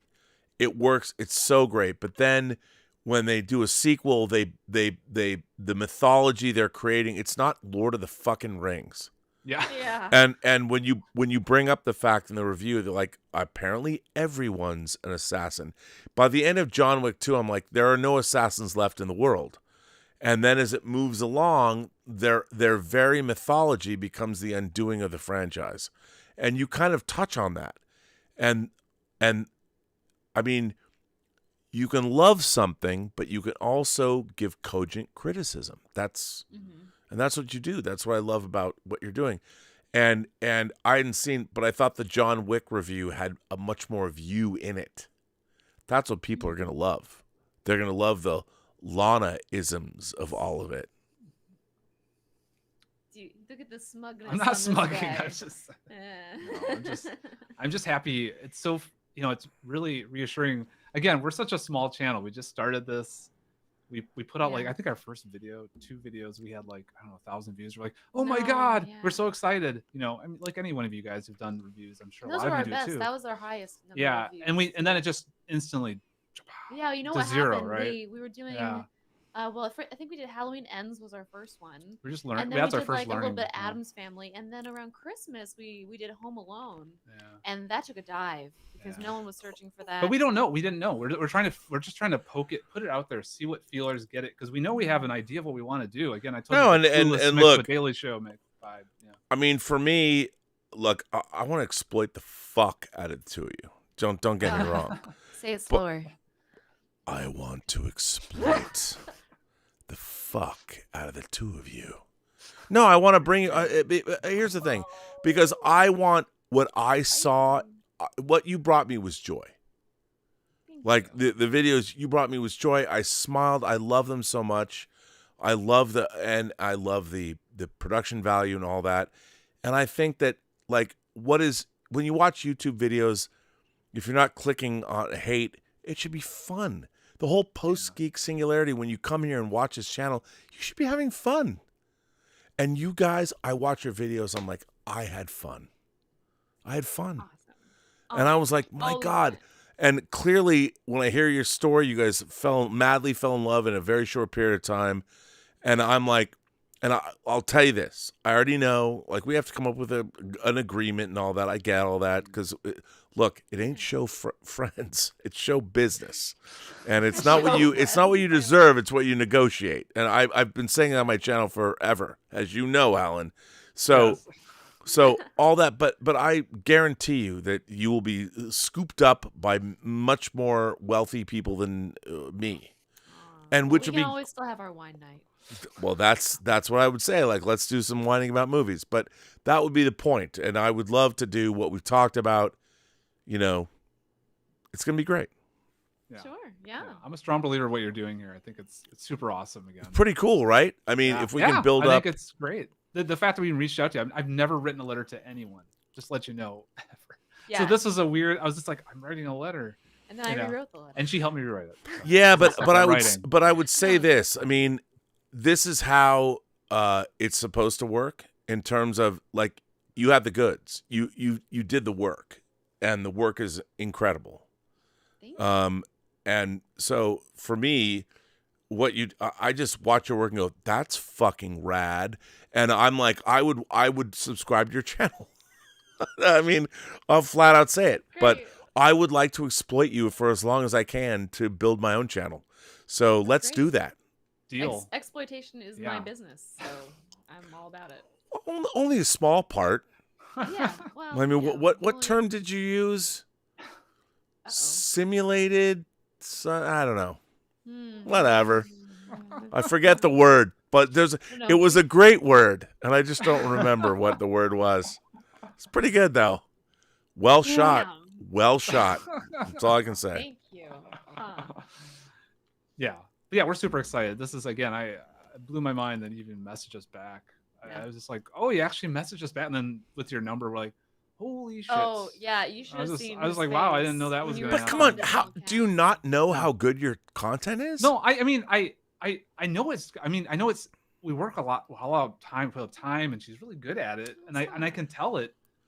Yeah, but here's the thing that I would think someone would like, but I didn't know. It's what you've done together. I mean, it's the togetherness of the content. It's, you know what, Alan and Lana, it's the two of you together that makes the content awesome.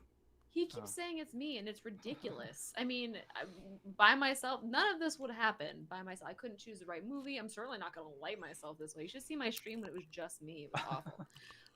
But yeah, no, I mean, all the talent is right here, and the way that he handles me on set is just it. I mean, I'm abusive. I'll be honest with you. I'm just like, some fun bloopers. How am I supposed to work like this? Yeah. Where is my soda? Is this cherry? Like, I'm a nightmare. I'm a nightmare to work with. It's fun. Well, at least you guys know it and admit it. So when the lawyers come to me, I can use this clip of this show right now, and I can say, now let me ask you this. I'm going to throw out some Tom A. $10 super chat. Says the Gamergate saga kind of broke trust between reviewer and their fans. The Rotten Tomatoes scandal broke it more. Rob, you are right.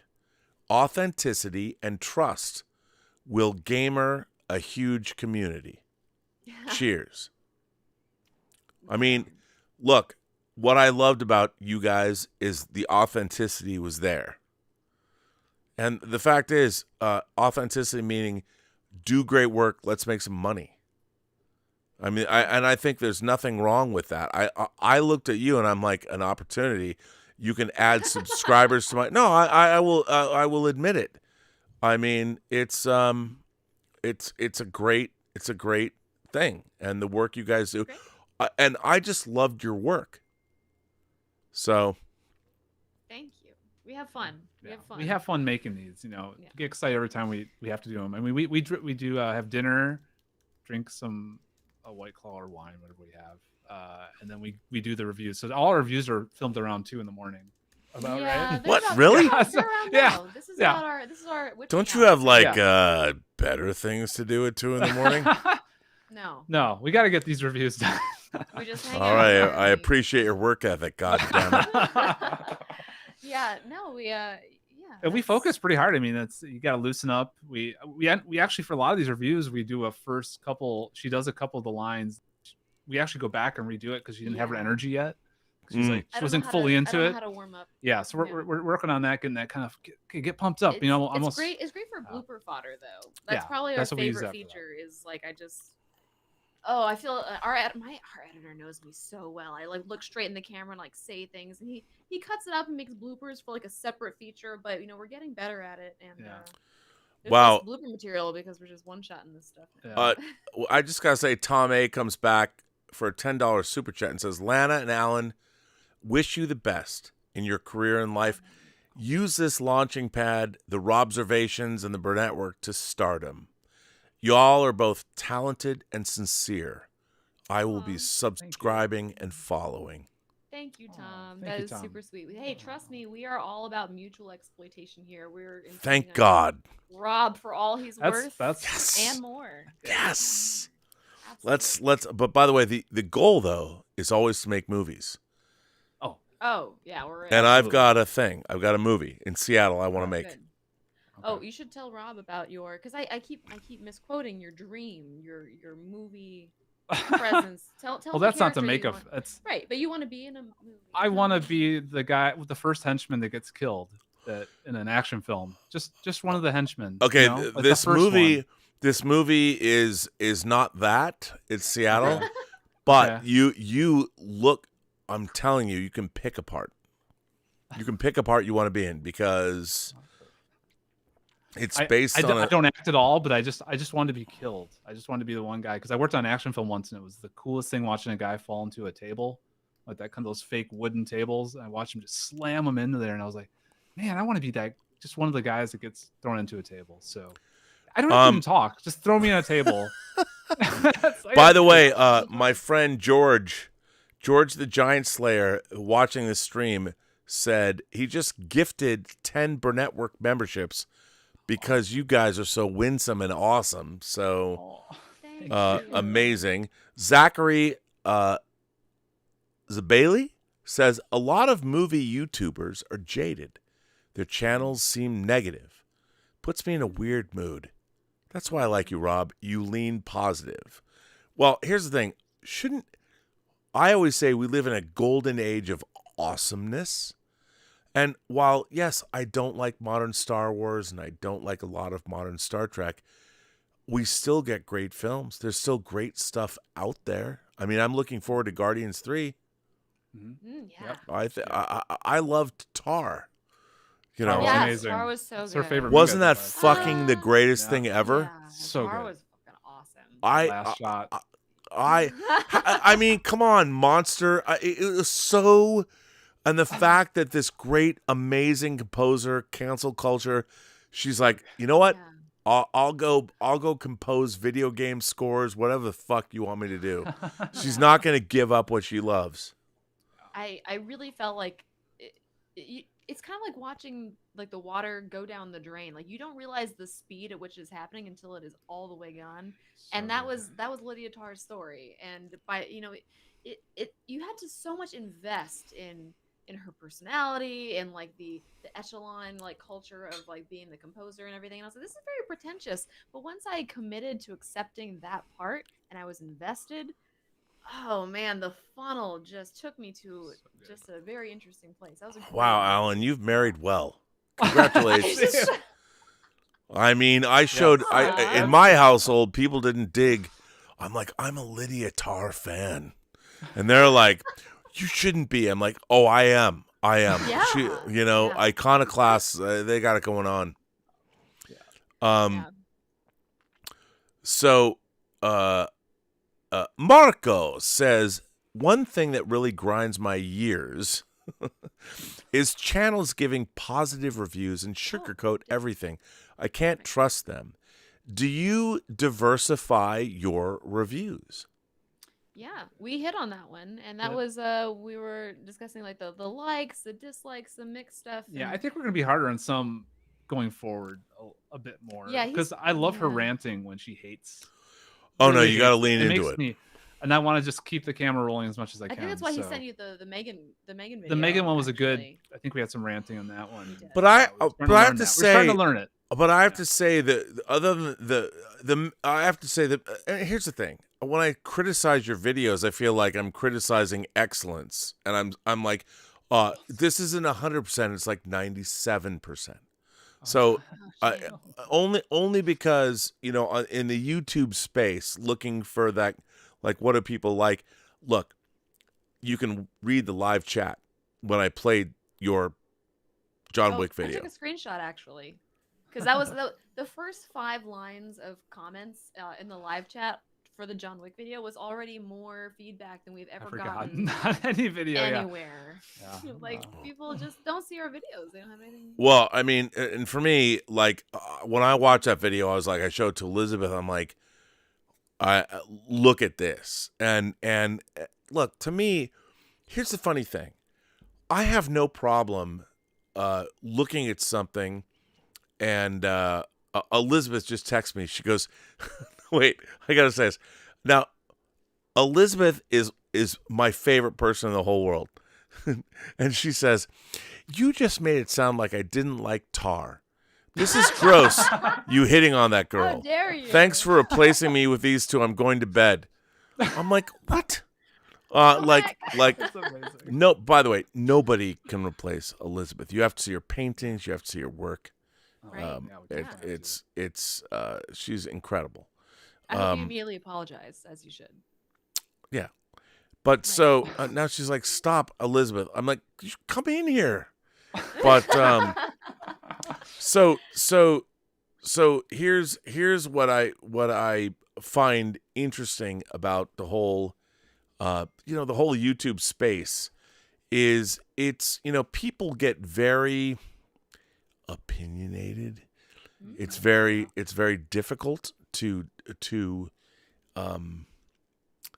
deal with it, and I'm sure you've dealt with it before. I mean, people coming at you and saying things. Well, Twitch, we had Twitch, some of those the live things. stream Yeah. is a lot of that. Yeah. Especially with my small community, it's often the same remarks from the same people over and over again, and yeah, you just kind of roll with it, and it's just what it is, Yeah.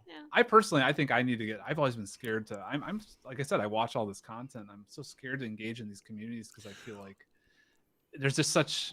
I'm such a kind of chill dude, I guess, that I don't get too. Oh my God, you don't like my thing? I'm gonna berate you about how much you don't love this. I guess. Oh, that's your opinion, cool, but I like this, and I feel like any conversation I have with a person that has a movie that I don't, like. I get something out of that conversation where I go, well, man, I thought of that different. I didn't know that. Oh, that's interesting. And that's what I tend to love and stuff. And it feels like these days it's very like this or like this. Shut up. I agree with that. I mean, I think that one of the things that I don't love about social media is that it becomes the tribalism, the weird, like if I love a movie that you don't like, my identity is not wrapped up in that. And I feel that if you like something and someone doesn't like it, everybody takes that as a personal attack of some kind. Mm-hmm. And I'm like, no. I mean, and the thing is, I will admit, I like things that are demonstrably not good. Yes, I agree. That is my taste. And there are things like, I dearly love a 1978 Italian Star Wars ripoff called Star Crash. It is not, no one will ever look at it and say it's great. However, the reason that I love it is there's so much verve and chutzpah and they had no money and they're ripping off Ray Harryhausen, they're ripping off Disney, they're ripping off so many people. But they're doing it because they love it. Yep. They love it. And they cast a hot girl.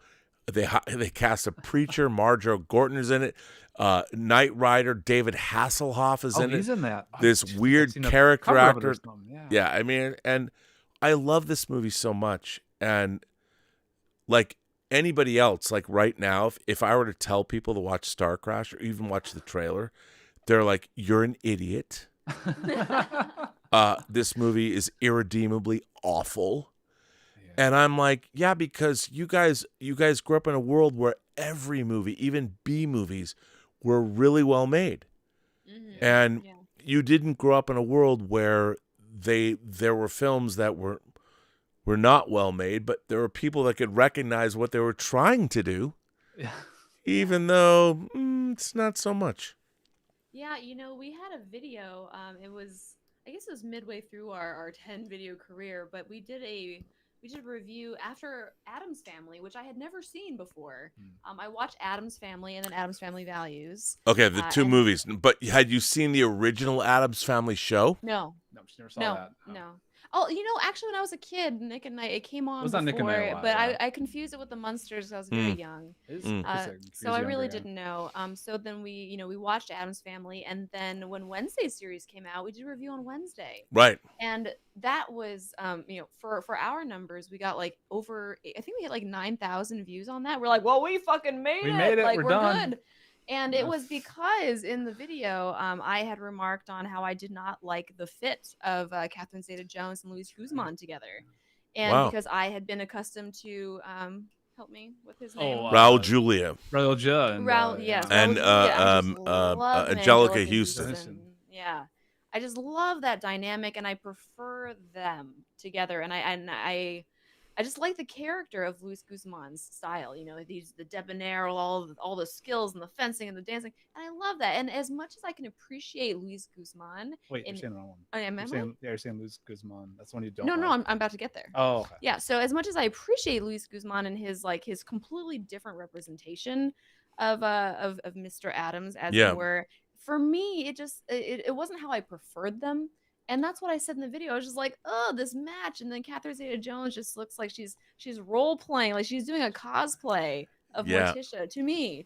And I was like, you know, and maybe I should have said it in the video, but I didn't preface it with like, and this is just my opinion, and you may have I didn't say that. So what happened was, you know, I put out my opinion in there in the video, and I had never gotten like comments on my videos before. And all of a sudden people were like, you don't know what you're talking about. You never saw the original Addams Family. Like, you know, Luis Guzman is actually completely accurate if you ever saw the old original comics. He looks just like the single panel comics. Yeah. And I was like, oh, and for me, I was like, that's really cool. Like, I didn't know that. Maybe a quick Google search could have fixed this for me, but I'm just giving my thoughts. So I have now experienced that whole that dynamic that you've described, that culture of like, you know, people giving their opinions and like the right and the wrongness of that. But for me, it was really cool to hear that everyone had all these different backgrounds and this different perception, all the different ways they could be portrayed. So. Star Wars stuff did that. I mean, we did a Star Wars review, obviously. That was our first dip into that water.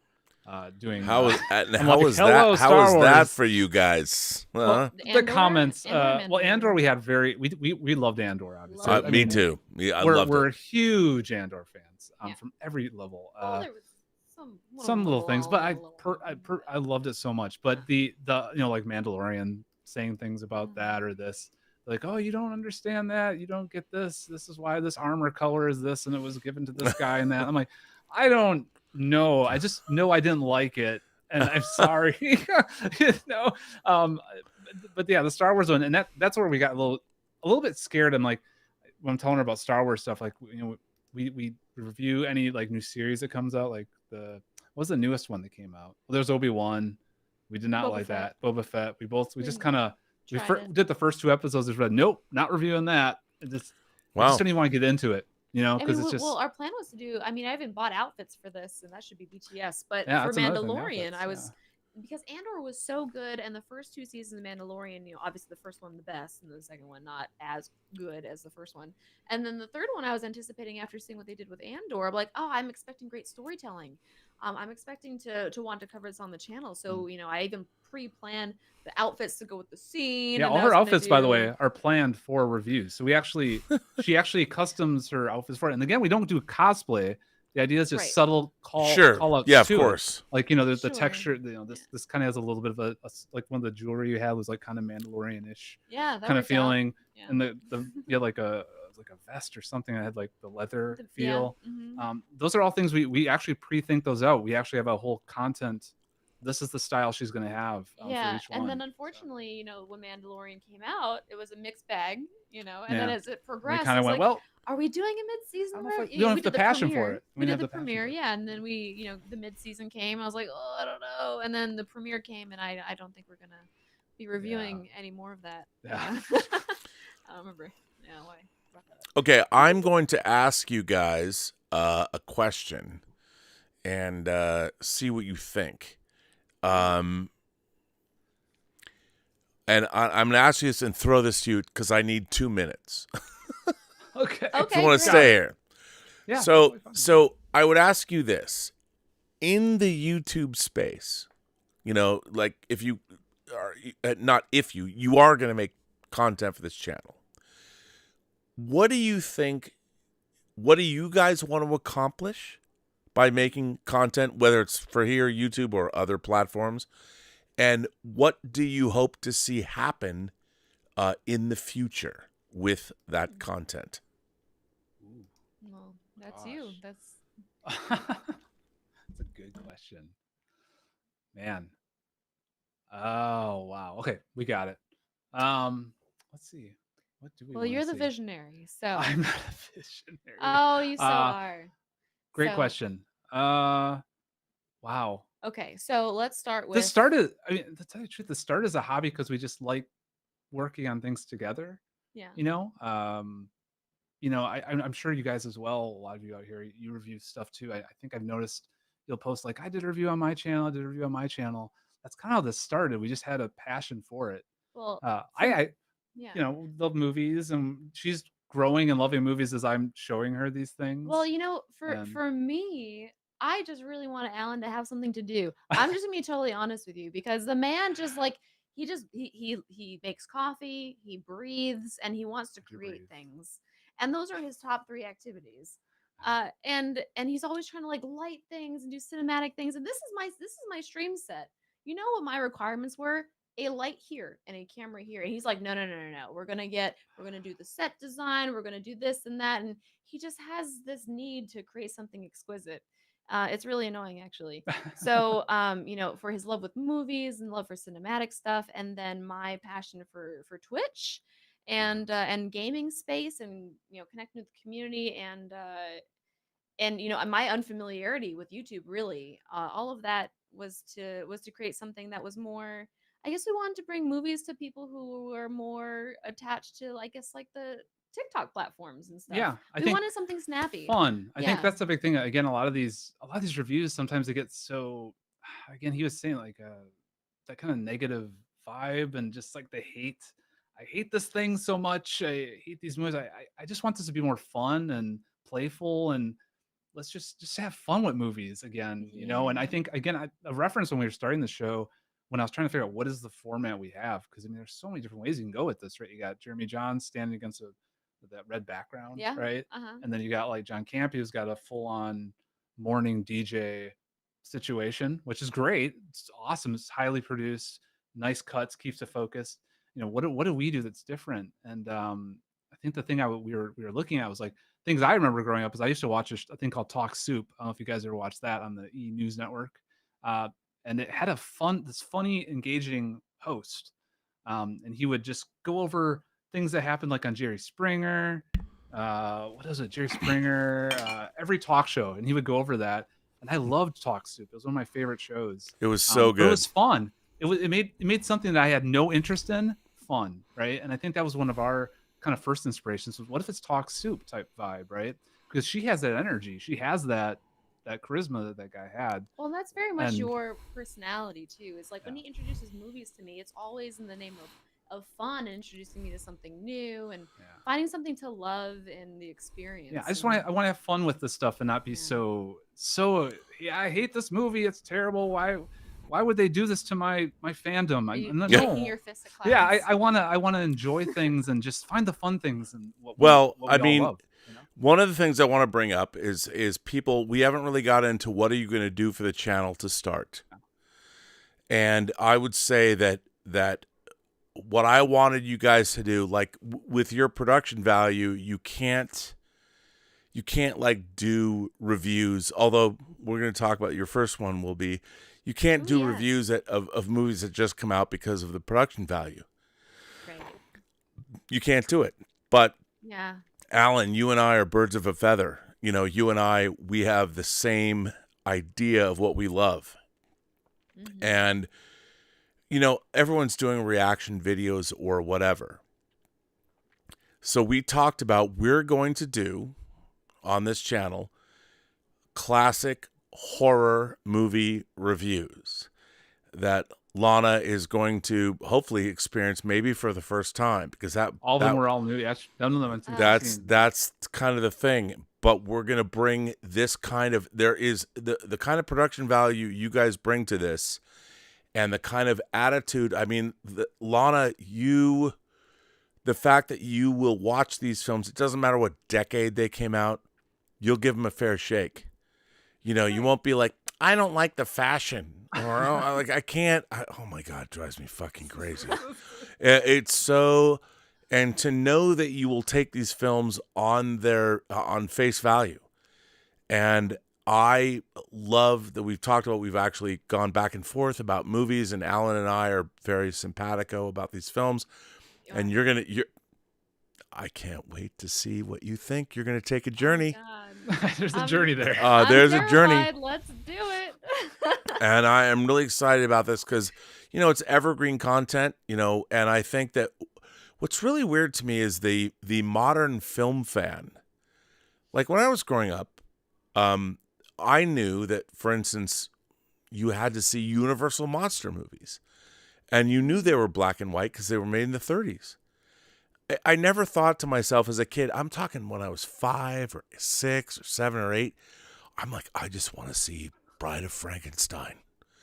I never thought to myself at 7, like, well, I'm not going to watch this movie because it's black and white and it's old.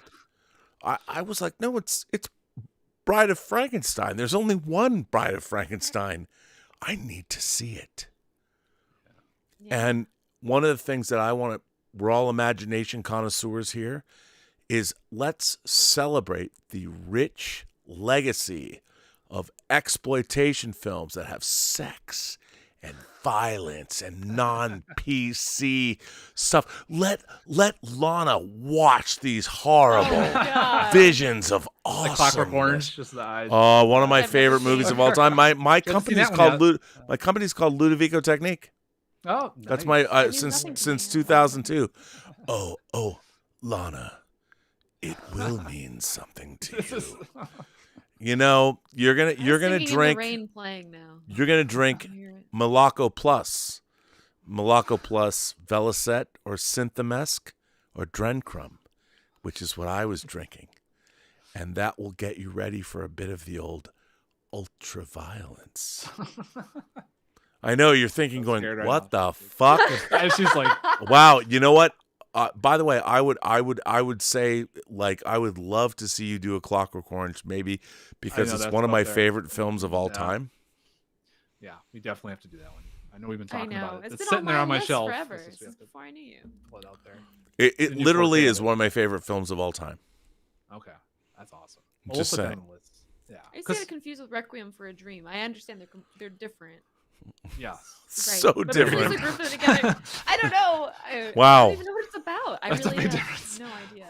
I like that. Although, you know what? Maybe that's the way the show goes. Like I just did Clockwork Orange, and now I think I should do Requiem for a Dream, because I think they're kind of in my mind. But by the way, that might be the key. Oh no. Is when you do a new review, how does that movie? Because a lot of people haven't seen any of these films, they don't know what they are, but they make connections, like what you just said, like. The fact that in your mind, Clockwork Orange and Requiem for a Dream have a connection, maybe that's the journey you're on. That could be. Didn't we have a similar dream when it came to RoboCop? Like I kept getting confused with something. Some other cop. I mean, how many cop movies are there? I mean, every cop. I don't know. Was it Time Cop? Was it Time Cop? I don't know. Although that cops, so many Super cops. Cop, Time Cop. I don't know. Whatever. By the way, I just Top Cop. I did just order the box set of Super Cop. Did you really? Nice. Police Story 3. Nice. Yeah. I mean, Scanner Cop. We have that at the house. We love Scanner Cop. It's another one I love. Wow. I love the first Scanner Cop. I have the box set. Wow. I love Scanner Cop. You fit right in. Fit right in. Yeah, so, well, listen. I should let you guys go. You've been so generous with your time. Although there are people that are firing in super chats. We're happy to take super chats. Yeah, we're up late. I mean, this isn't. Oh, all right. Well, by the way, I just want to make sure you. It's only 2:20. It's only 2 o'clock. That's really for us. Okay. Well, Mark Spector's avatar says, "I want Alan's metabolism." Oh, I know. It's disgusting, right? Oh man. Yeah. Ray Ora, the great Ray Ora, who I work with on the John Campea show. He became a new member of the channel, and he gifted 5 Burnettwork memberships. Thank you. That is so cool. There's Ray is benefit also one of my favorite people on the John Campea show. Okay, Ray is, and by the way, we are going to be doing a show on this channel with Ray Ora. Oh, really? We are going to be doing a For All Mankind after show. Oh, we love For Mandalorian. Oh my God, it's so well. You guys got to come on it then too. Oh, we love that show. I love that And show we're gonna, so much. Bill Hunt and I, we're gonna start like we did the Picard after show. We're gonna get writers and actors and people who, yeah. So we're gonna do that. So thank you, Ray Ora. Open Late 1 became a new member. Thank you. Our friend Alex Detman. Alex, you've supported the channel in amazing ways. in no way am I saying John is a bad guy, but what we were told and what we saw didn't add up, literally. The chemistry was balanced. I was just saying it looked like you were left out, that's all. Well, let me just say, I was in John's studio today getting some stuff, and we will be in Las Vegas all next week for CinemaCon, streaming. And I have to say, April represents the very first time I ever went on YouTube Live was with John Campea and John Schnepp on it was AMC Heroes 8 years ago. That was the first time. I didn't even know, like, I've been friends with Schnepp for years, and Schnepp's like, hey man, it's the 6th episode of the show I'm doing on YouTube. I'm like, there's shows on YouTube? And he goes, just come on down. And I'm like, okay. And then we're doing live streams on YouTube, and I had no idea. No clue. I mean, I had a channel on YouTube or whatever. I didn't know about it. But the first time I ever live streamed was with John Campea and John Schnepp in April of 2015. So there you go. John Cross says, Rob, is your go-to drink whiskey, or do you like other things? Well, to be honest, I mean, tonight I've been drinking Zevia, which is terrible. And also, I mean, I love Zevia, but it's terrible to mix it with a great Pinot Noir. Wow. I know. I know. Don't judge me. God damn it. I know I shouldn't say anything. And well, let me ask you this: you're Seattleites. I mean, Seattle is the micro brew capital of the world. What are your drinks of choice? I'm more of a wine guy myself. Yeah, he's a wine guy. That beer never really did it for me. But something about wine, I feel cool. I don't know. I just feel sophisticated, smarter than I really am. I'm drinking a Pinot Noir right now. It's been drinking all night. So yeah, I know. I've been trying to restrain myself from getting the rest of the wine because there's just like. I can grab it right there. You want to get it? I'll get the wine. That'd be great. I'll get the wine. He's so good. This is literally my life all the time. Yeah, we're wine people, I guess. Local wines are great here. Walla Walla is excellent for whites in general. Yeah, do you guys go to wineries? No, so this will be my first year going to, is it Woodbridge? Woodinville nearby. Gonna get some wine on the lawn and everything. Yeah, I've never been to a wine. Oh, actually, I've been to a winery in Bordeaux, France, and that was really fun.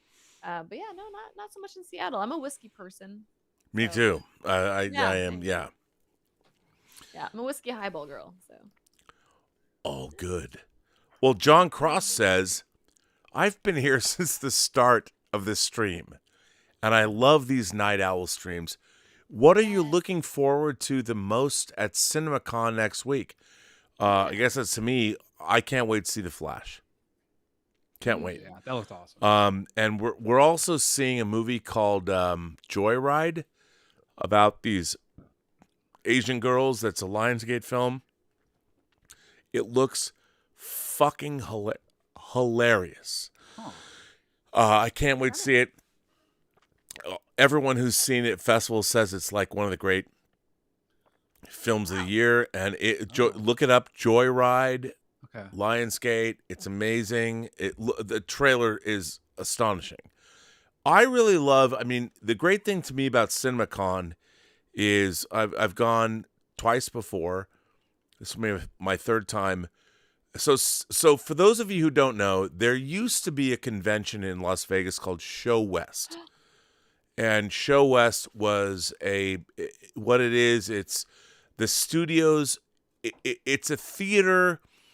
Anybody who has movie theaters goes worldwide. And so if you own movie theaters, the studios come out and they roll out the red carpet to show what they're going to give you to put in your theaters for the next year. And it's fantastic. What I love about it is there's a showroom with technology. So you can walk around and see projection technology, whether it's 3D or digital laser. It's great. I love it. But then all the studios every day do a presentation. They're like, here's the next things we're going to show you for the next year. what I love about it is I was able to talk to a lot of exhibitors. Most of us only know what it's like to have a movie theater in a city, a major metropolis. But most of America isn't that way. And there are a lot of independent theater owners that in states like Wyoming, they have Devil's Tower, so the mothership from Close Encounters will land there. But Lana, have you seen Close Encounters? I made her watch that one, yes. Okay, good. So it's all good. So in Wyoming, they don't have a lot of malls or whatever. So the people that have theaters are like small town theater owners. And it's really fun to talk to them about how does the business work? I mean, what do they want to book in their theaters? What are they looking to do? Because I would love to make films at the $4 million or less budget level and curry favor with the independent cinemas and be like, okay, if I could get like 500 independent cinemas give me a week of time and guarantee me a certain amount of money, I could use that to go get funding to make films, because that's what I want to do. I mean, I've got Tango Shalom that I produced and edited. It's on Amazon and Peacock right now, but it was just dropped on Sky, the Sky store in the UK this week. It'll be at the Berlin. When you make an independent movie, it's an ongoing business. It's a rough, tough business. But, Alan, if we get this Seattle project off the ground, you should shoot it. I've looked at your reel. and wouldn't it be good? I mean, how great would that be? Now, the funny thing is, crowdfunding, how do you pay people back? That's the key. How do you pay your investors back? And that's why independent cinema is very difficult now. Because what you want to do is, if you borrow $100,000 from someone, you want to give them back 30% of their money. So you want to give them back $130,000. That's a rough proposition. And I mean, Tango Shalom, I have a movie out there earning money. I'd like to make another. So. Anyway, awesome. I don't even know why I'm talking about this. I'm rambling, but no, it's lovely. No, we're ideating. Yes. Yeah. Well, there you go. So, 200 Watt Studio says Rob is the new Ted Newsom of porn. Okay, first of all, yes, I've actually been in 2 pornographic films. One was Star Wars XXX. Another movie was called Kiss of the Strangler. But I know, with James Dean. Oh, really? Oh, my goodness. Yeah. Oh, yes. And you know what? This is so funny. So I like James Dean. I mean, he was in a movie with what's her face?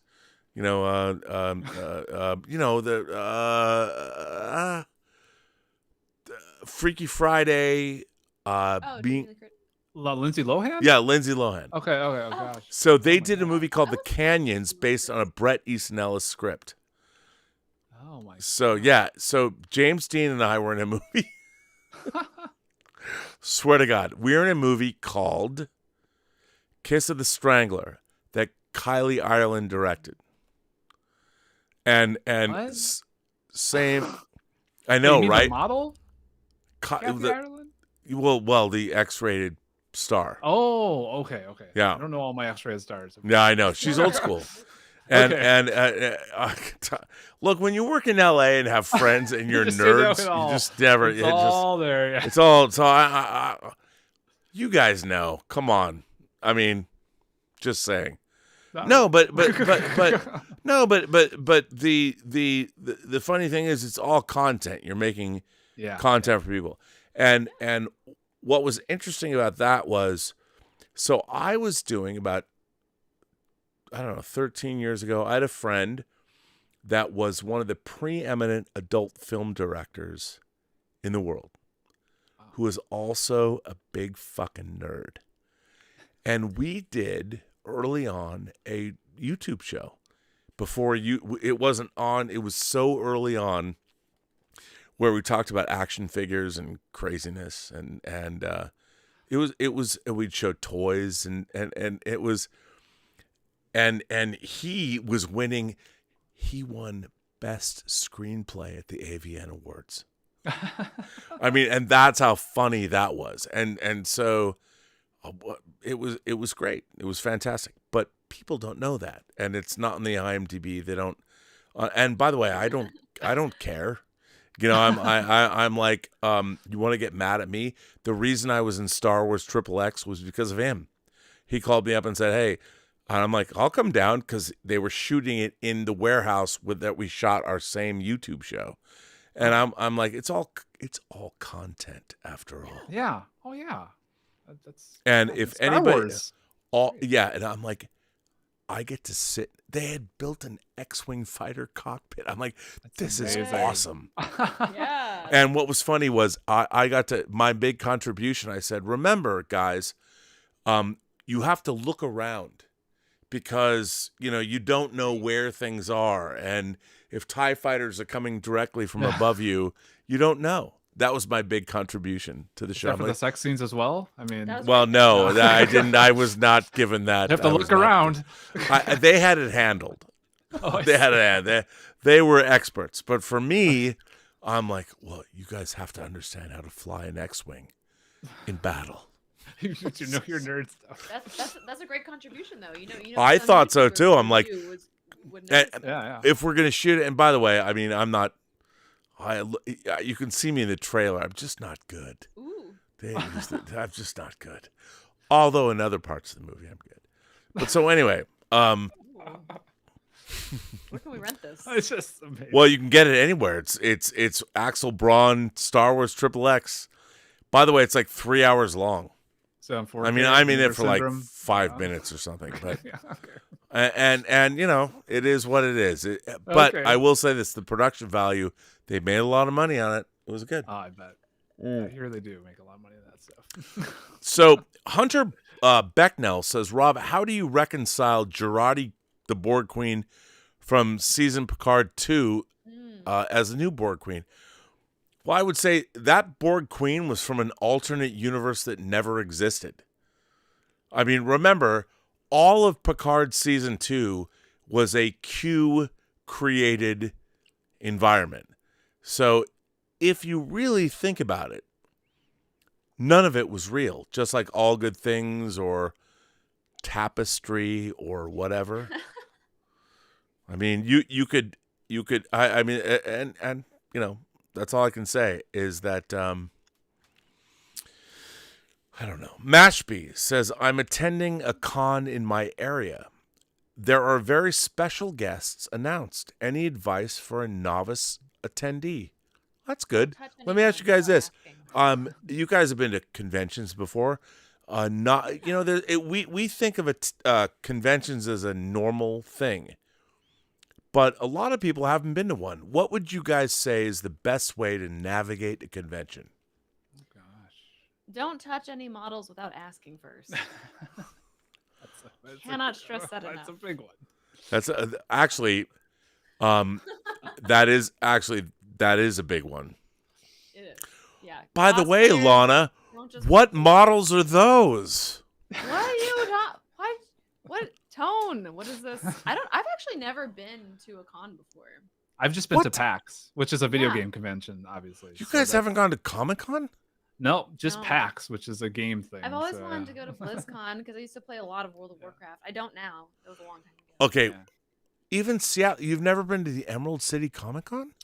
What is that? I don't think I've been to it. I think I think I was mostly PAX. I think it's all PAX because that's the game world. What all cons have you been to? That's a PAX.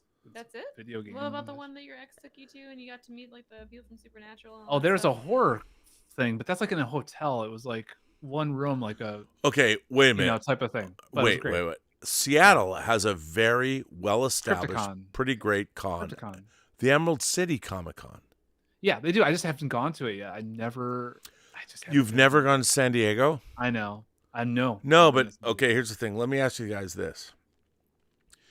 If I could get a panel at San Diego, would you guys come down? Oh yeah. Oh yeah. Yeah. I mean, I don't know if I could afford to fly you there, but Oh no. Oh, I have passes. She has passes for flying. So. Okay. He'll have to buy his own ticket, but I will be there. Okay. I mean, I've been going to San Diego since 1989, and I've been speaking there since 94. Oh, awesome. So at San Diego, we have a... It's embarrassing to admit this, but we end the convention. Our panel, Starship Smackdown, is the end of the... Neil deGrasse Tyson was there once. Oh. There you Yeah, go. so I mean, anyway. My man. Yeah, I don't have any tips for navigating cons really. Yeah, just wash your hands. Wow. Wash your hands. I mean, that's Wow, come on, you guys, really? Really? We're busy making content. We're busy. What are you up to? I'm busy making. Okay, you guys, we got to give you a great con experience. You got to come down to, if you're going to be on this channel, you guys got to come to Comic-Con. Well, if people want to meet us, we're down. Okay, I think people are going to want to meet you. You'll yes. Mashby says, I'm attending a con in my area. There are very special guests announced. Like I said that. So you guys don't know what Mashby wants to hear. You can't. I'm sorry. Oh, sorry. You must. Although I do think, Lana, that your advice is actually great advice. Don't touch people unsolicited. Yeah. Cosplayers don't like to be pulled at, hugged without consent. Consent is sexy. Son of John asks me, Rob, you have said that you'll try to get Terry back on. That would be Terry Matalas, the showrunner of Picard Season 3. And I sense from the last Popcast that Terry can be a little difficult at times on particular questions. Just wanted you to bear this in mind. Well, okay.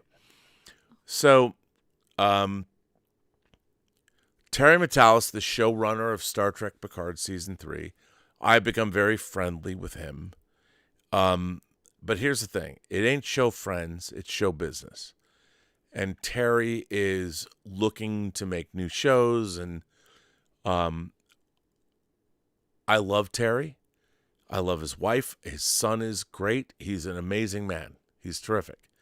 But the fact is, you know, I'm going to still wantonly make fun of bad Star Trek. Just because I know Terry Matalas and I love Picard Season 3 doesn't mean I'm going to stop making fun of Strange New Worlds or Discovery. And Terry works in the business. And, you know, Terry's a very smart guy. And I am not. I mean, I'm smart, but I will make fun. I'm not going to curry favor with people that make Star Trek. They're not going to hire me. I don't work in TV. I've never worked. I've directed 5 episodes of a Skinamax series. By the way, I'm proud of it. You know, Yes, I mean, I'm very proud of my 5 episodes of Femme Fatales. I really am. I mean, I directed 5 episodes of. It was very funny. The only thing I regret about them is I really wanted to make them more raunchy.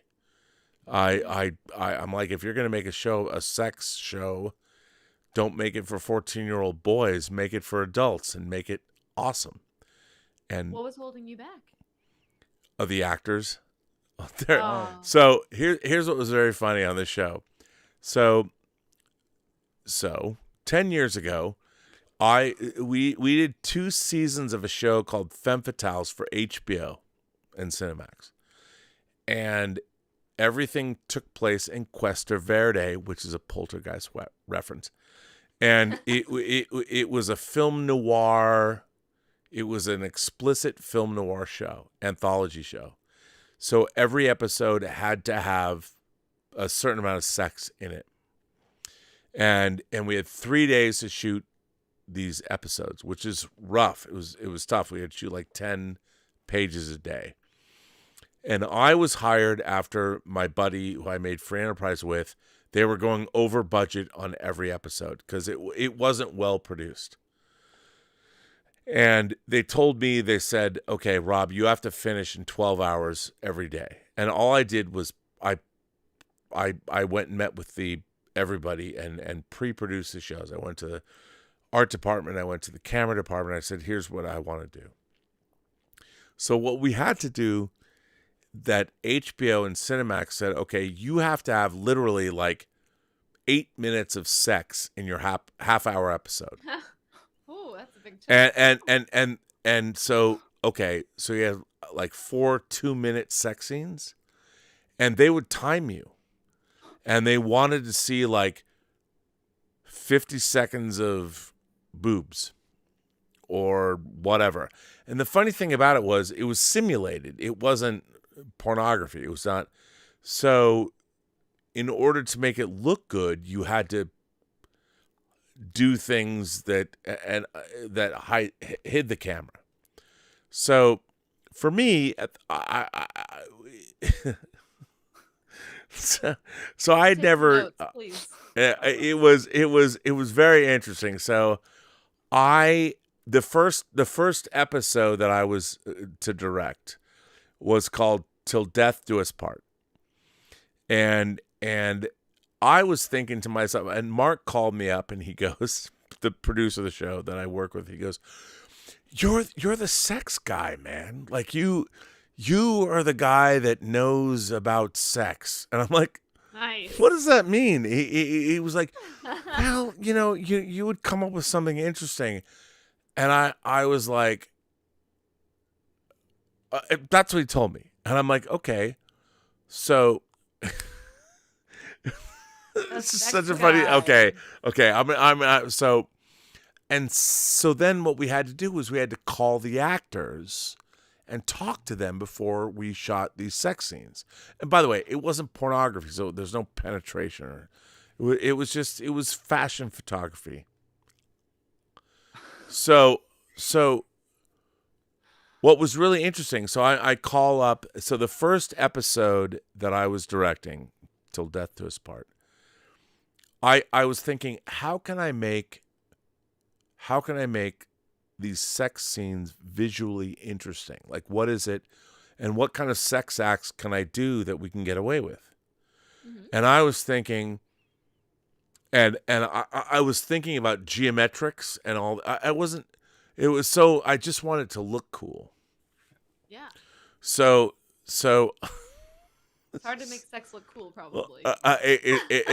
Because it's inherently kind of goofy when you see it. Yeah, it's goofy. Right. So I was thinking, I'm like, okay, like what kind of, and I was thinking like Patrick Nagel, Duran Duran album covers. I'm like, how can I make this look cool? Like, and I was thinking what kind of sex, because, sex acts, you've got penetration and you've got oral sex or whatever. You have very few derivations of sex that you can make cool. So I'm thinking, okay, how can I make this awesome? And I saw the actors I've got, and this is so ridiculous to say. So I had these two very handsome guy and a very beautiful girl. And I'm like, what if the camera's here and the camera's tracking in and you're like rimming this dude? And then you slowly go up on his body and you grab him and you are jerking him off, and the camera's going to come right over on you, and then he's going to whip you around and go down on you. And I was thinking, and I'm thinking this could be awesome. And like as a oneer, which means one shot. And I'm explaining this to the actors. And she's like, I will never do that. And I will never do that. And I'm like, okay, like I understand that, I get it. And I was thinking about this amazing oneer shot, and it would be kind of transgressive because she's rimming him, and then she goes up the back of his body. It's gonna be fan-fucking-tastic. So this is my first episode. I'm like, okay, I have to rethink this, and I'm like, okay, but I was told to do that. Yeah, that was like one of that. the least intrusive things that she could do. And then I told Mark, I called Mark, I said, I don't know if my conceptualization of sexuality on this show is what you might want. And he's like, no, go with it. And I said, and then I figured out the key. The key to this show was all Skinamax shows you pull back and you see this ridiculous simulated sex. And it's all fake. And I'm like, what I figured out, I'm like, let's zoom in. Let's get close. Because if you show a man kiss a woman's breast and you can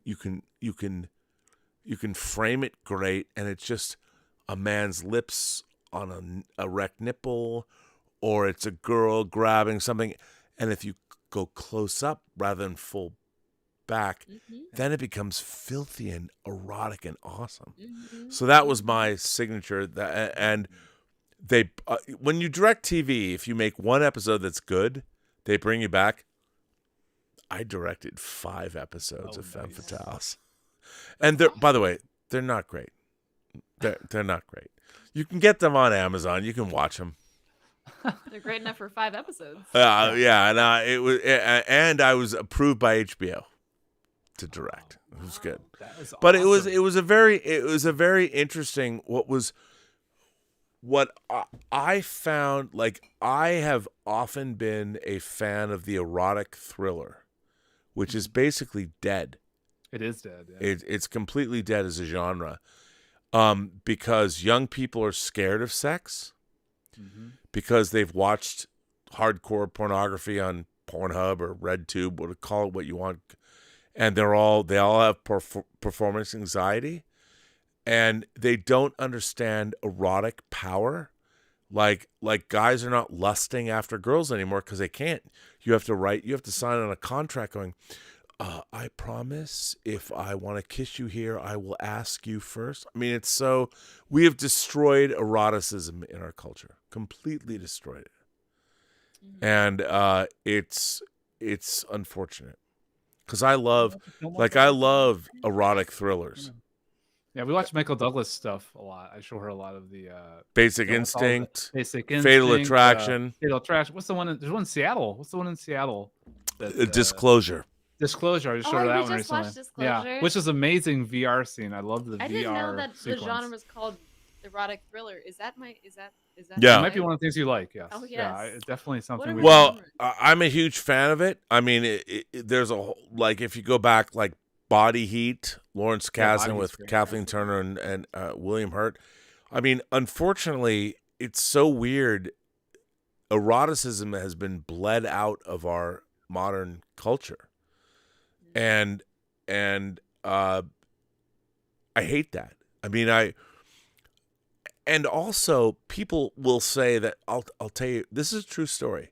So Basic Instinct, that came out in 1992. Great Paul Verhoeven erotic thriller, Jerry Goldsmith score, Sharon Stone. Lionsgate, who owns the rights to that movie, there are people there that are like, oh, we can't release this because it's not politically correct anymore. You know, it's like, what? And, you know, we live in a world where I don't want to live in a world where, let me ask you guys. Alan, the first time you had your first movie night virtually with Lana, you can't tell me you didn't notice she was an attractive woman.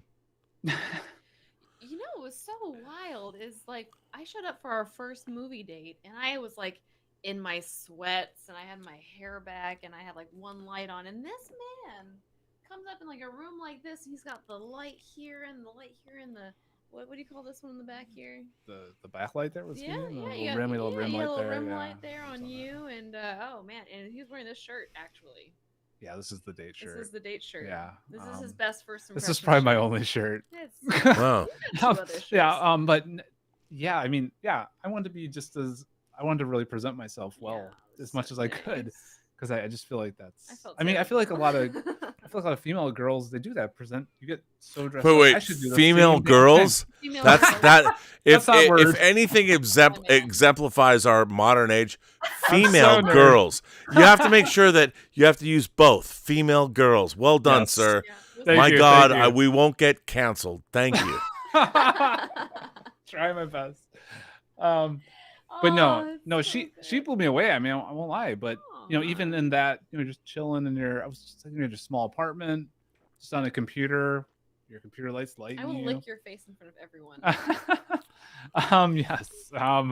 Yeah. So it was. Yeah. I actually had a attraction to her right away. There was no doubt. I mean, even before we did the movie watching, just meeting on like a cell phone. That was our first talk. We had a little talk I did in the living room. Actually, that was our first "Am I cool?" talk, and I was like, "Wow, Are you?" He is awesome. Oh, he's super cool. As a but female girl, I mean, I approve. Yeah. But what I find interesting about our modern age is that's supposed to happen. That's what is supposed to happen. So where are we at? I mean, you guys live in Seattle, my hometown, and the first 21 years of my life, I was so shaped by Seattle, and it was a city that was all possibilities. I had so many adventures, so much stuff happen. That's why I've always wanted to make a Seattle movie, and now I go back there and I don't. It's unrecognizable to me. Yeah, that breaks my heart. I mean, that's actually why I moved here, was to experience that feeling, that immersion in like the Seattle culture. And I wanted to feel that, and I moved here, and everything was shut down, and I've never got that. I think your movie is going to be my first real experience, honestly. Well, I mean, I would say this. Here's a movie I would suggest you watch. Yes. Cameron Crowe's Singles. Oh yeah, we saw Singles, right? Didn't we? No, Did you see Singles? I've seen Singles, but I don't think you. I haven't. Okay. It's from 1990. And the movie that I want to make is a spiritual sequel to Singles because it takes place in 1999. And but Singles, it's a trifle of a film.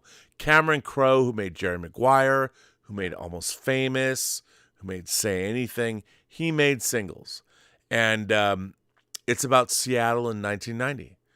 And that's Winona Ryder, right? Is that the Winona Ryder one? No, that's Reality Bites. Oh God, see, I get them always confused. Yeah, well, it's same era. Oh yeah. Singles it's got the people that are in it. There's so many people. Bridget Fonda's in it. Okay. Matt Dillon is in it.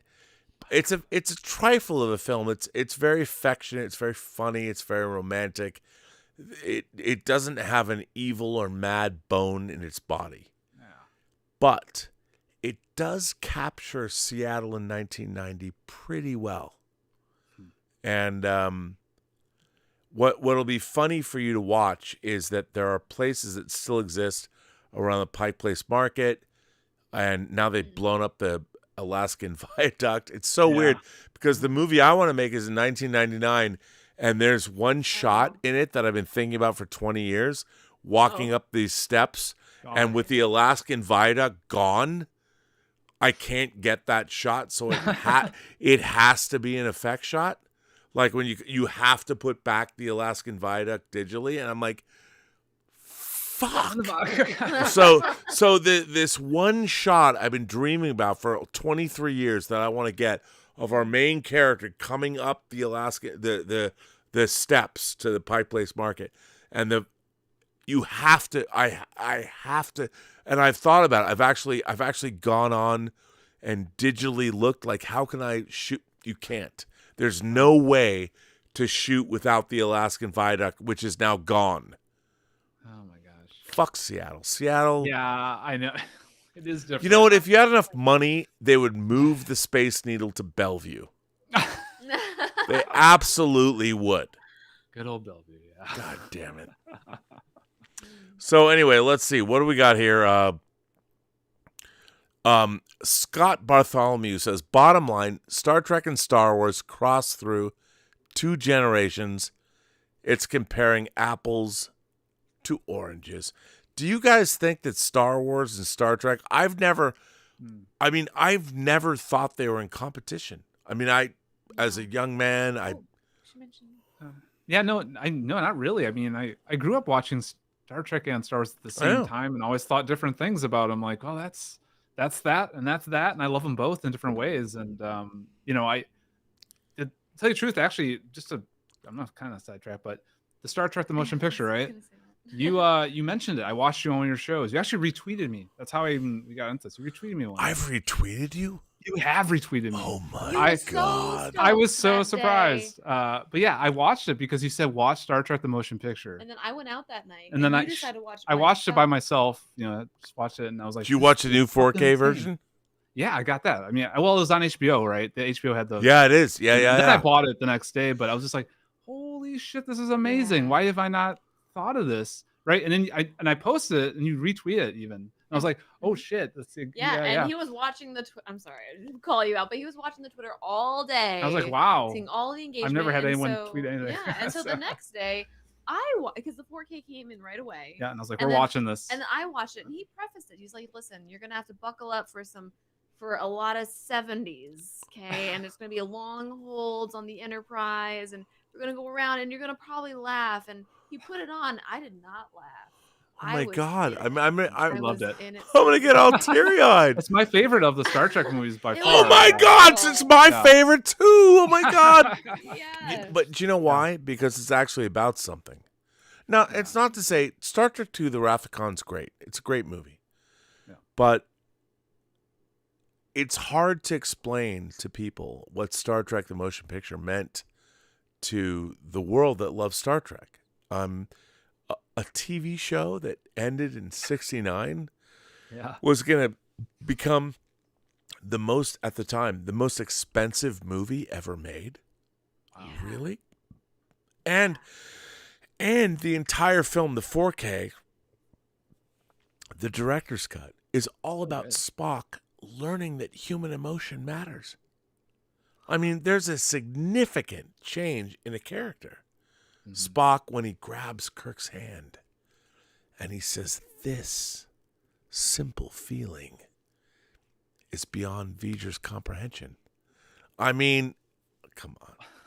It was so good. It blew my mind. I couldn't believe how good it was. And again, just the 2001 Space Odyssey type vibes I was getting out of it. The horror too. Yeah, and then the horror. It's kind of creeped you out at times. Like, no, it's totally alien horror vibe. It's so good.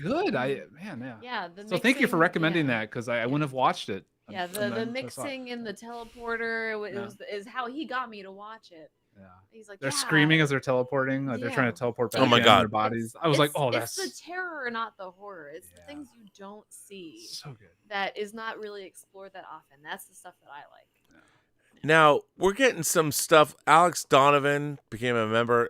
Binary Sunset Media says, "Can I come on?" No, you can't because I don't. This software only allows 3 things to come on.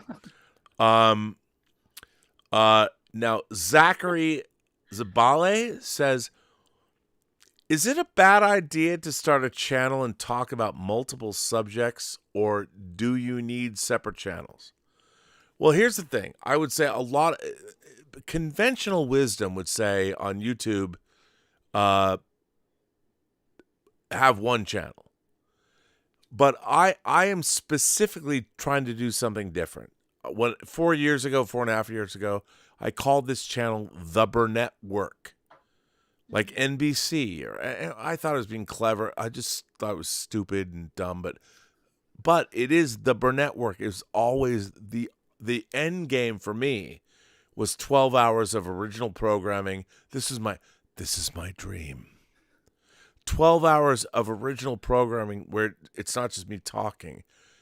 And when these 2 yo-yos show up and make some of the best content I've ever seen on YouTube. No, honest to God. And Alan, you wrote me. And I was like, I watched some of the best, most entertaining, most insightful, most beautifully produced YouTube content ever. And you're like, can we collaborate? I'm like, fuck yes. What do I need to do? How do I have to appeal to your better natures? I mean, my God. I mean, talent's talent. And by the way, it's self-evident. If people are good at their jobs, I don't need other people to tell me they are. Everyone already knows. And your content, no, seriously, your content is some of the best ever. Oh my God. Oh, thank you so much. I'm going to throw No. Look, people watched it. They saw it. I mean, and admittedly, we're not like writing like poetics, or we're not rewriting Gilgamesh or Shakespeare. It's YouTube. So you have to understand, like, keep your but I showed that John Wick piece, and it's so brilliantly done. You guys did a fucking great job. I love what you're doing. And to come on the show and be on the channel or whatever is a blessing to me. And at the end of the day, let's make some money and make movies and do some cool shit. Yeah. Right? That sounds awesome. Likewise. Yeah, no, we just love making stuff, honestly. Yeah, making stuff's good though, but let's also make a lot of money. Yeah. You know, like at the end of the day, the camera. Just slide it across the table. Just yeah. Well, so listen, Lana, Alan, I'm going to let you go because it's 3:00 in the morning. Yeah. And you've been here for 3 hours. I want to thank you so much. I'm so excited to see what you guys do. And I like I said, I think that our working relationship will be 2 or 3 months before Lana is absconded. She'll get $100 million contract, and Alan will be like, well, Rob, I'm really sorry I have to go. I get it. Don't worry. It's fine. We'll all be friends. Put in the contract and protect yourself. Yeah. No, it's still no. I here's the thing. I'll do that, but don't think I won't. But at the end of the day, you guys make such great stuff, and it's really, really good. And thank you so much. Thank you guys. Super for honored to coming work on. with you. Yeah.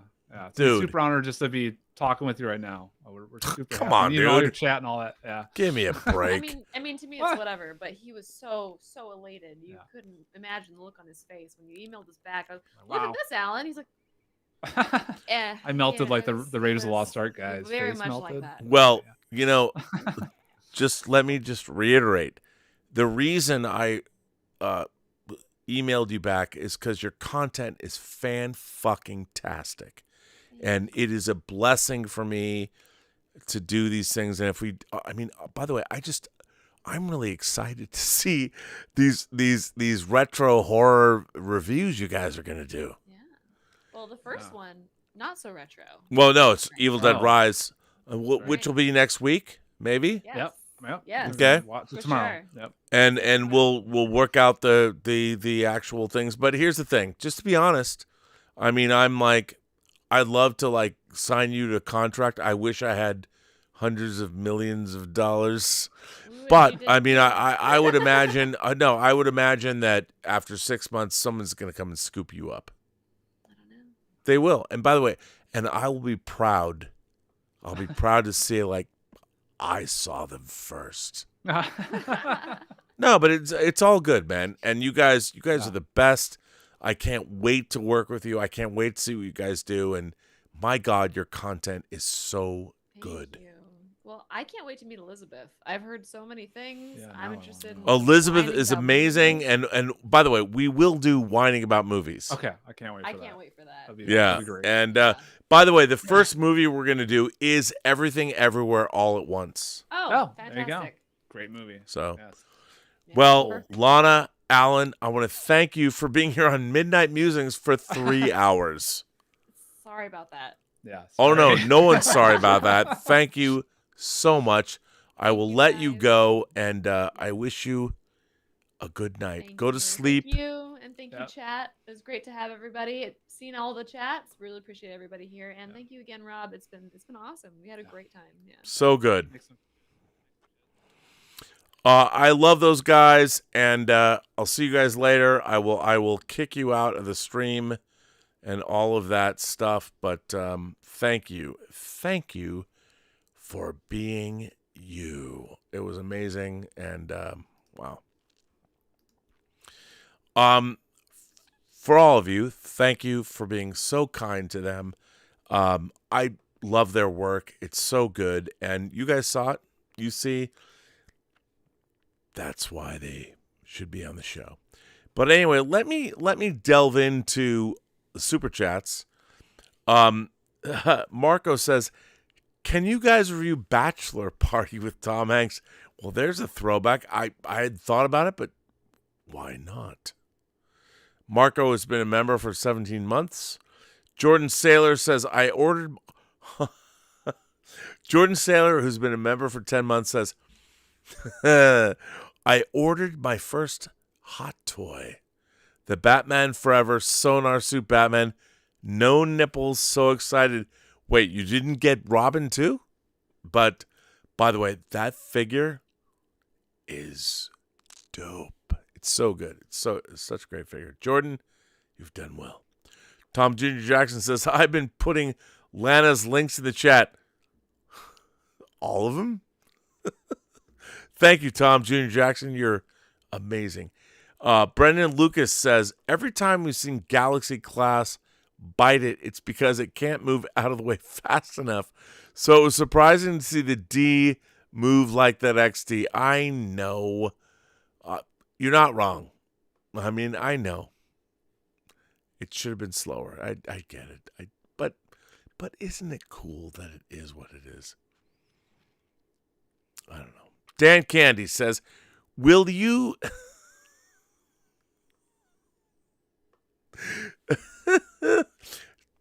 Dan Candy asks, "Will you be reviewing Behind the Green Door?" I don't know how I would review that, but that's so old school. I love that you even know it. I don't know if I could review it. George the Giant Slayer, he gifted 10 Burnettwork memberships. I think I already said that. Tom A. talked about reviewing. Thank you for that. I already did that. Zachary Zabale says, "A lot of YouTube movie reviewers are jaded. The channel seems so negative. Put me in a weird mood. That's why I like you, Rob. You lean positive." Well, here's the thing. Making movies is really, really hard. And I don't care if you're a studio. I mean, making a motion picture might be one of the hardest things in the world to do because you don't know whether what you're capturing on film is good or not. It's really hard. So you're right, man. Tom A. says, "The Gamergate saga kind of broke trust between the reviewer and their fans. The Rotten Tomatoes scandal broke it more. Rob, you are right. Authenticity and trust will garner a huge community." Well, I've always believed that. I mean, look, there are a lot of people that hate my guts. It's fine. But I will say this. If you hate my guts and you want to come tell me to my face, everyone is welcome here. If you hate me, please, I mean this honestly. If you hate my guts or you hate my opinion, there is nothing better than to come on the show and give it to me. Tell me what you want. I will not yell at you. I will not scream at you. I will give you a venue. I will be quiet and let you speak. And then I will retort. I mean, we are the Post-Geek Singularity community. This entire community, the very premise of this is what I say after every show, and I believe it. Every person you meet has a story to tell that you haven't heard. All you have to do is listen. And I believe that 100%.